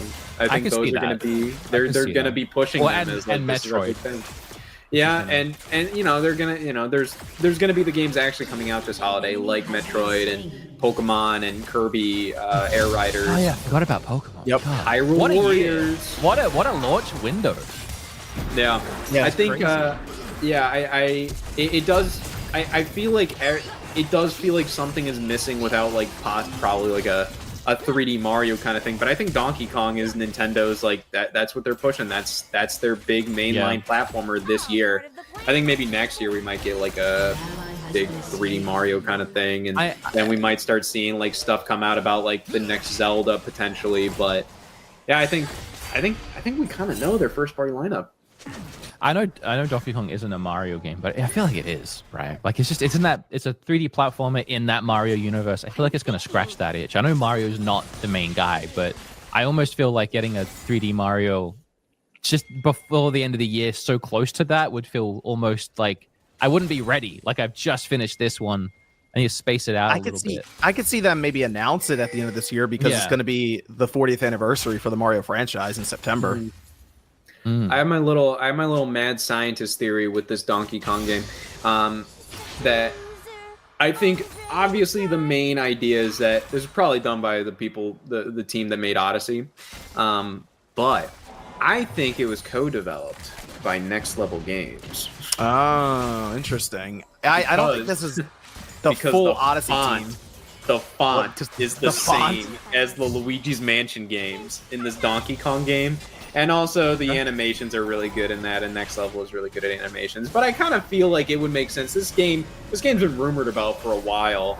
It was like, I think in like 2020 there was rumors that like the Odyssey team is making a Donkey Kong game. So I feel like they probably at least plan ahead. They'd probably be like, okay, we're gonna work on this Donkey Kong game. Actually, let's kind of like split the team up and let's have another work on 3D Mario. Let's actually like work with like maybe Next Level games. I don't know. Maybe that's true. What maybe if they not, but... What if they started to do like an MCU style thing with this? Right? Like at the end of Donkey Kong, you walk into like the Mushroom Kingdom or something, and then the credits starts to roll, and then through the credits cool. you're playing as Mario.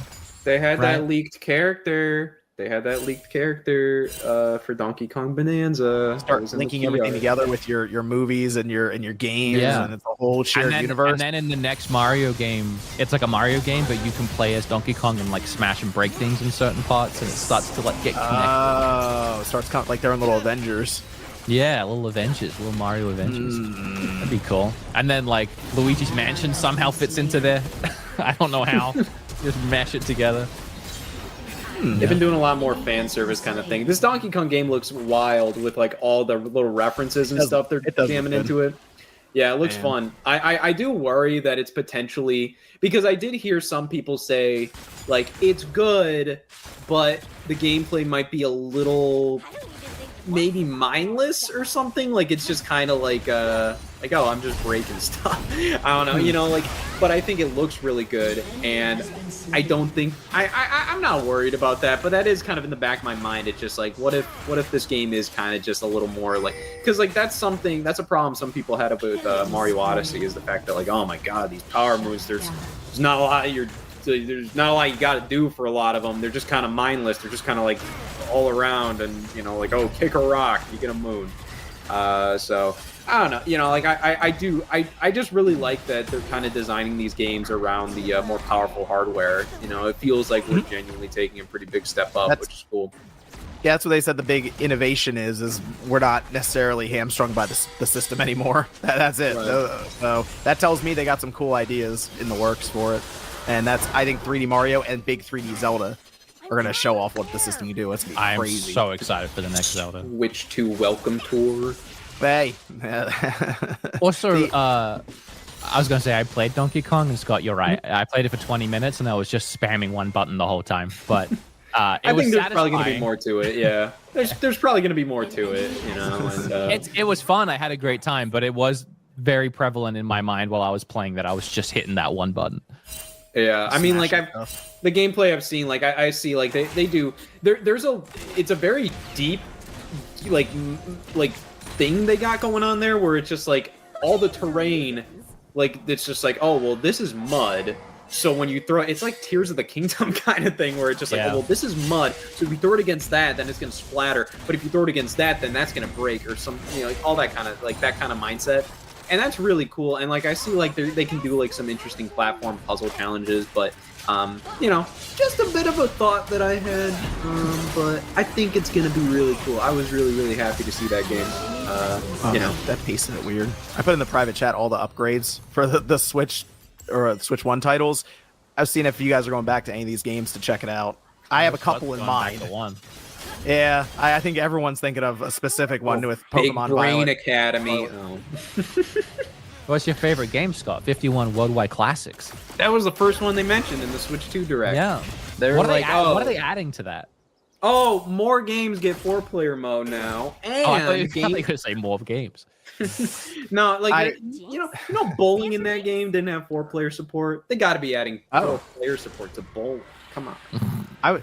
Everyone's picking at Scarlet and Violet. I'm kind of looking at Echoes of Wisdom though, because that game was all over the place with this frame rate, and it was kind of getting distracting for me. So yeah, I got a couple hours into it, and I liked it, but I kind of want to wait to go through the whole thing on Switch 2, because I do feel like you're saying, like, I saw that because it's an unlocked frame rate, and when they did the free update notice with it, they said it's just going to enhance resolution, but you know, like, I think the frame rate's definitely going to get much better. Yeah. That'd be my assumption. Yeah.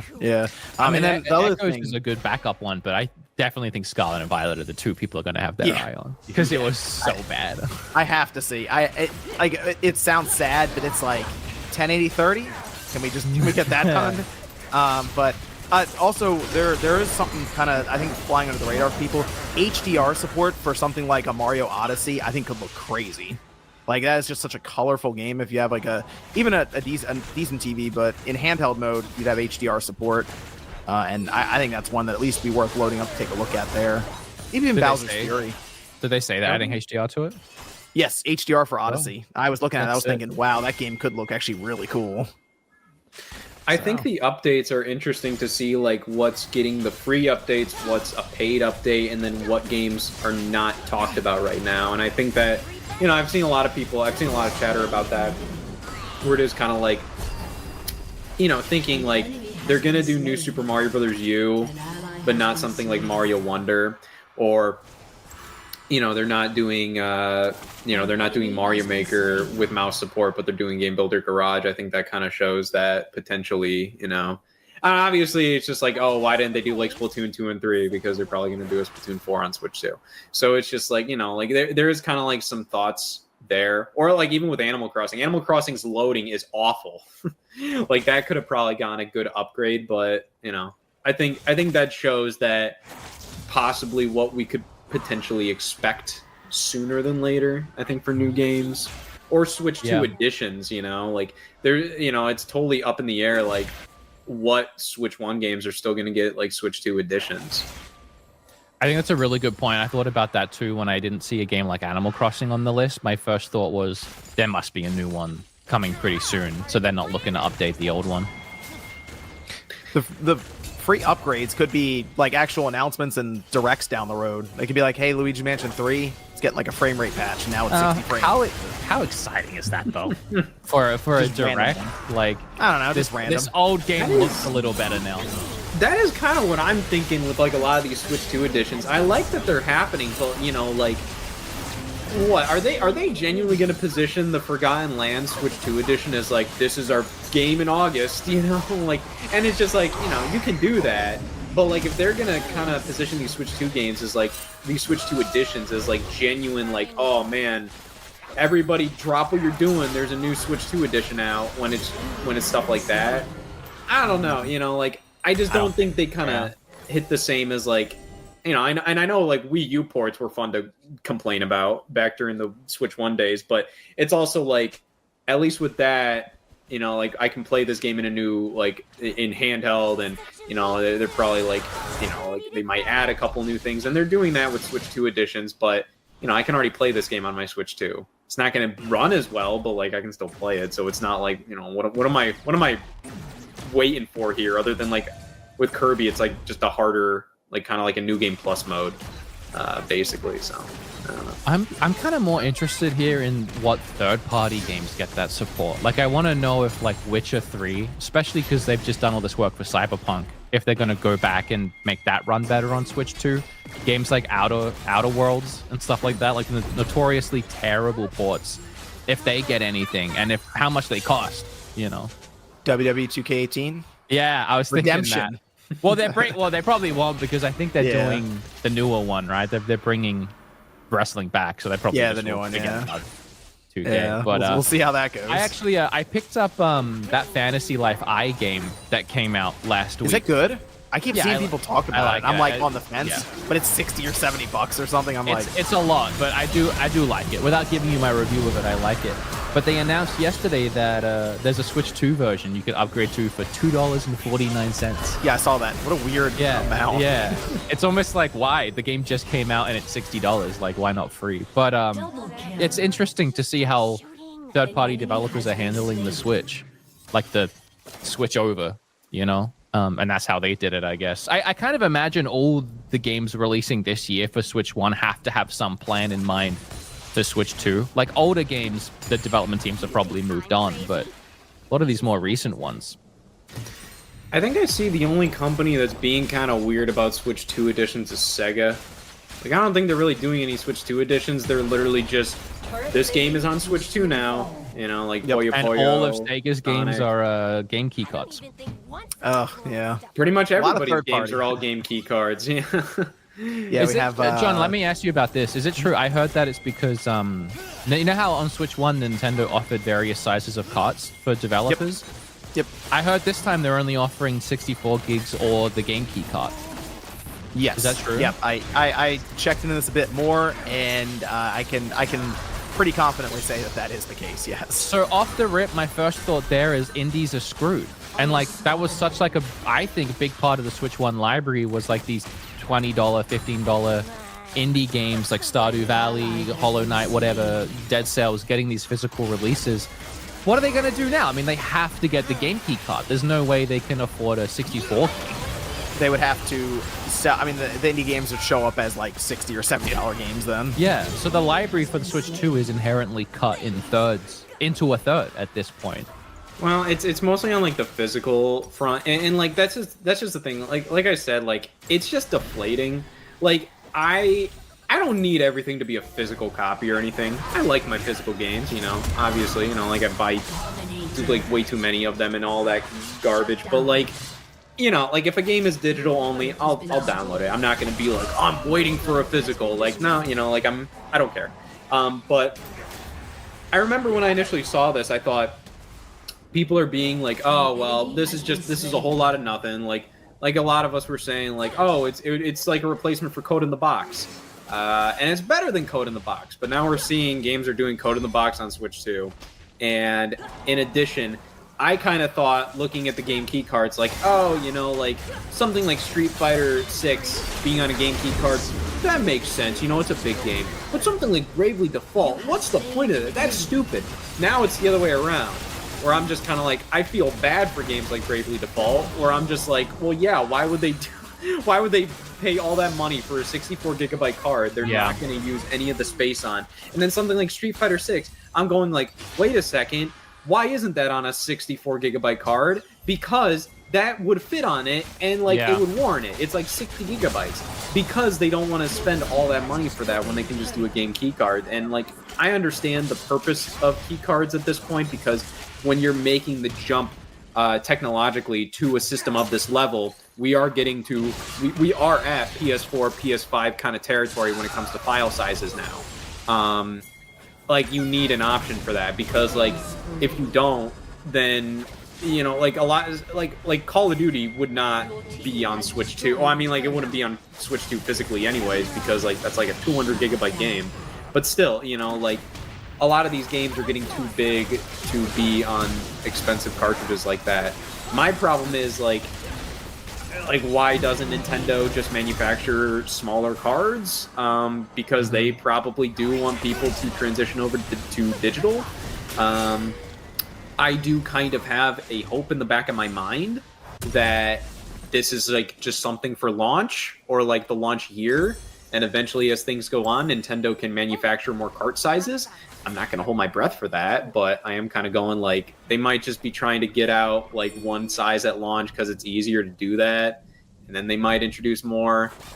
But I honestly think this might just be kind of how things are, and honestly, like I'm probably not going to be buying a ton of Switch 2 games physically, and I'm probably going to be like Dragon Quest 1 and 2 HD 2D Remake got announced, and that's going to be game key card on Switch 2. Yeah, it was kind of a shame.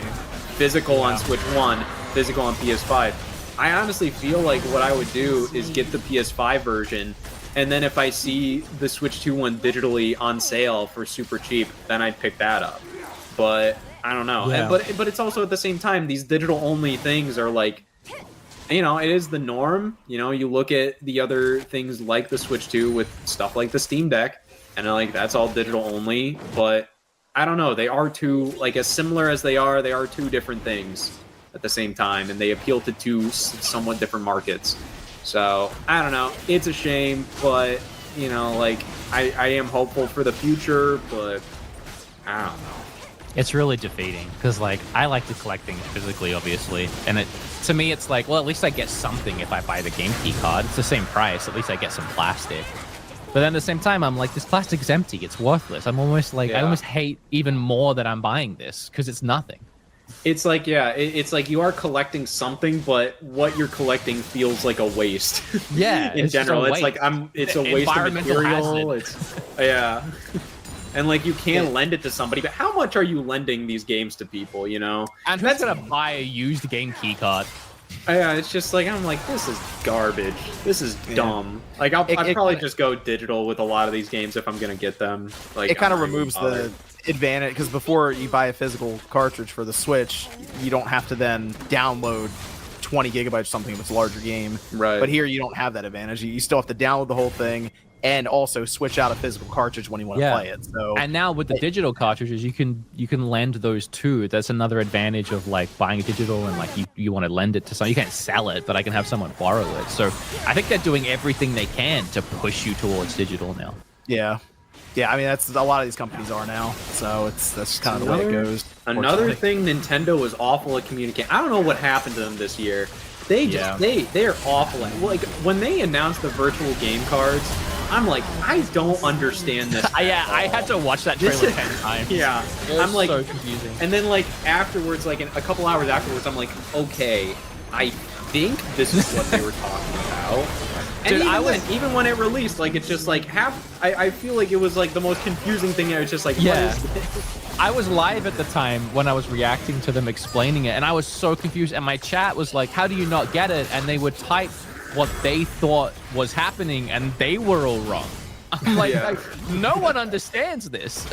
Can I put over one thing before we finish up here? Another part of the launch, the GameCube. Okay, can we just point this out for the younger audience here? There'll be NSO. NSO's getting the whole section now for GameCube. Wind Waker, Legend of Zelda, Soul Calibur 2, F-Zero GX. And then a whole bunch of other games they've shown us that'll be here. So I think in like 2 years, it's going to be a really cool library. But I also realize the GameCube is technically old. So, you know, we're old too. I still like to think of the GameCube 25. as not old, but it's very old. So at this point, you know, we're looking at a system that is ancient for some of these kids. Games all hold up. The launch lineup, like all those games, hold up immaculately. They're fantastic. The interesting thing, though, is Wind Waker got crushed back in the day when it came out. People hated this game. I think this is going to be really interesting to see people, probably for the first time, play this game and kind of get some immediate impressions from it. The art style, the dungeon layout, the character, the world. I think this is going to go over much better this time. All before, never got the HD remaster, but we do have Wind Waker on a Switch system finally. But it'll be cool. And F-Zero GX in widescreen, that's gonna be really cool. And especially with online multiplayer. And then Soul Calibur 2 is amazing. That is so cool, and that's also in widescreen too. Online as well. Right? Yeah, and like they did like a Soul Calibur 2 HD like remaster during like the XBLA days on like 360 and PSN, they could have put it out on Wii U, and you could have gotten Link that way, but they just skipped out on Wii U in general. So now we have this version back, and that is super cool, because that was the most popular version of Soul Calibur 2. And then Sony got Soul Calibur 3 as exclusive, so that just ruined that all there, so whatever. They announced some other games coming too: Fire Emblem Path of Radiance, Pokemon XD Gale of Darkness, Super Mario Strikers, Chibi Robo, Plug into Adventure, eBay. and Those Pokemon eBay Golf. prices, man. Those eBay. You just rattled off like $100 games.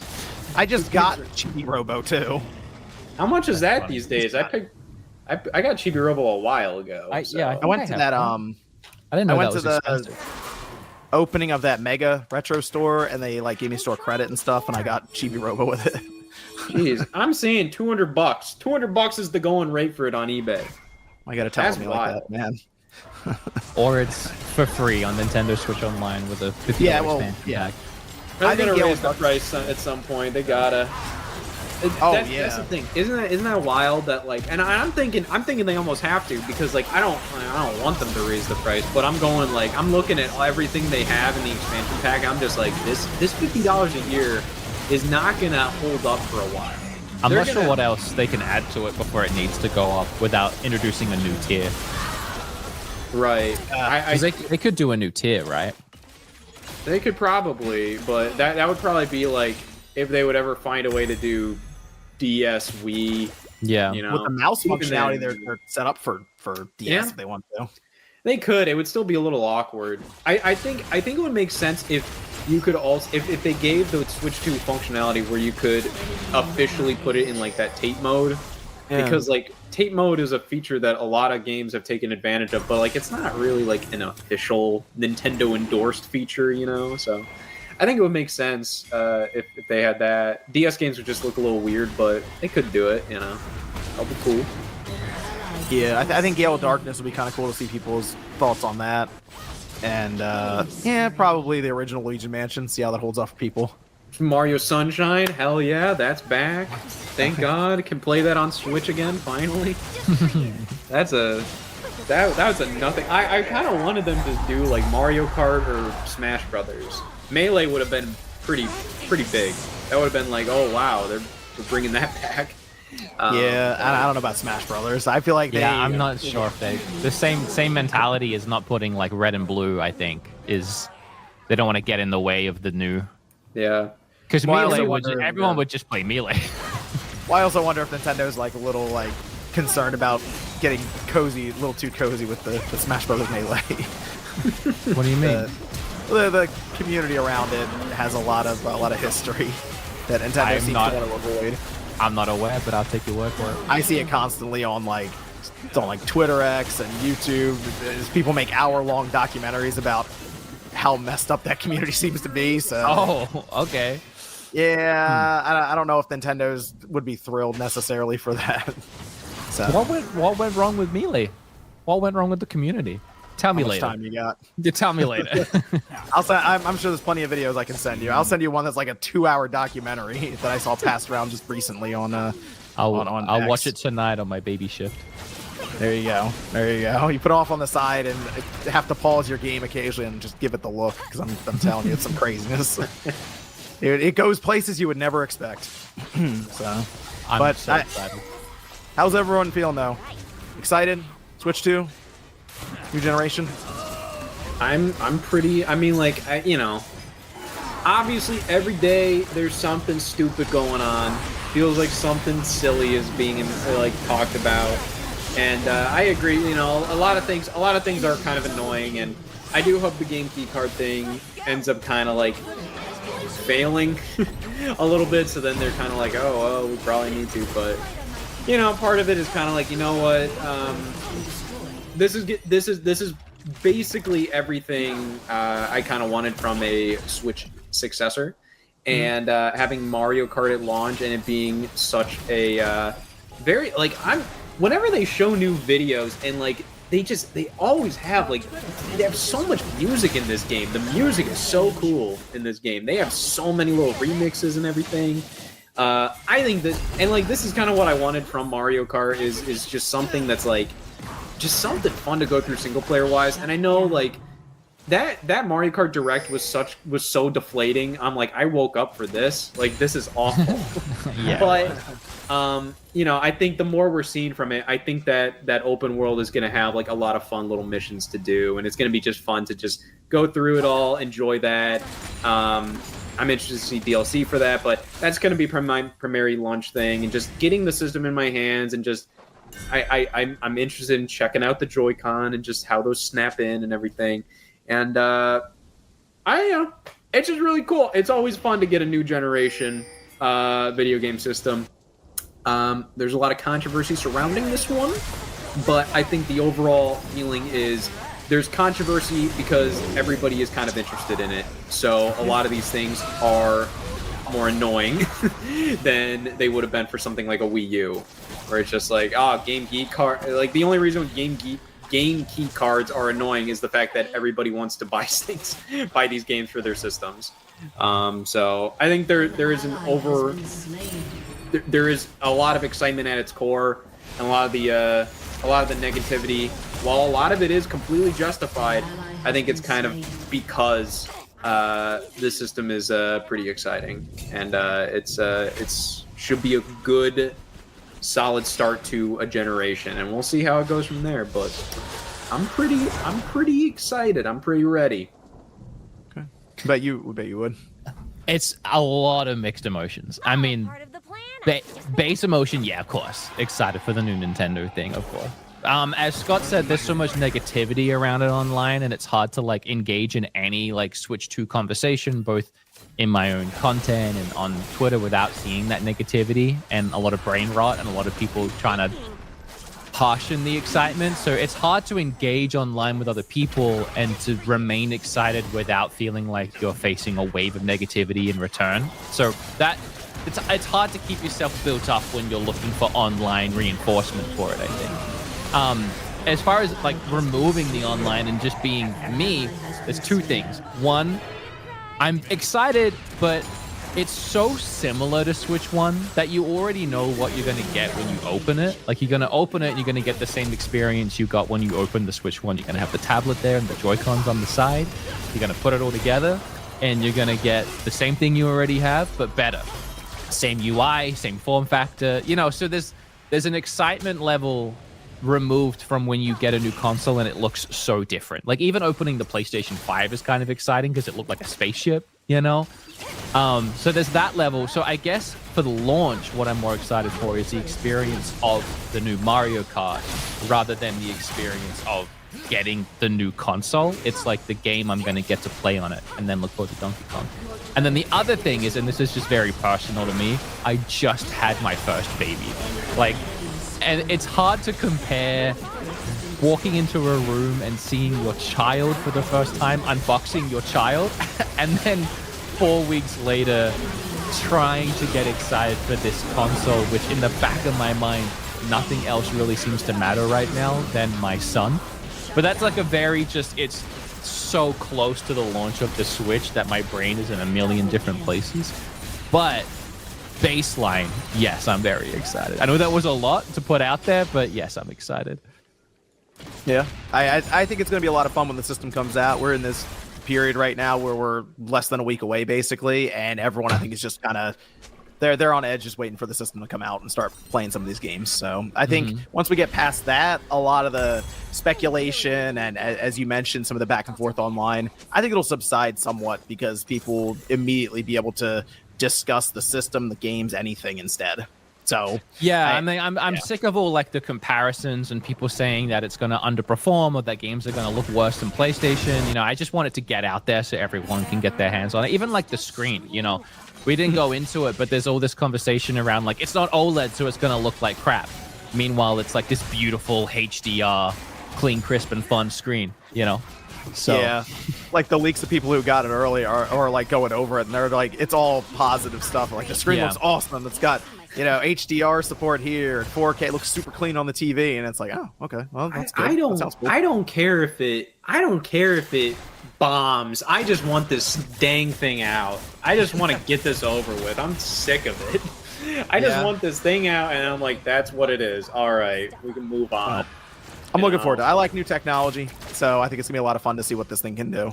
So yeah, this thing definitely feels kind of like a new computer, new phone kind of launch kind of thing. Yeah, you know? Like I'm gonna put all my Switch stuff on there, and it's gonna be nice. Everything's gonna load faster, all that stuff, and hey, we might get some extra little features. So definitely agree with you there, Wood. But yeah, it's still exciting. Still should be. You know what's going to happen, though? In a year, we're going to be so used to Switch 2, we'll do one of those retrospective things, or we'll check out our old Switch, and we'll be like, oh, gosh, how do we use this thing? Oh, I'm already thinking that. Even if you go back to the first Switch after using the OLED for a couple of years, it's like, ooh, What happened here? But like firing up the eShop and like, how do we do all this? What? Oh, I don't even do that I'm done with that eShop.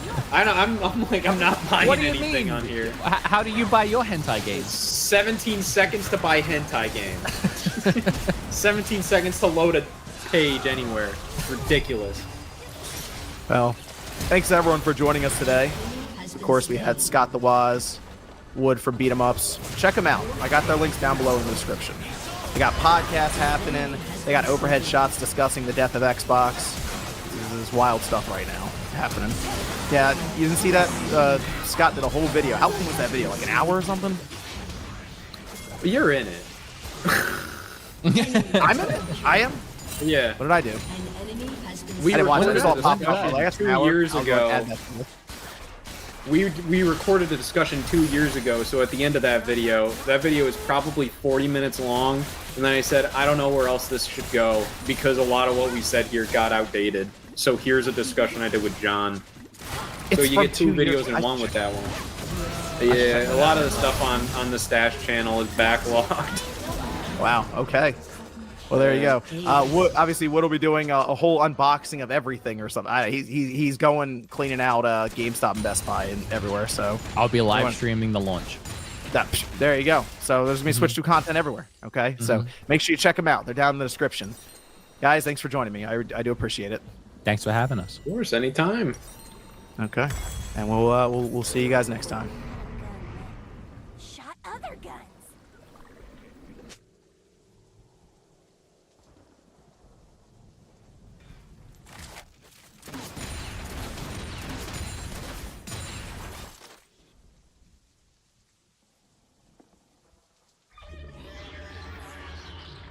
Who needs reasons?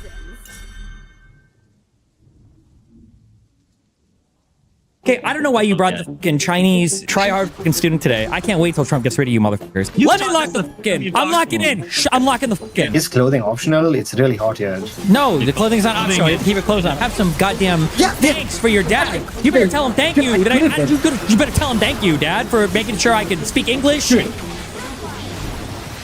Everybody basically gets 7 minutes. So they'll get a 1 minute opening. There'll be 5 minutes of like basically completely open debate. And then there'll be 1 minute where we'll kind of do almost like a ramping down of everything / that's when we're going to do the poll. The poll will extend the person an additional 6 minutes if they pass through the poll. And if they don't, we're just going to move on to the next person. But it's basically going to be, people are going to be debating Destiny's semi-meme-ish article that he wrote. It's not basically not a meme.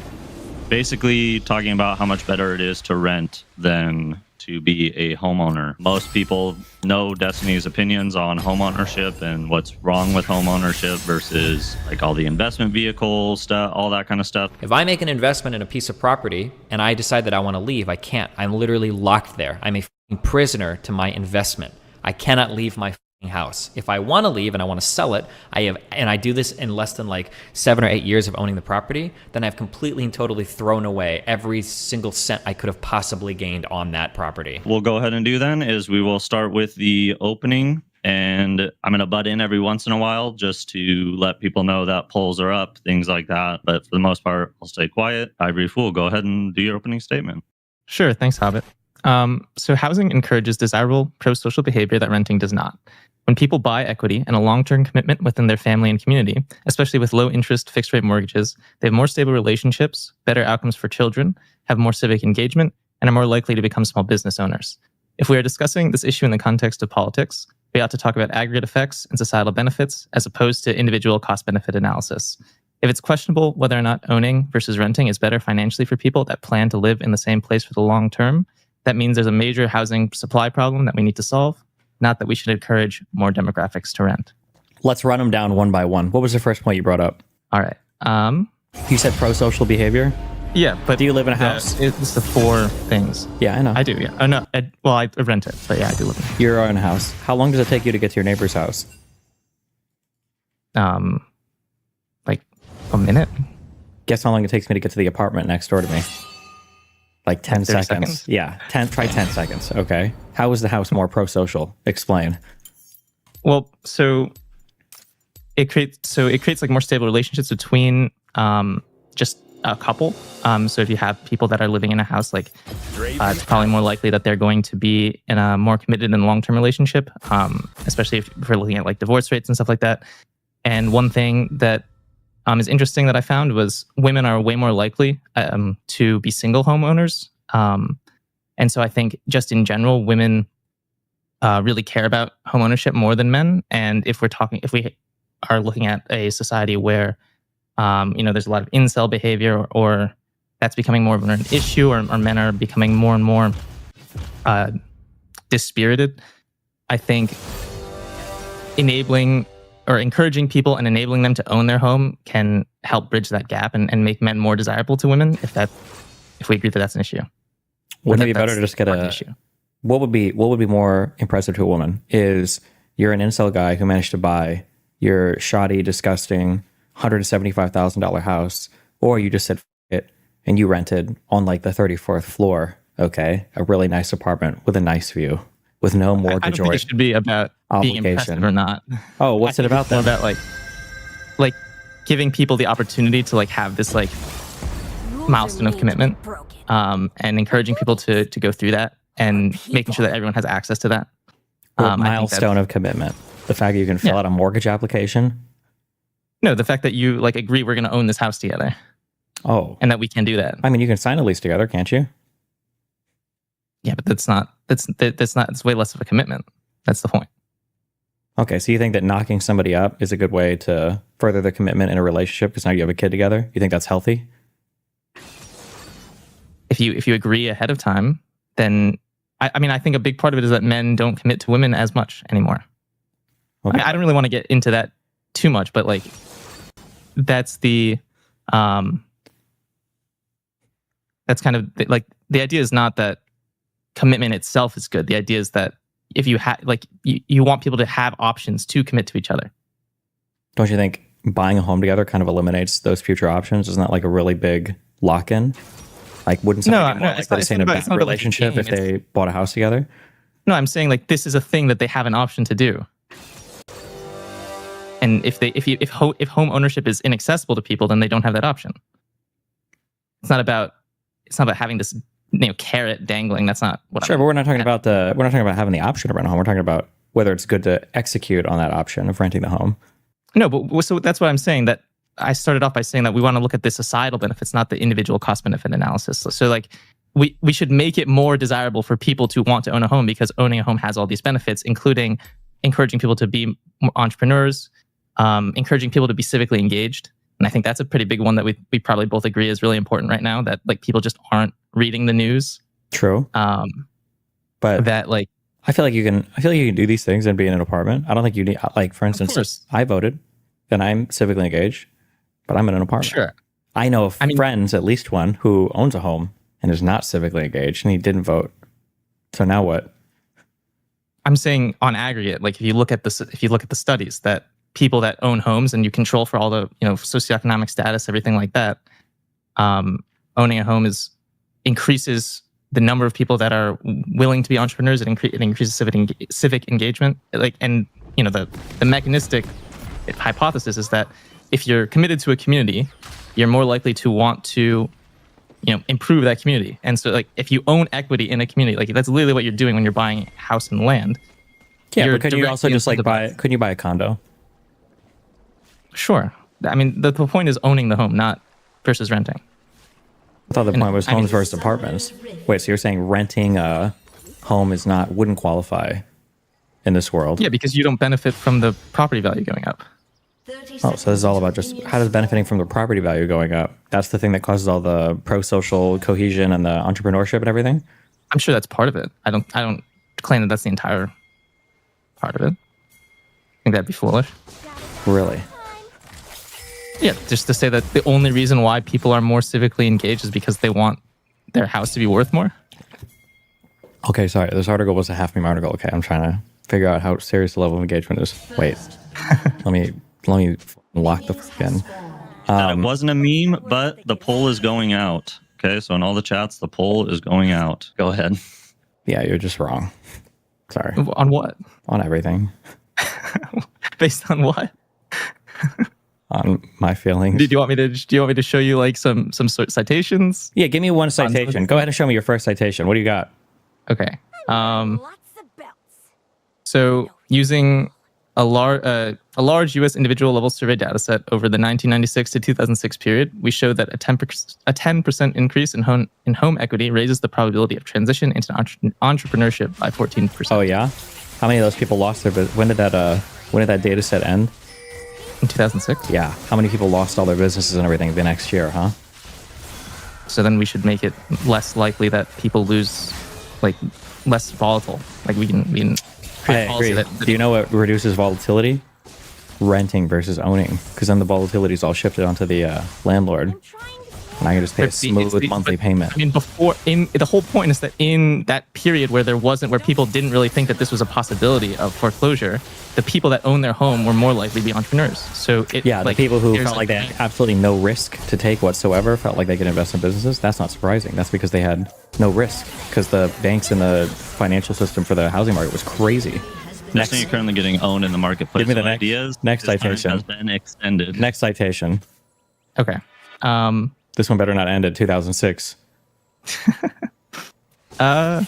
So we found that access to entrepreneurial bank credit is easier for homeowning entrepreneurs at both the intensive and extensive margin. We saw that during the crisis, the gap actually widened between homeowners and renters with respect to their access to credit, despite the lower market value of the homeowner's collateral. So, I mean, even in the case where their housing, like the housing market is collapsing, banks are still giving preferential treatment to keep businesses afloat to homeowners rather than renters. And I'm assuming they controlled for just the total number of like debt to asset ratio and stuff like that. Oh yeah, you would make that assumption, wouldn't you? Because it helps your argument, doesn't it? It'd be ridiculous to like publish that without controlling for that. Really? What year does this study cut? Where's the data set from? I think it's looking at the global financial crisis. Oh, so the whole world. They studied the entire world. No, I was talking about the time period. Yeah, but what housing market and credit market was it talking about? Entrepreneurial activity in the Netherlands. Wow. The Dutch? I mean, look, like when you're talking about like scientific research, it's not like these things don't happen immediately, right? Like, yeah, but you think Dutch people and Americans are comparable? Probably. Let me introduce you to a concept called ethnic homogeneity. Have you ever heard of it before? Sure. And social cohesion? I'm just kidding. Okay. So, I mean, the point is that I'm responding to your point. Okay. Okay. How would owning a home give you access to more credit? Were these people taking out like credit based on their homes, or? Yeah, yeah. You use your equity that you have on your house. Isn't the study just saying then that people that have money or have assets have access to credit? Wouldn't that make sense? Right, but the like they could have any other asset or class theoretically, and they would still have access to the same credit, right? Like instead of owning a home, let's say they dumped all that money into a 401k or whatever, they'd still have access to credit. They just happen to be dumping their money into a house, right? Yeah, and the mere fact that people own the home makes them more likely to be an entrepreneur. Yeah, that makes sense. But that's just because of I feel like with same credit to debt ratio. With the same credit to debt. Oh, with the same net worth? Yeah, because you control for socioeconomic status. I guess what I'm trying to understand is how does like if I've got $50,000 of equity in a house versus $50,000 of equity in some kind of other asset class, I don't know why having the house gives me special access to credit that I wouldn't have otherwise. I don't think they were saying it gives you special access to credit. I think they were saying that that type of asset, that type of collateral is more preferable to banks. Okay. That might be true. But that's a shitty reason, I think, to own a home. Well, so I'm not saying that's why I'm not arguing on the individual level. No, I understand you're not arguing on the individual level. I can understand that it might make sense that banks might prefer loaning against housing collateral versus other types of collateral. I don't know how high your portfolio needs to be to have to take out a loan against, like, if you have like stocks or whatever. I will say one of the scary things about utilizing credit. Well, actually, wait, hold on. When you talk about access to credit, are people taking out loans against their home to like start businesses? Yeah. Is that a preferential idea, or is that a good? Do we want to encourage that type of thing? I think so. Because I mean, it's Please, all connected, especially if it's a local business. Why do you guys keep? Oh my god! Hold on. Let me turn my AC down. Hold on. I'm locked. Okay, hold on. Let me lock it. Oh my okay? God, we're pausing the time. We're pausing the time. He's scrolling. He's getting absolutely destroyed right now. Chat, you guys are seeing this. He's literally leaving his desk. He's getting blown out by the ivory fool. Everybody can see it. Okay, I don't know why you brought the fucking Chinese. Try hard fucking student today. I can't wait till Trump gets rid of you, motherfuckers. Okay, let me lock the fucking. I'm locking in. I'm locking the fucking. I'm locking in now. I'm locking in. 1 minute. Yeah. Go. Restart it. Go. Okay. My understanding is businesses. My understanding, by the way, is the polite and humble way of me saying, I know this is a fact, but I don't want to present it that arrogantly, okay? My understanding is that businesses have a very high rate of failure, okay? If a friend came to me and he said, hey, I want to get credit for a business. I want to take out a loan from the bank, and I know just the way to do it. I go, oh, really? What are you going to do? So, I want to take out a loan against my house. I would say, that's bro, because now if your business fails, not only are you exposed on the business side, you've opened yourself personally up to liability, because if your business fails, you're going to lose your business, and now you're going to lose your fucking house. Your life is over. Would you really recommend somebody to take out some type of loan against the value of your house when new businesses have a fail rate of like 90% over 5 years? So, I mean, I think we both agree that renting, in terms of like the actual living conditions, aren't really all that different. So it's like if someone loses their house and they have to rent now because they took on this risk, like I think we both kind of agree that like, you know, that's fine. No, like, they don't it's not fine. Wait, that's my argument. It's not fine. If I'm in an apartment and I can't pay my lease and I lose my apartment, what happens? I can't pay my lease. I get kicked out. If the landlord is a huge asshole, he probably doesn't give a, but he could take me to small claims court, you know, for some part of the lease, maybe. But if I can't afford my house, ooh, we're in big trouble. I have to sell the house. I have to make up the difference in whatever the equity and the borrowed amount is. So let's say I've got a house, $1 million house. Let's say I have $50,000 in equity. Let's say that I borrow out $50,000, you know, against the equity. Now I have no equity in the house. And then let's say that I go upside down on my, no, I don't have to go upside down even. Let's say let's say that my wait, like taking a long-term stock option or like a short-term stock option where you don't just like leverage everything and then lose more than you put in. Well, what do you think the risk is? That's why it's risky to start a business. If you lose it, you lost. You can lose what you put in, but you're not going to lose more than what you put in. True. Well, true. But if you're starting a small business, okay, not all of us are, you know, Big Bucks McGee over here, all right, in the ivory tower of academic elitism, okay? Some people, when they start a small business, they lose that small business. It's not like they have tons of other revenue streams to pull money from. Like if you, in my mind, there's no in my they go find a job. In my mind, a person who is, I don't mean to say this word meanly, but a person who is desperate enough to leverage their house in order to get a loan, an SBA loan to start a business, is probably not the kind of person who has a bunch of capital available to them, such that if the business fails, they're totally fine. And now they've got their mortgage payment and they've got to pay off this HELOC or whatever other type of loan they took out against the value of their house. I don't know if that's a great way to start a business, is borrowing against your... By closing the house. That's a big deal, because now you've got to foreclose. It's a big deal, yeah, but it's not life ending. Like you can just go rent, like you said. Yeah, but now you're renting with a foreclosure under your belt, so your credit is going to be, and you run the risk of, depending on what Okay. I don't know if foreclosure is the right word, right? Because if you're just releasing the house, if you're selling the house and you're paying off the loan, like you're not. I don't think that hits your credit. Like it just means. I'm so sorry. Foreclosure is when you default on the loan and then the bank repossesses your house to make your shit straight. You mean just selling the house? It's like the business failing, and you have to like, you know, give up the venture, right? Yeah, I don't think. But the problem is, so anytime, one of my biggest criticisms of using homes as wealth vehicles is you lack any diversification. You are highly invested in a single asset class and truly in a single asset, right? So if you're forced to sell your home at a non-preferential time because you're trying to make good on a loan, you might be completely... So you could be upside down on the loan. Maybe your home has lost a little bit of value. So not only are you selling the house now at a loss, which would suck depending on how early you are in the ownership cycle of it, you're selling it at a loss. You have to make up the difference to the bank. You might do that on a payment plan or something.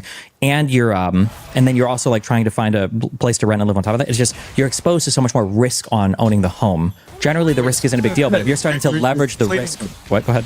You're conflating entrepreneurship with like home ownership as one investment vehicle, right? Because the thing that is putting you under is not the fact that your house price is going down. What's going under is the fact that your business failed. So like that's completely separate from how good of an investment the house is. And I also correct. Wait. I agree with you. One thing at a time. I agree with you that those two things could be separate, but you wanted to connect them in the form of arguing that owning a home gives you access to more credit. So I'm attacking that argument. So I don't know exactly what the mechanism is behind why do homeowners have access to more credit? Well, so that's one possible explanation, but I don't think that there's been enough studies on this direct connection between entrepreneurship and homeownership that we can definitively say what exactly the causes and mechanisms are. But I think we can ditch it then if you want. We can eject that argument. Well, I mean, I still think there's enough studies that that people have noticed this effect and have articulated it.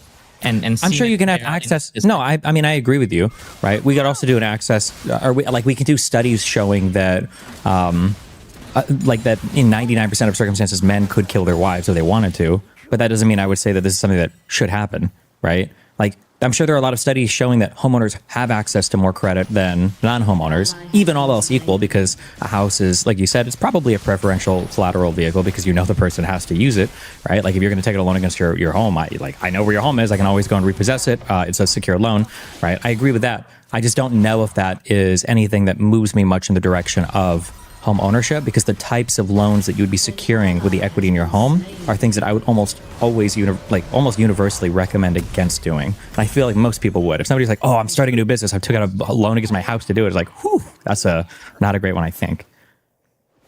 I'm not following the logic. Real quick, go ahead and this will be kind of our closing. Ivory, very good job, but go ahead and bury Destiny one last time. Yeah. So I think that, as we're thinking about housing and it's like becoming a broader and broader political issue or a more hot topic, and people are focusing on how we can, reduce the barriers to increasing supply, I think we really ought to frame the conversation around the societal benefits of homeownership.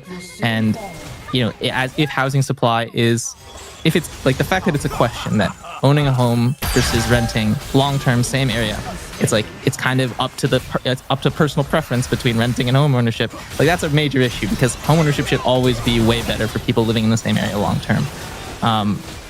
And so I think that's really what we ought to be focusing on, especially that when there's, blossoming evidence that there's all these pro-social effects like civic engagement, entrepreneurship, and handling growing tensions between men and women. Do I give a final rebuttal or? Yeah, absolutely. We are going to be putting out a poll of who won this debate as well between the Ivory Fool and Destiny. That is going to be spammed in the chats. Okay, wait, for future people, I feel like they should probably have the final say since I get to stay here the whole time, right? That's fine. Okay, listen, I didn't know you were coming with the hardcore, the data points, okay? On a serious level, I would obviously we went back and forth on the entrepreneur point. I would argue against that. On to the pro-social point, I would argue that any type of pro-social behavior that is encouraged by, or civic engagement that is encouraged by home ownership, I would say is like soundly defeated by even like a simple glimpse of home ownership around the world. My understanding is Americans have some of the lowest civic engagement in the world, and I think we have some of the highest home ownership rates in the world. You don't see Americans being far more civically engaged than people in Germany or France or Poland or the United Kingdom, despite the fact that the majority of these people live in apartments versus Americans who all live in homes.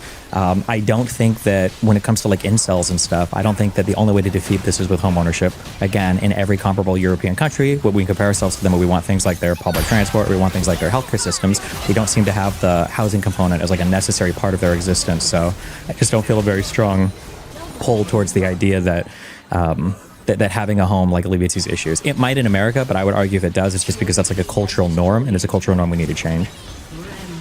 So go ahead and get the last word, Ivory. Yeah, I think it's really important to talk about. I didn't expect to have a last word, so I wasn't really thinking about one. But I just wanted to say I appreciate having the conversation and starting it. And if you ever want to talk in the future, I'm down. Okay. Thank you, Ivory Fool. I will drag you out of here. Neith, you're going to be coming up next. Thanks again, Ivory. That guy. Don't ever let that guy back on any of these ever again. Okay, So we are gonna be. Are you ready for the next one? I'm ready. Sweat. Get me in, dude. okay? Get me the fucking. Get me in. I'm not. I'm ready. I'm locked the fucking. I'm locked in. I'm locked in now. Go. Go. It's not gonna be nice though. It's not gonna be easy. Oh wow, what's up, Solid Snake? Nice eye patch. Oh, thanks. You know, I don't have an eye patch in real life, but it's to drawing my pen. Oh, we got the Carney book. We got the Ezra Klein book. What is up, my neoliberal? I am fully neoliberal pilled. And you're gonna come and argue houses? How can you even do this? Holy shit! It's like you're coming to argue Christianity with an Ayn Rand book in the background. Let's go. What do you got? What do you got? What do you got? Opening yeah, go ahead. Open. Jesus, come on. I think my opening statement is just or obviously like there's an investment aspect to housing, but I don't think that's like the most important one to discuss. I think the idea of owning a house is a democratic idea, and maybe the idea of renting is an idea of like a kind of like a dictatorship, like a despot kind of thing. You're at the whims of your landlord. You can either have a good landlord or a bad landlord, and that's how you will get your enjoyment out of renting it. And then with the democratic aspect of owning a house, you're free to fail or succeed. And so you can build wealth, or not build wealth, sorry, I don't want to make that argument. But you can build up a future that you want, and you are in control of that future by owning a house rather than renting. That's my introduction argument. My counter retort is nothing is more fascist than owning your own home. In an apartment scenario, what happens? You wake up in the morning, you find out that rents are down in comparable apartment complexes. There's pressure on your landlord to decrease rents. Or maybe in 2 months when your lease is up, maybe you dip, maybe you bounce, maybe you get the fuck out of there. What could be more freeing than the ability to change your abode every 12 to 16 months, depending on your lease arrangement? Versus, let's say that you are one of the unfortunate millennial or Zoomers that had to buy a home in this high interest rate environment, and now you're locked in on a 30-year, 7%, 7-inch pumping in and out of you for 30 years. What is more fascist than the bank that owns that loan never renegotiating with you? You could refinance, I guess, if the interest rates go down.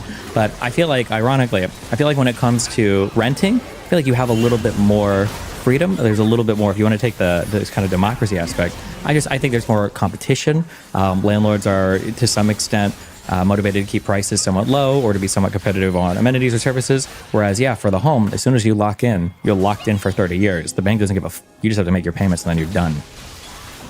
I 100% agree on the mobility aspect, but I think like once you have a family, I think that's when you kind of want to settle down and maybe stay in one city rather than moving around. I guess it depends on your job at the end of the day. You can move around in the city. You can find a different apartment down the street.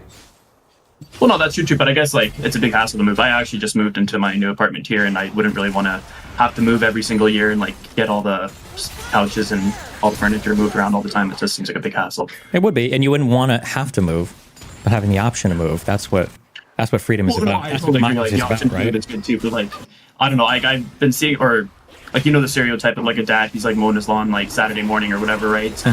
I think like doing like those DIY repairs on your house, like it just speaks to a certain character of people, and like they always want to be in control of like their own house and their own or destiny, has to say, or whatever, right? But yeah, but imagine if instead of mowing this horrible fucking plant that you grow in the front of your house to show all the other neighbors how trim you can keep your fucking plant, imagine inside you take up woodworking or guitar playing or painting Warhammer 40K figurines, right? At the end of a year, you know, what does your neighbor have to show for this? The homeowner, the mortgageoid, right? He's like, look at how thin my grass is. Meanwhile, you have a full collection of Warhammer 40K painted figurines on homemade custom wood tables, okay, that you can serenade with your guitar skills that you've picked up in your free time, because you don't have to waste all your time cleaning your gut. Do you know how many men, do you know the percentage of homeowners that get injuries from cleaning their gutters every year? It's got to be 35%. You ever see that episode of House with the one guy who falls off the roof and Cuddy gets real mad and I'm just saying. No, I mean, I totally agree with that. I'm just saying it speaks to a certain like group of people who want to own their own house, and I don't think like we should be discouraging them from like exploring that opportunity. And I think like you always have a nuanced opinion. Like it's good to like own or rent, just depending on like your situation. The thing that I don't like, being serious, the thing that I don't like is that it feels like culturally, there's so much baked into home ownership that makes it seem like an inevitability that you have to own a home to get these things. Like even the thing that you said, like having an investment in a community. Well, you have to own a home to do that. That has to be an American idea because we're the only country that has that idea, right? I don't think I've ever been to a European country where the people are like, oh yeah, like I'm here in an apartment, so I don't give a fuck about our politics. Like that's just such a mind-blowing thing to me. And I'm actually curious. I don't have these numbers on hand, but I'm curious. Who that would actually there's a counter argument. What is it? Who is more civically engaged? People that live like in rural areas, like in homes, or people that live in city areas and apartments? But I bet the actual answer to that is probably people who live in city areas and have houses. Probably the answer, but I don't really subscribe to the belief that like you have to own a home to be civically engaged. Like I did a lot of door knocking. I'm Canadian actually, so I don't think it's. I figured that out. Don't worry. I might be a little different with the markets. But I guess like your civic engagement is all just based on like how much invested you feel in the community and whether or not like you rent or like own a house. Like it's all just about how much you care or how much time you have to do all these things or whatever, right? And I think it's hard to change the idea of like owning a house because I actually was trying to do research before this into the idea of like home ownership, and I read this dissertation saying that like the American dream was never originally to own a house, and it was basically like all these European immigrants who migrated from Europe post Reconstruction who wanted to own a house as they saw it as a way to become middle class rather than low wage laborers or whatever, right? And it didn't end up like helping them become middle class, but it satisfied their like desire to have control over like that jump into becoming middle class in a sense. Like middle class people it was like 50-50 renting in and owning something. And I can understand that back in when we say Reconstruction, we do mean like post Civil War. Is that what we're talking about? Like 1870s Yeah, to yeah, like okay. 1920, I think was the observation. I wonder back then how much access. We're going to go ahead and send a poll out, okay, for Mr. Mutant and Better Light from Canada here. Mr. Mutant, damn. What do you mean, damn? No, I just didn't think I looked that much like Mr. Mutant. But Okay, well you should damn like negatively there. You should be like Mr. Mutant. Damn. I get You were told like- you were all like, the time. So it's funny. It's funny that people always say that, but that's all good. Now you're making it sound like a concession. No, it's all good. It's okay. No, I mean you You should be excited. Okay, you should be If you excited. I'd be more excited. Okay. That's just joking. All right. But yeah, no, I don't think like you have like a huge like, or like I don't think like there's good faith arguments to say like owning is like 100% better than renting in a sense. It's just kind of like what your preferences are, like what you have like a need for in life. And I just think like there's a huge majority of people who think that owning is like the most important thing to them. So Yeah, but I feel like, can I ask how old you are? 22. Here's something that's very annoying to me. I don't know if this was like this for you. And maybe it was more for me also because I went to a prep school, but I don't think so. I think this is for everybody in my generation. So I'm 36. And one thing that I hear, especially conservatards, cry about is this idea that when we went to high school, they told us, go to college. Everyone has to go to college. One size fits all. We all go to college. And now, all these centrists and all these whatever losers are like fighting on this idea. Like, no, it doesn't. You don't have to go to college. There's all these other things you can do. You don't have, you shouldn't do a one size fits all. But when it comes to home ownership in the new world in North America, it feels like that is the thing. Like if you don't own a home, you're like people look down on you, like culturally. I don't know if Europeans understand that feeling as much. I'm sure that in Europe, if you in European countries, if you have a home, that's probably more prestigious, sure. But I don't think anybody like living in Paris or London or Stockholm or Copenhagen, if you're like, oh yeah, like I have a condo, or oh yeah, like I'm an apartment, I don't think you're like, ooh, that guy's kind of a loser. In the United States, people kind of have a tinge of that feeling. If you're like, oh, like I'm 36, like I have an apartment, it's like, ooh, you're in an apartment? What are you, a fucking loser? What's wrong with you? Like you basically live with your parents.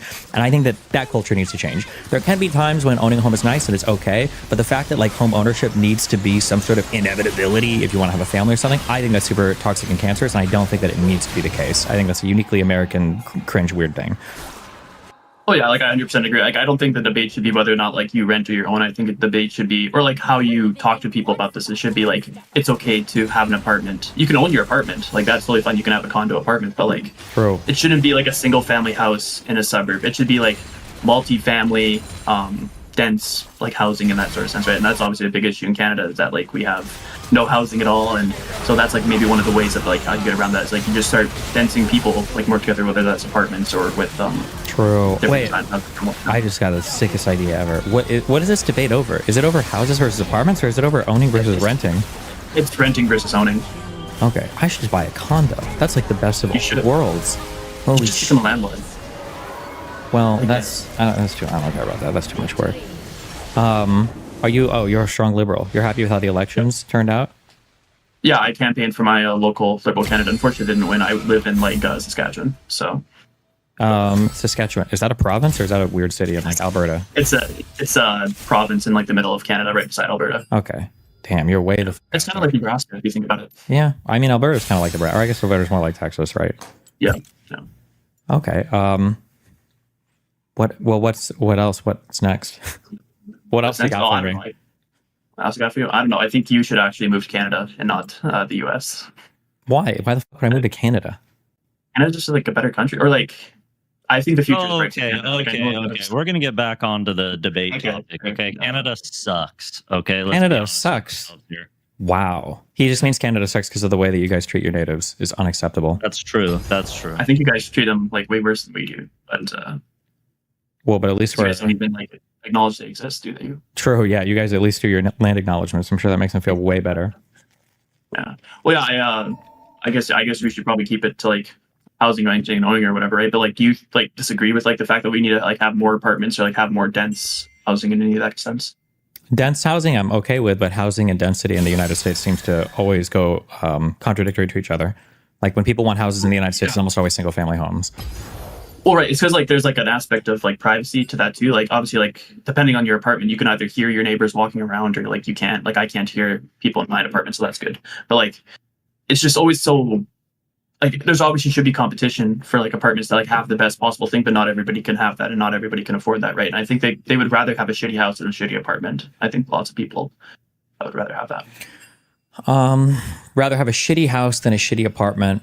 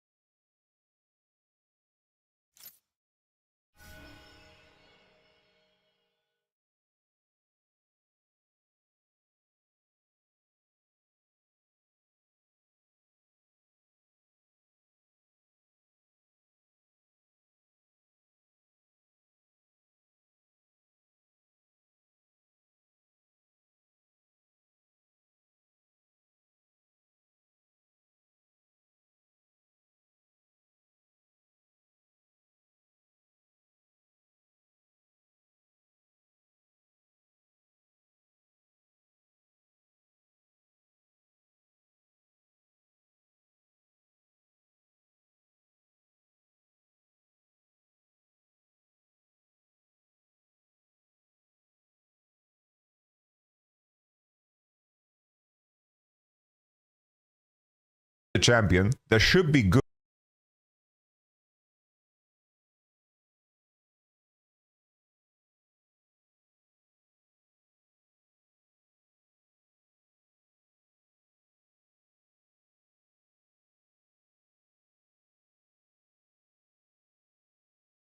It creates like more stable relationships between. Onto the pro-social point, the one guy who falls off the roof and Cuddy. Can I ask how old you are? Well, but I don't, is the be some sort of I think the best of You the world. that like we have no housing at all, and so that's like maybe one of the ways of like how you get around that is like you just start densing people like more together, whether that's apartments or with True. different Wait, kinds of- I just got the sickest idea ever. What is this debate over? Is it over houses versus apartments, or is it over owning versus renting? It's renting versus owning. Okay, I should just buy a condo. That's like the best of all.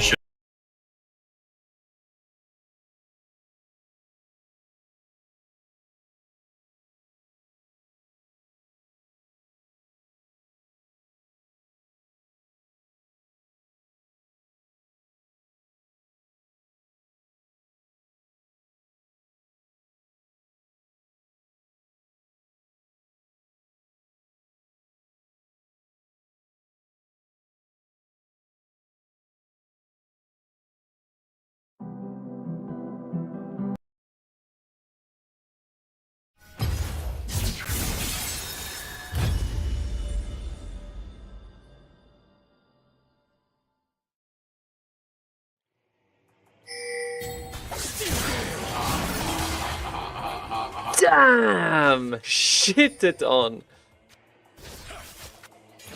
No, what have you done, Azir? You can't fight the diddler? Oh my god, what have I done? Kind of mega diddler start on Shen is that, dude? Minus 1 million CS.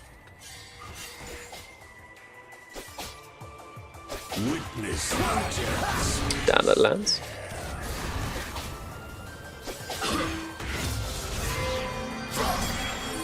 He's thinking about it. I'm thinking about it. Damn. Oh shit, chats, I fucked up. I might just be dead. Hmm? No way, he still goes for it. He kind of just let me get away with it. Yeah.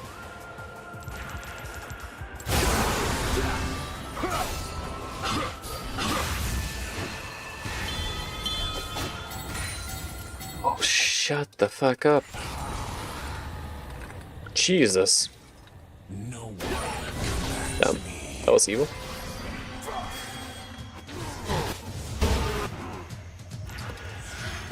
Oh, man.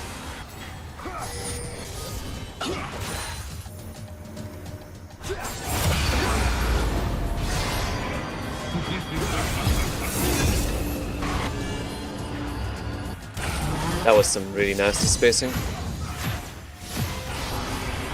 And then I'm doing some nasty things to this Shen.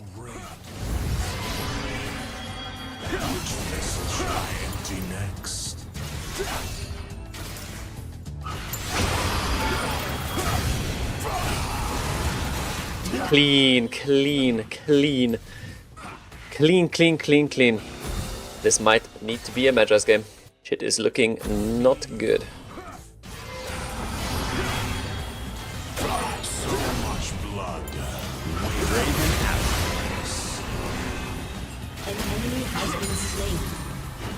Enemy Karthus is a mega tilter. Hopefully he tilts. Not pulling that was fucking shad. A giga shad.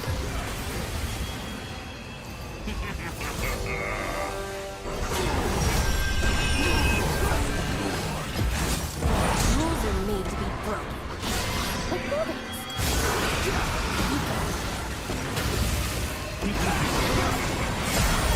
Whoa, that was horseshit. I'm glad Hecarim insisted that he needs to be killed as well in that fight.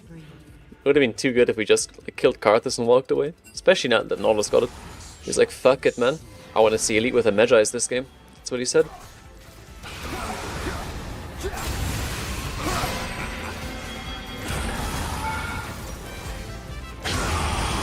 Oh.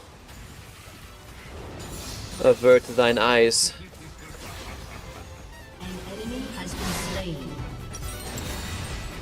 Worked though. Scheiße!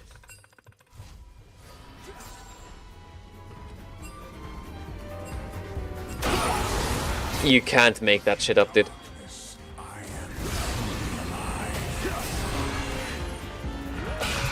Dude, that is so fucking hideously bad. Shut down. This looks like a Magi's game.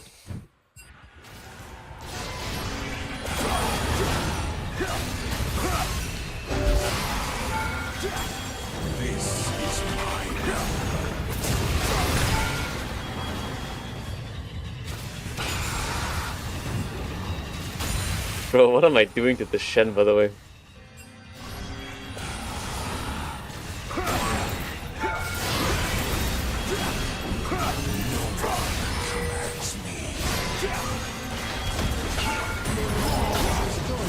Uh-oh. The cops have arrived.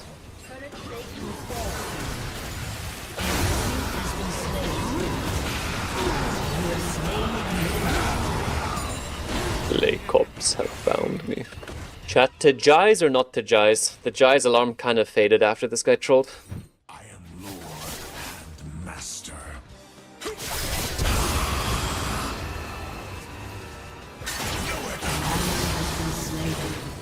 Call this Yon a professional Trinda player the way he shit himself.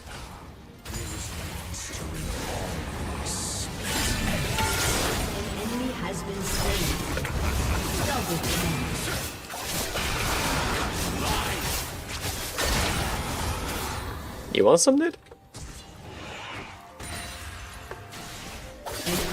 Sounds to me like you want some necromantic curse. Damn. I think I could have queued him and killed him. I'm so online you wouldn't believe it. Wow. Azir? What the hell? He's walking up to the other guy as if he beats him. Does he actually?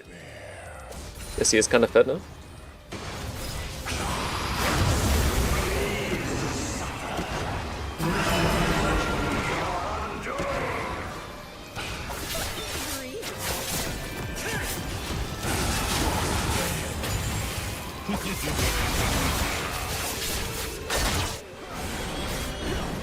Nah, Karthus is tilted.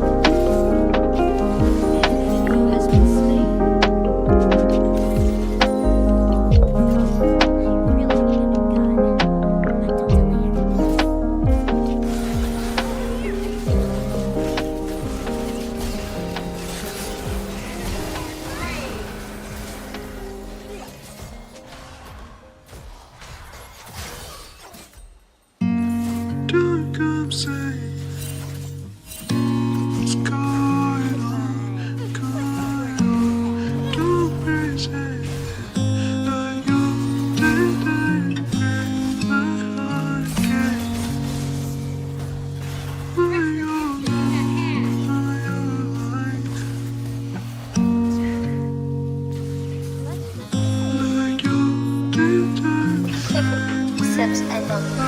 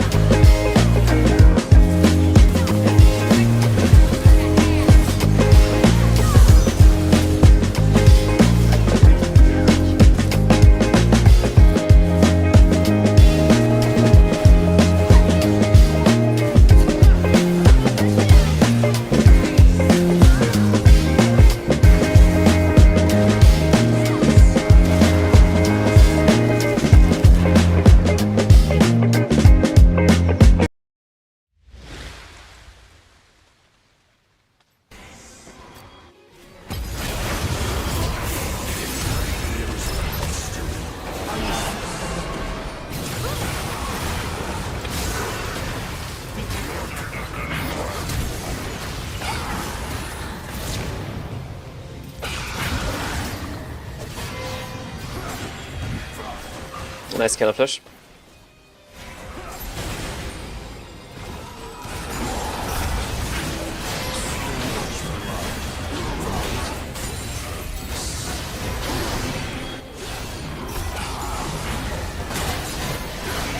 So canceling my recall.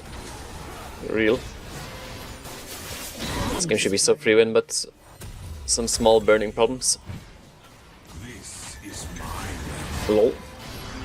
So as we caught trolling. Damn, that was classic elite. Can't even lie at this point.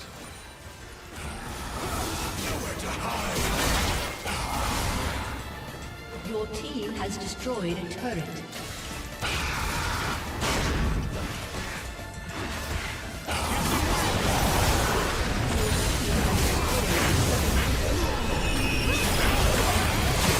What? There was a Shen ulti and all that? Oh! Okay, my Crypt Bloom doesn't proc when I'm dead. Bro, I did not see the Shin ulti.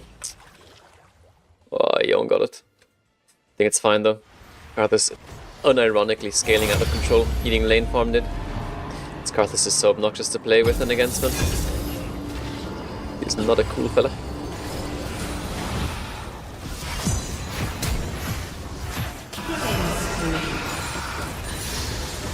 I feel like he realized pretty quick who has to be scared in that situation.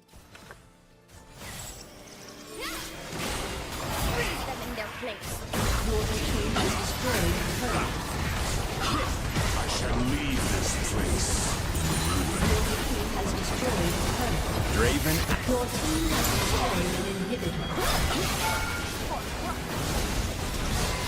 Your team has destroyed an inhibitor. Pursue durability patch.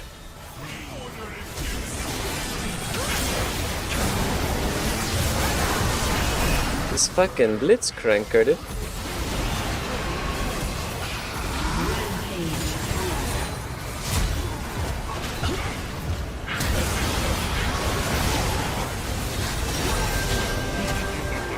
Damn, Yon actually has a Mar and I'm chunking him like that. Rules are made to be broken. That's crazy.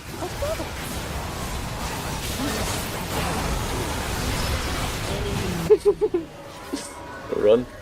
Who says? Run, little rabbit. Who says that? Run, little rabbit. Who says that? Who the fuck is this? Yeah, GNI. Holy shit. Holy chat. Is not the way to transition out of that. What are you guys doing?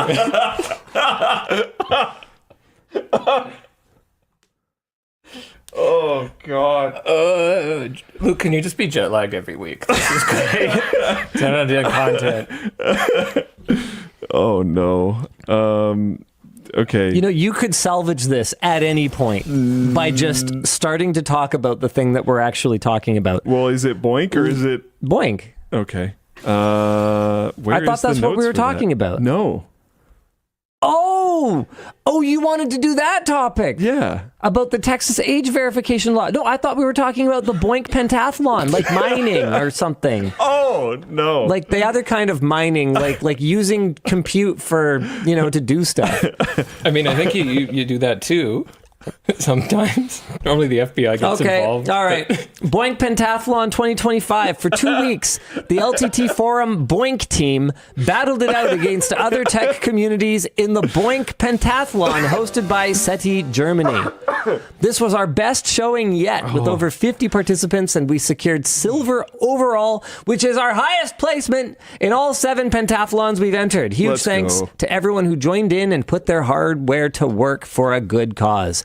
You can head to LinusTechTips.com to join in on upcoming folding events and contribute some computing power for science. So that was pretty cool. Yeah, we can talk about minors now. Just a minor issue. Texas age verification law. On May 27th, Texas Governor Greg Abbott signed a bill into law that requires Apple and Google to verify the age of users in order for them to use their App Store. This law will go into effect January 1st, giving the that's like 7 months to figure out a problem nobody has solved yet. Hold on, we'll get to that. That might sound like a long time for you. It's like not at all. That is like nothing. Yeah. Okay. Sorry, will go into effect January 1st. And for users under the age of 18, they will be required to have parental consent in order to download apps. An Apple spokesperson gave a statement right away saying, "We believe there are better proposals that help keep kids safe without requiring millions of people to turn over their personal information." Google has not yet made a response.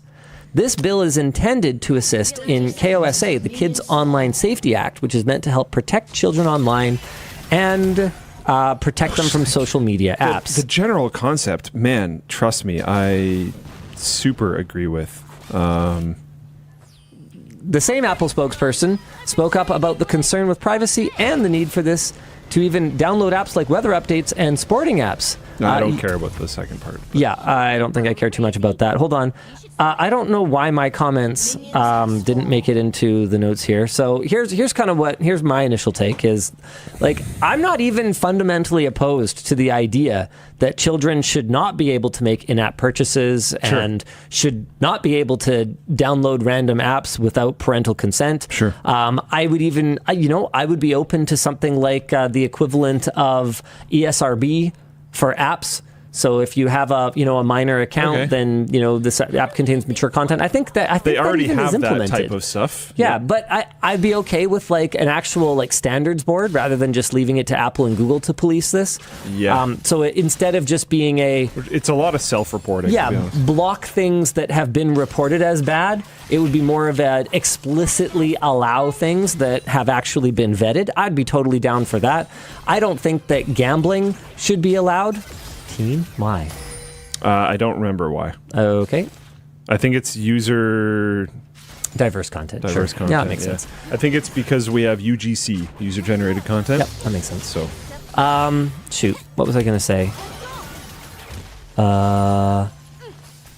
Right. So I personally, I think anything with loot box, gacha, any kind of gambling elements should automatically be for mature audiences only. Like I'd be totally on board with that.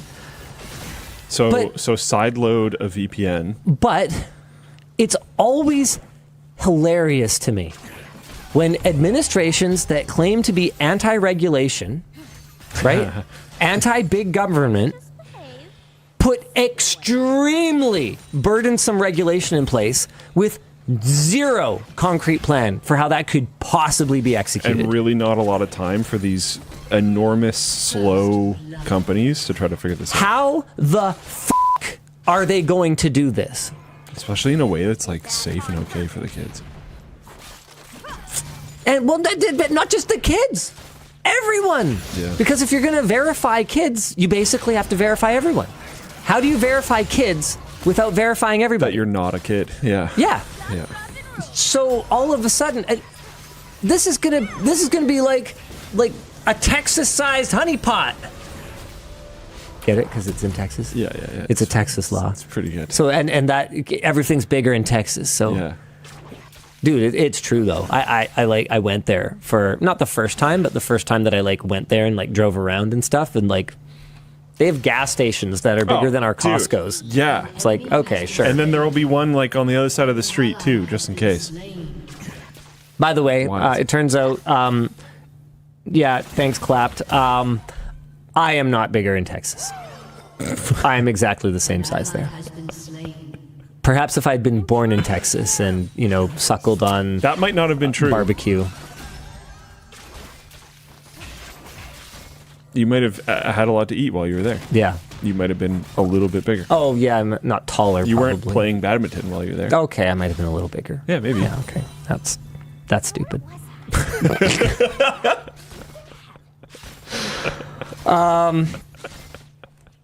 Yeah. So... Speaking of stupid... So this is dumb. Is there anything else for us to talk about here other than just Not really. I don't think... Not very well thought out. I don't think I would trust any state or provincial level government to just hold an online registry that is supposed to be secure, but also clearly linked with Google and Apple systems if there's going to be any kind of handoff and enforcement of this. Oh, you think the state's going to do anything? I don't think so. So at what? all. They're just mandating that Apple and Google need to maintain these databases? I think so. There's That's insane. no part in this where they're saying that they're going to do anything about it. This is so dumb. I suspect it's going to be like an upload your ID type of situation. This is so dumb. This is so dumb. You could upload any ID. Oh yeah, a forged one too. Well, yeah. Yeah. And are Apple and Google really incentivized to really Not make even a sure little. that it's not forged? Not also, even a little. damn son, it's a lot easier to forge a digital document than a physical one. Like if you have to forge an actual ID, a physical ID that's on plastic and all that kind of stuff, Yeah. To be clear, that's very doable too. Oh yeah, it has been for many a year. Just forging a like crappy cell phone picture of one is definitely easier than forging a real convincing shiny UV light at it one. Yeah. For sure. So I don't know, man. Can I just take a moment here though to say that I've seen dumb politicians from every party. This just happens to be a super dumb proposal from a particular party. And I find the irony of we are the party of small government. Oh, by the way, tech giants need to collect even more, must by law, collect even more personal information about our citizens. Delicious. We're in like an extremely... That is like irony. That is delicious irony.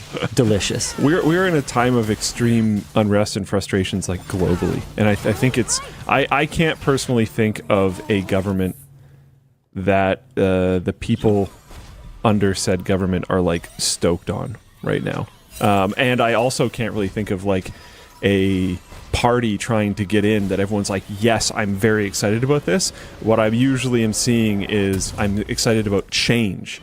Not that I'm excited about the thing that's replacing it. They're just like, oh goodness, I need this thing that's currently here gone, and I'm excited that this other thing might come in and take it away. Not, I'm excited that this other thing is so good. Yeah, we were talking about this recently. There's a lot of that. Like we're seeing these vast pendulum swings. Yep. Just because people are working. Super frustrated with whether it's inflation or other economic hardship, aging populations. So a lot of the paying to support those aging populations is on a more youthful population that has been massively disadvantaged compared to said populations that they are now supporting, and which also, is a very frustrating situation to be in, and is disadvantaged in terms of numbers. It's tough out there. We're also dealing with a massive overspending globally from governments for a very extended period of time. And in many cases for no reason. So now that things are challenging and we actually need to spend, the coffers are empty. And not only are the coffers empty, but you have extreme amounts of debt that you're servicing constantly. And this is to be clear, I'm not talking about Canada. I'm not talking about the States. I'm talking about practically the whole world. This is not. What is it, Sweden that has that sovereign wealth fund that Norway. is just like a Norway? Yeah, that's right.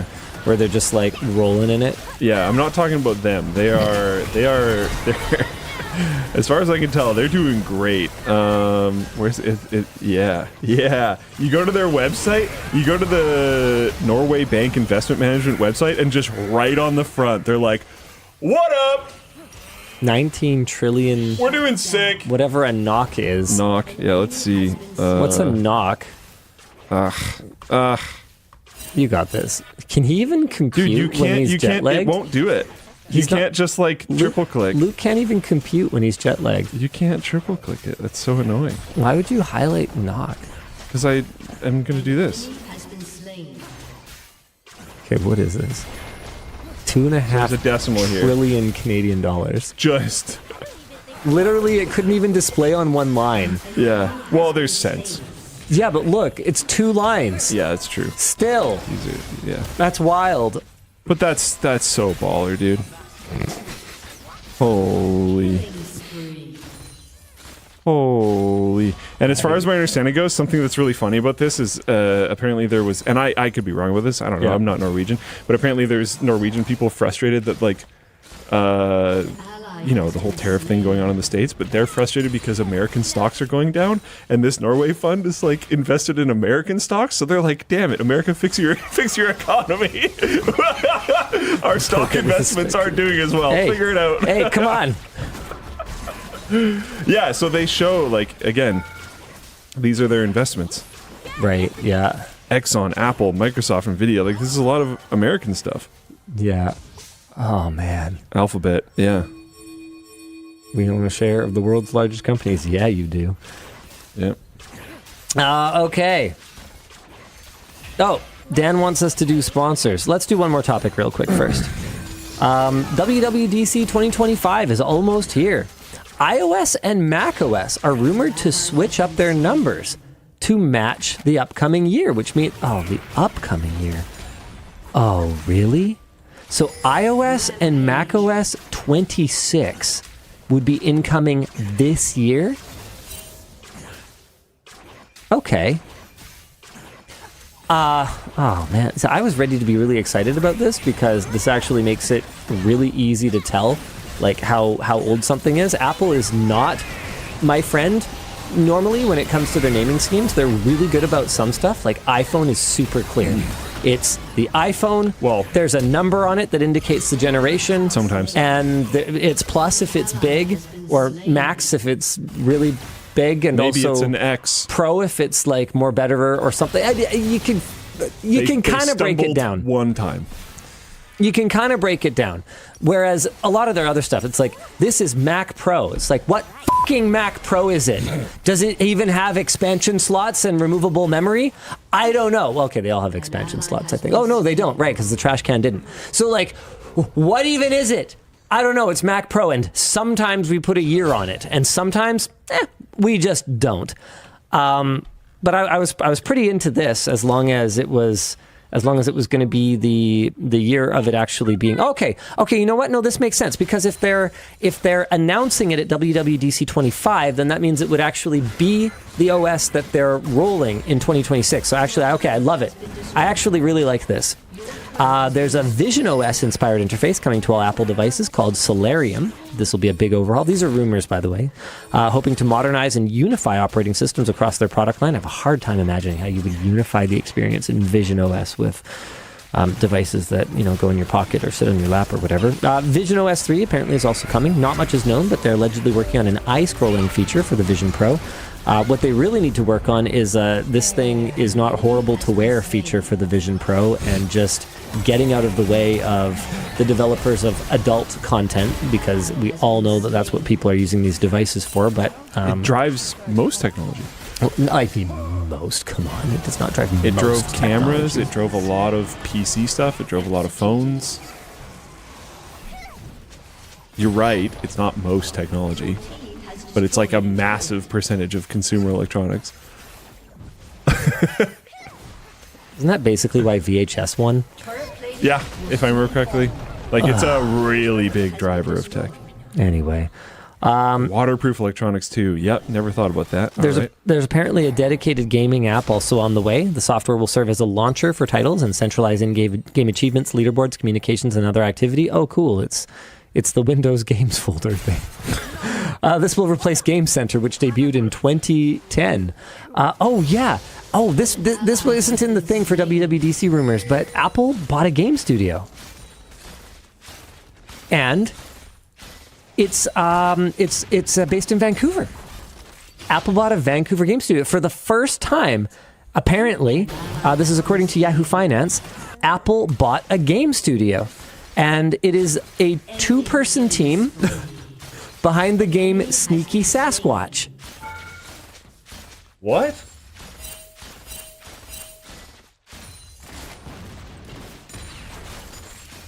What? I think this is verbal irony.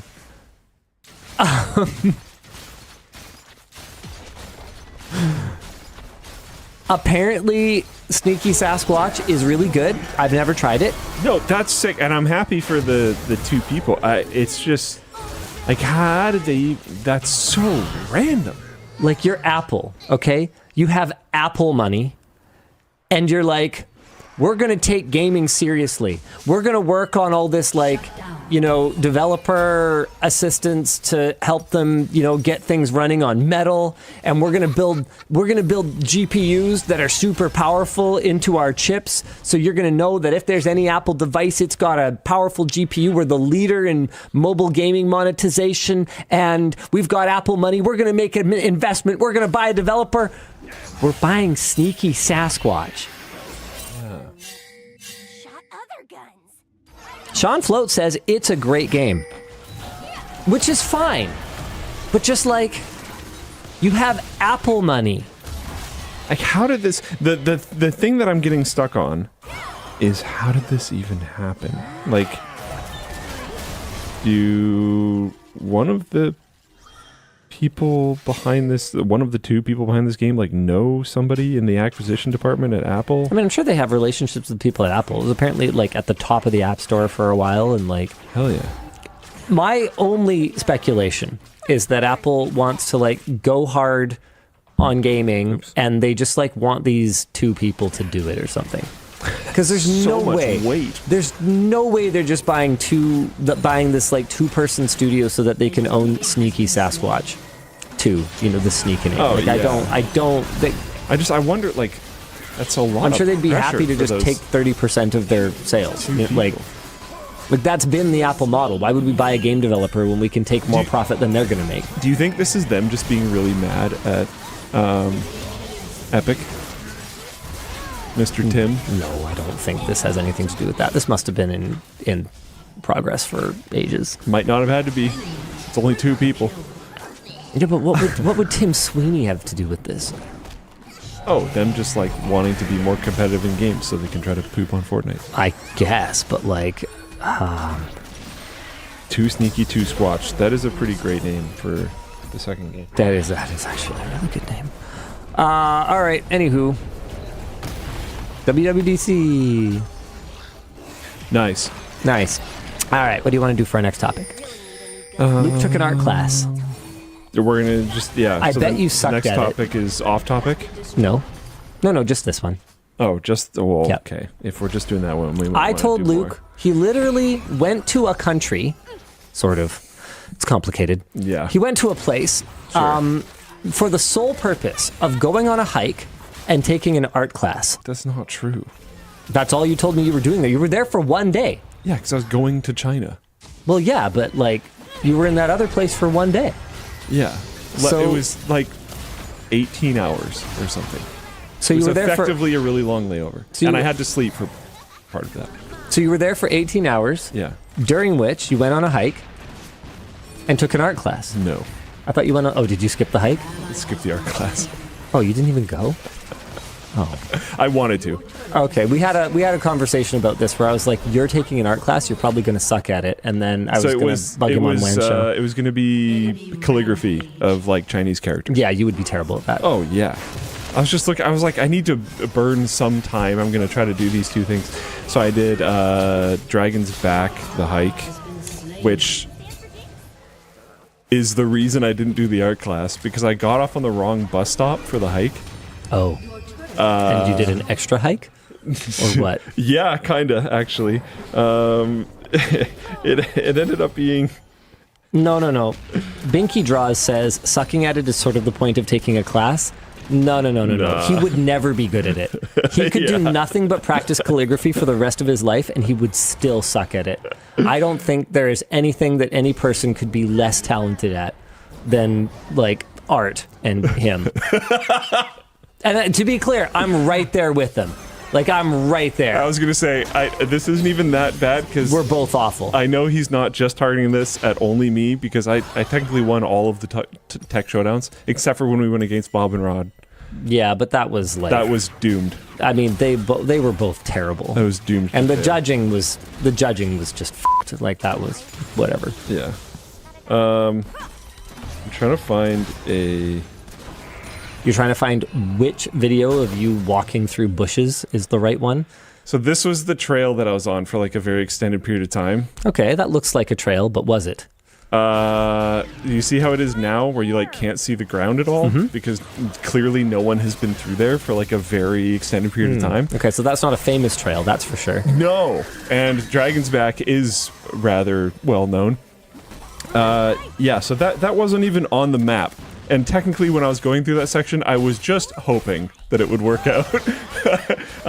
Again, I got dropped off. So I got dropped off at like a camping barbecue area, not the like Dragon's Back trail start. Nice. But I was like, I mean, it's up there, and I saw like some gravel kind of coming out of the trees. Nice. Not real gravel, just like, stray fake rocks. gravel. It looked like maybe someone had pushed their way through the trees at some point. And I was like, I will follow in the footsteps of this previous You're person. lucky you didn't die.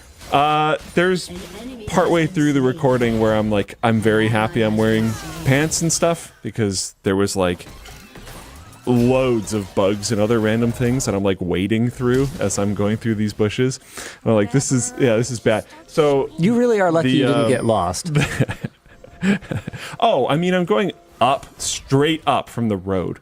So if it was bad, I'll just turn around and go back to the road. Yeah, I'm sure. I'm pretty sure those are famous last words. It will be no problem if I just march into the jungle because I will just turn around and go out. I mean, to be clear, I'm not familiar with where you were. Maybe it wasn't that big. This is how dark the end of the hike was. Okay. So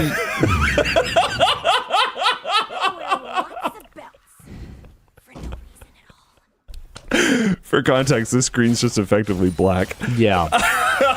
You shouldn't have done that. You shouldn't have done that. Like at least probably about an hour into the hike, I was having the thought of like, it's weird. I'm in Hong Kong. The population density is really high here. This is a like not a super complicated, like not very difficult hike. It's just supposed to be mostly scenic. And it's very well known. And I haven't seen anyone. And I have seen literally no people this entire time.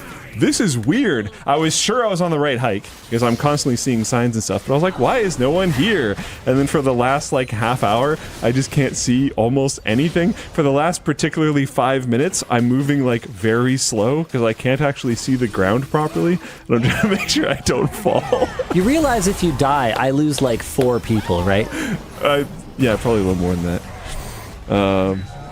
I made it. Everything's fine. Wait, what are all your different roles? Okay, so I lose my CTO, head of labs. There are 5 departments. My friend. You have 5 departments? That's ridiculous. I don't want to talk about it. We're working on shrinking that. Okay, what else do we want to talk about today? Yeah, so I didn't. The other really annoying thing that happened while I was there was I wanted to do laundry. The hotel didn't have laundry. Mm-hmm.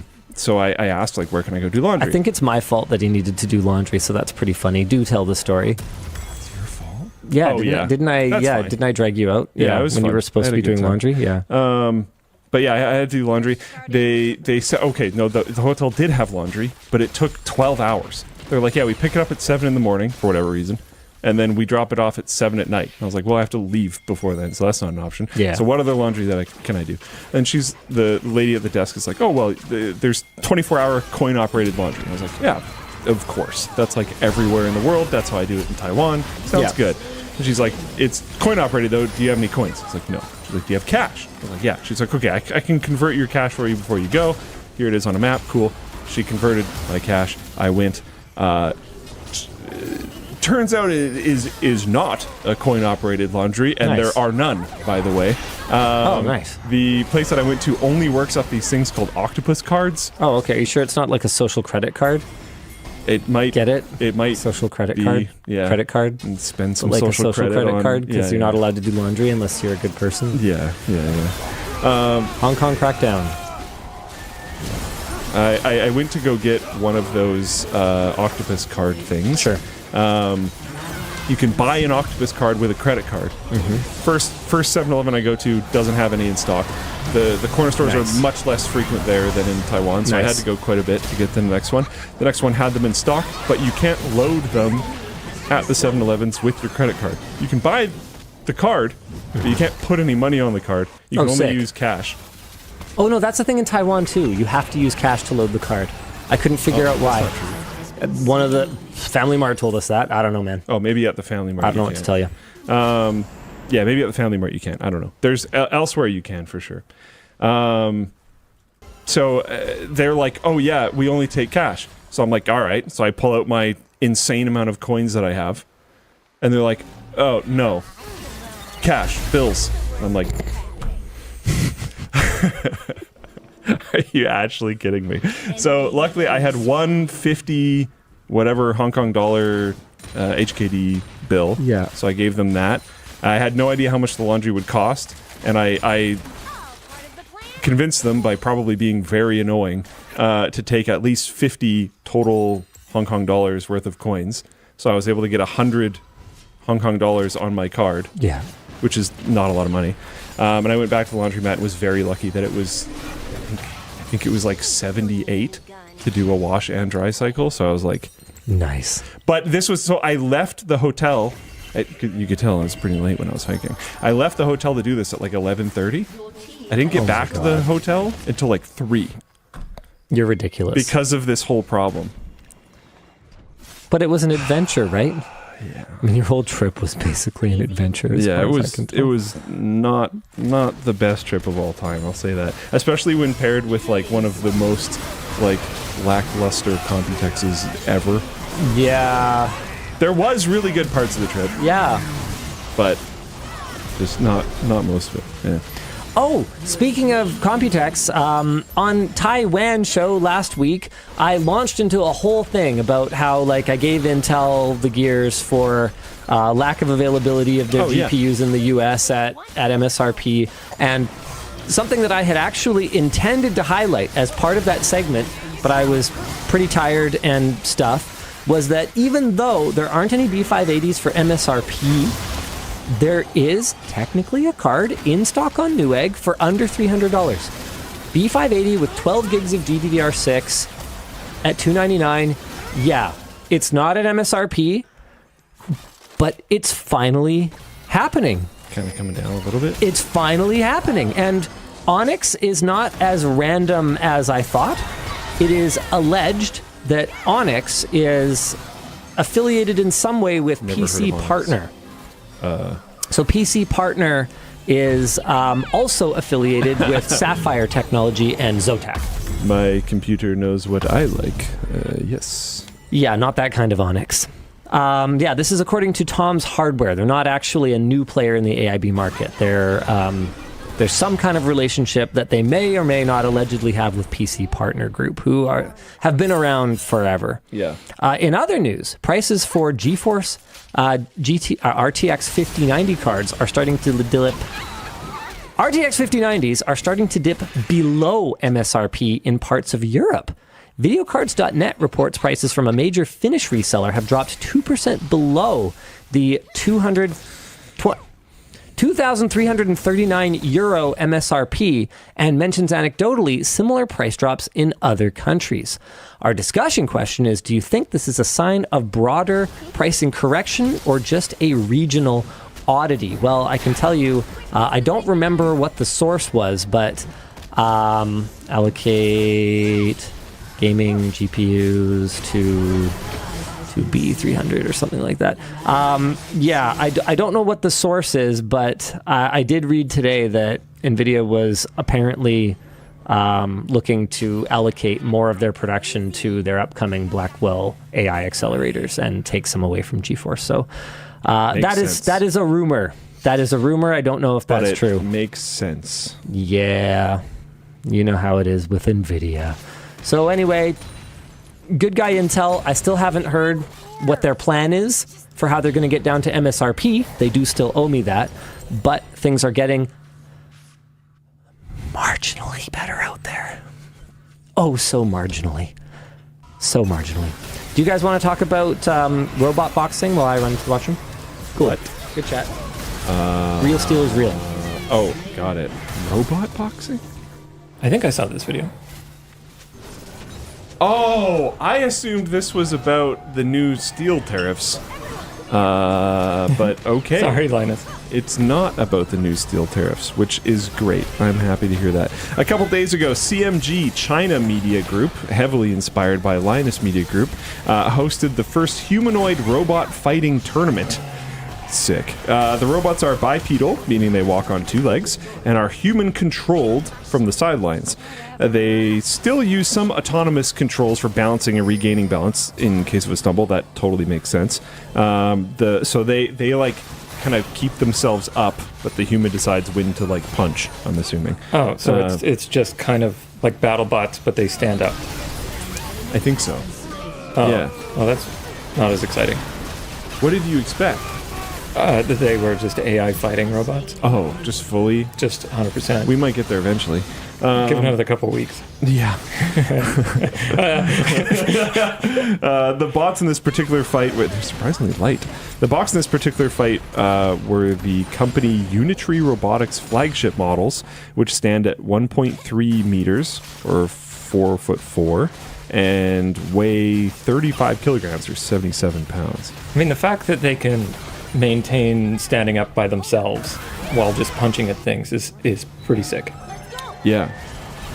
You want to throw the video up there? Sure. The first link's timestamped. Cool. Like, you know, sure, maybe the humans like make them punch each other, but the fact that they can hold their own. There's no. It's not Q-op, right? Like they're definitely not controlling its ability to stand. Oh yeah. They got locked up. I'm wondering how much of the derpiness is the. I'm wondering how much of the derpiness is the human controllers being bad. Like, because if you go back to where this started, like one of them just faces the wrong way. Like he's literally just facing the wrong way for like a very extended period of time. Oh yeah, maybe it's just turn around. There we go. Now they're doing it. Kind of cool. Interesting. It's going to be great for like control systems. Go back to the yeah. I'm skimming the comments, and one of the top comments is, "To be honest, this degree of camera control is already body control is already very excellent." Yeah, I think that's quite incredible. That is pretty legitimate. I don't think anyone's really gonna like. It's an interesting show of your tech. It's not surprising to me that these are two of the same company, because they're probably trying to show their tech off. I suspect this is more advertising more than anything. I don't think people are going to get into watching this too much. No, give them glizzies. Give them a little gun and then set them in a ring. And now we're talking. I want military contractors on this. That'll really push the technology forward. I think if you started including like shoulder-mounted rockets, people would watch. Oh hell yeah! Just a full sprint around. It needs like intense spikes explosions. on the knees and the running on the walls while shooting rockets off the shoulders. Yeah, like people are gonna watch that. But unless it's like an insane spectacle, I think people only really care if other humans are involved and like, as screwy as this sounds, experiencing pain and loss, because it's the drama of combat is a thing that has enticed people forever. But yeah, just having two machines clank into each other, like I'm not surprised there wasn't much of an in-person audience, you know? Yeah, I think so. Yeah. I mean, Boston Dynamics is going to come in with their creepy new one, maybe? Boston Dynamics has been kind of weird for a while.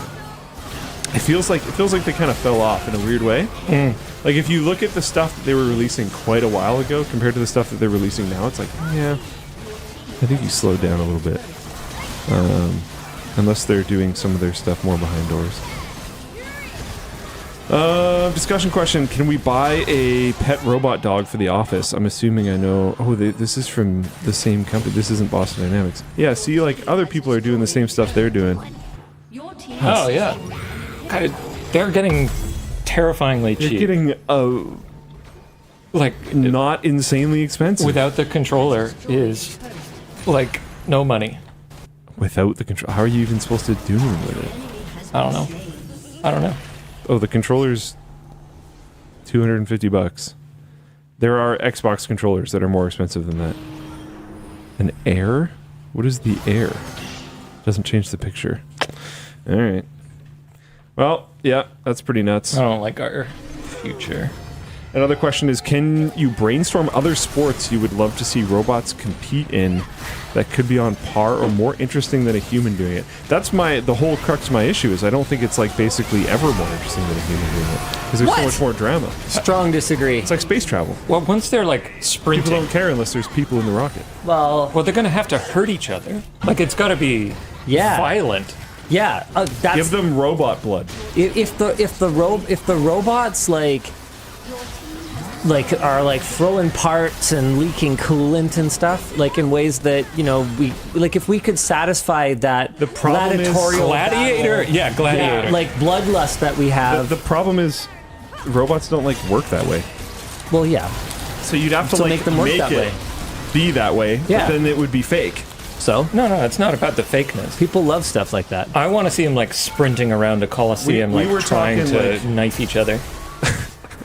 We were talking That's my like if it was more, yeah, if there was like explosions and stuff involved and it was faster. Give 'em guns. Give 'em guns. That it might be interesting for people, but I don't know. Like the space travel one was very interesting.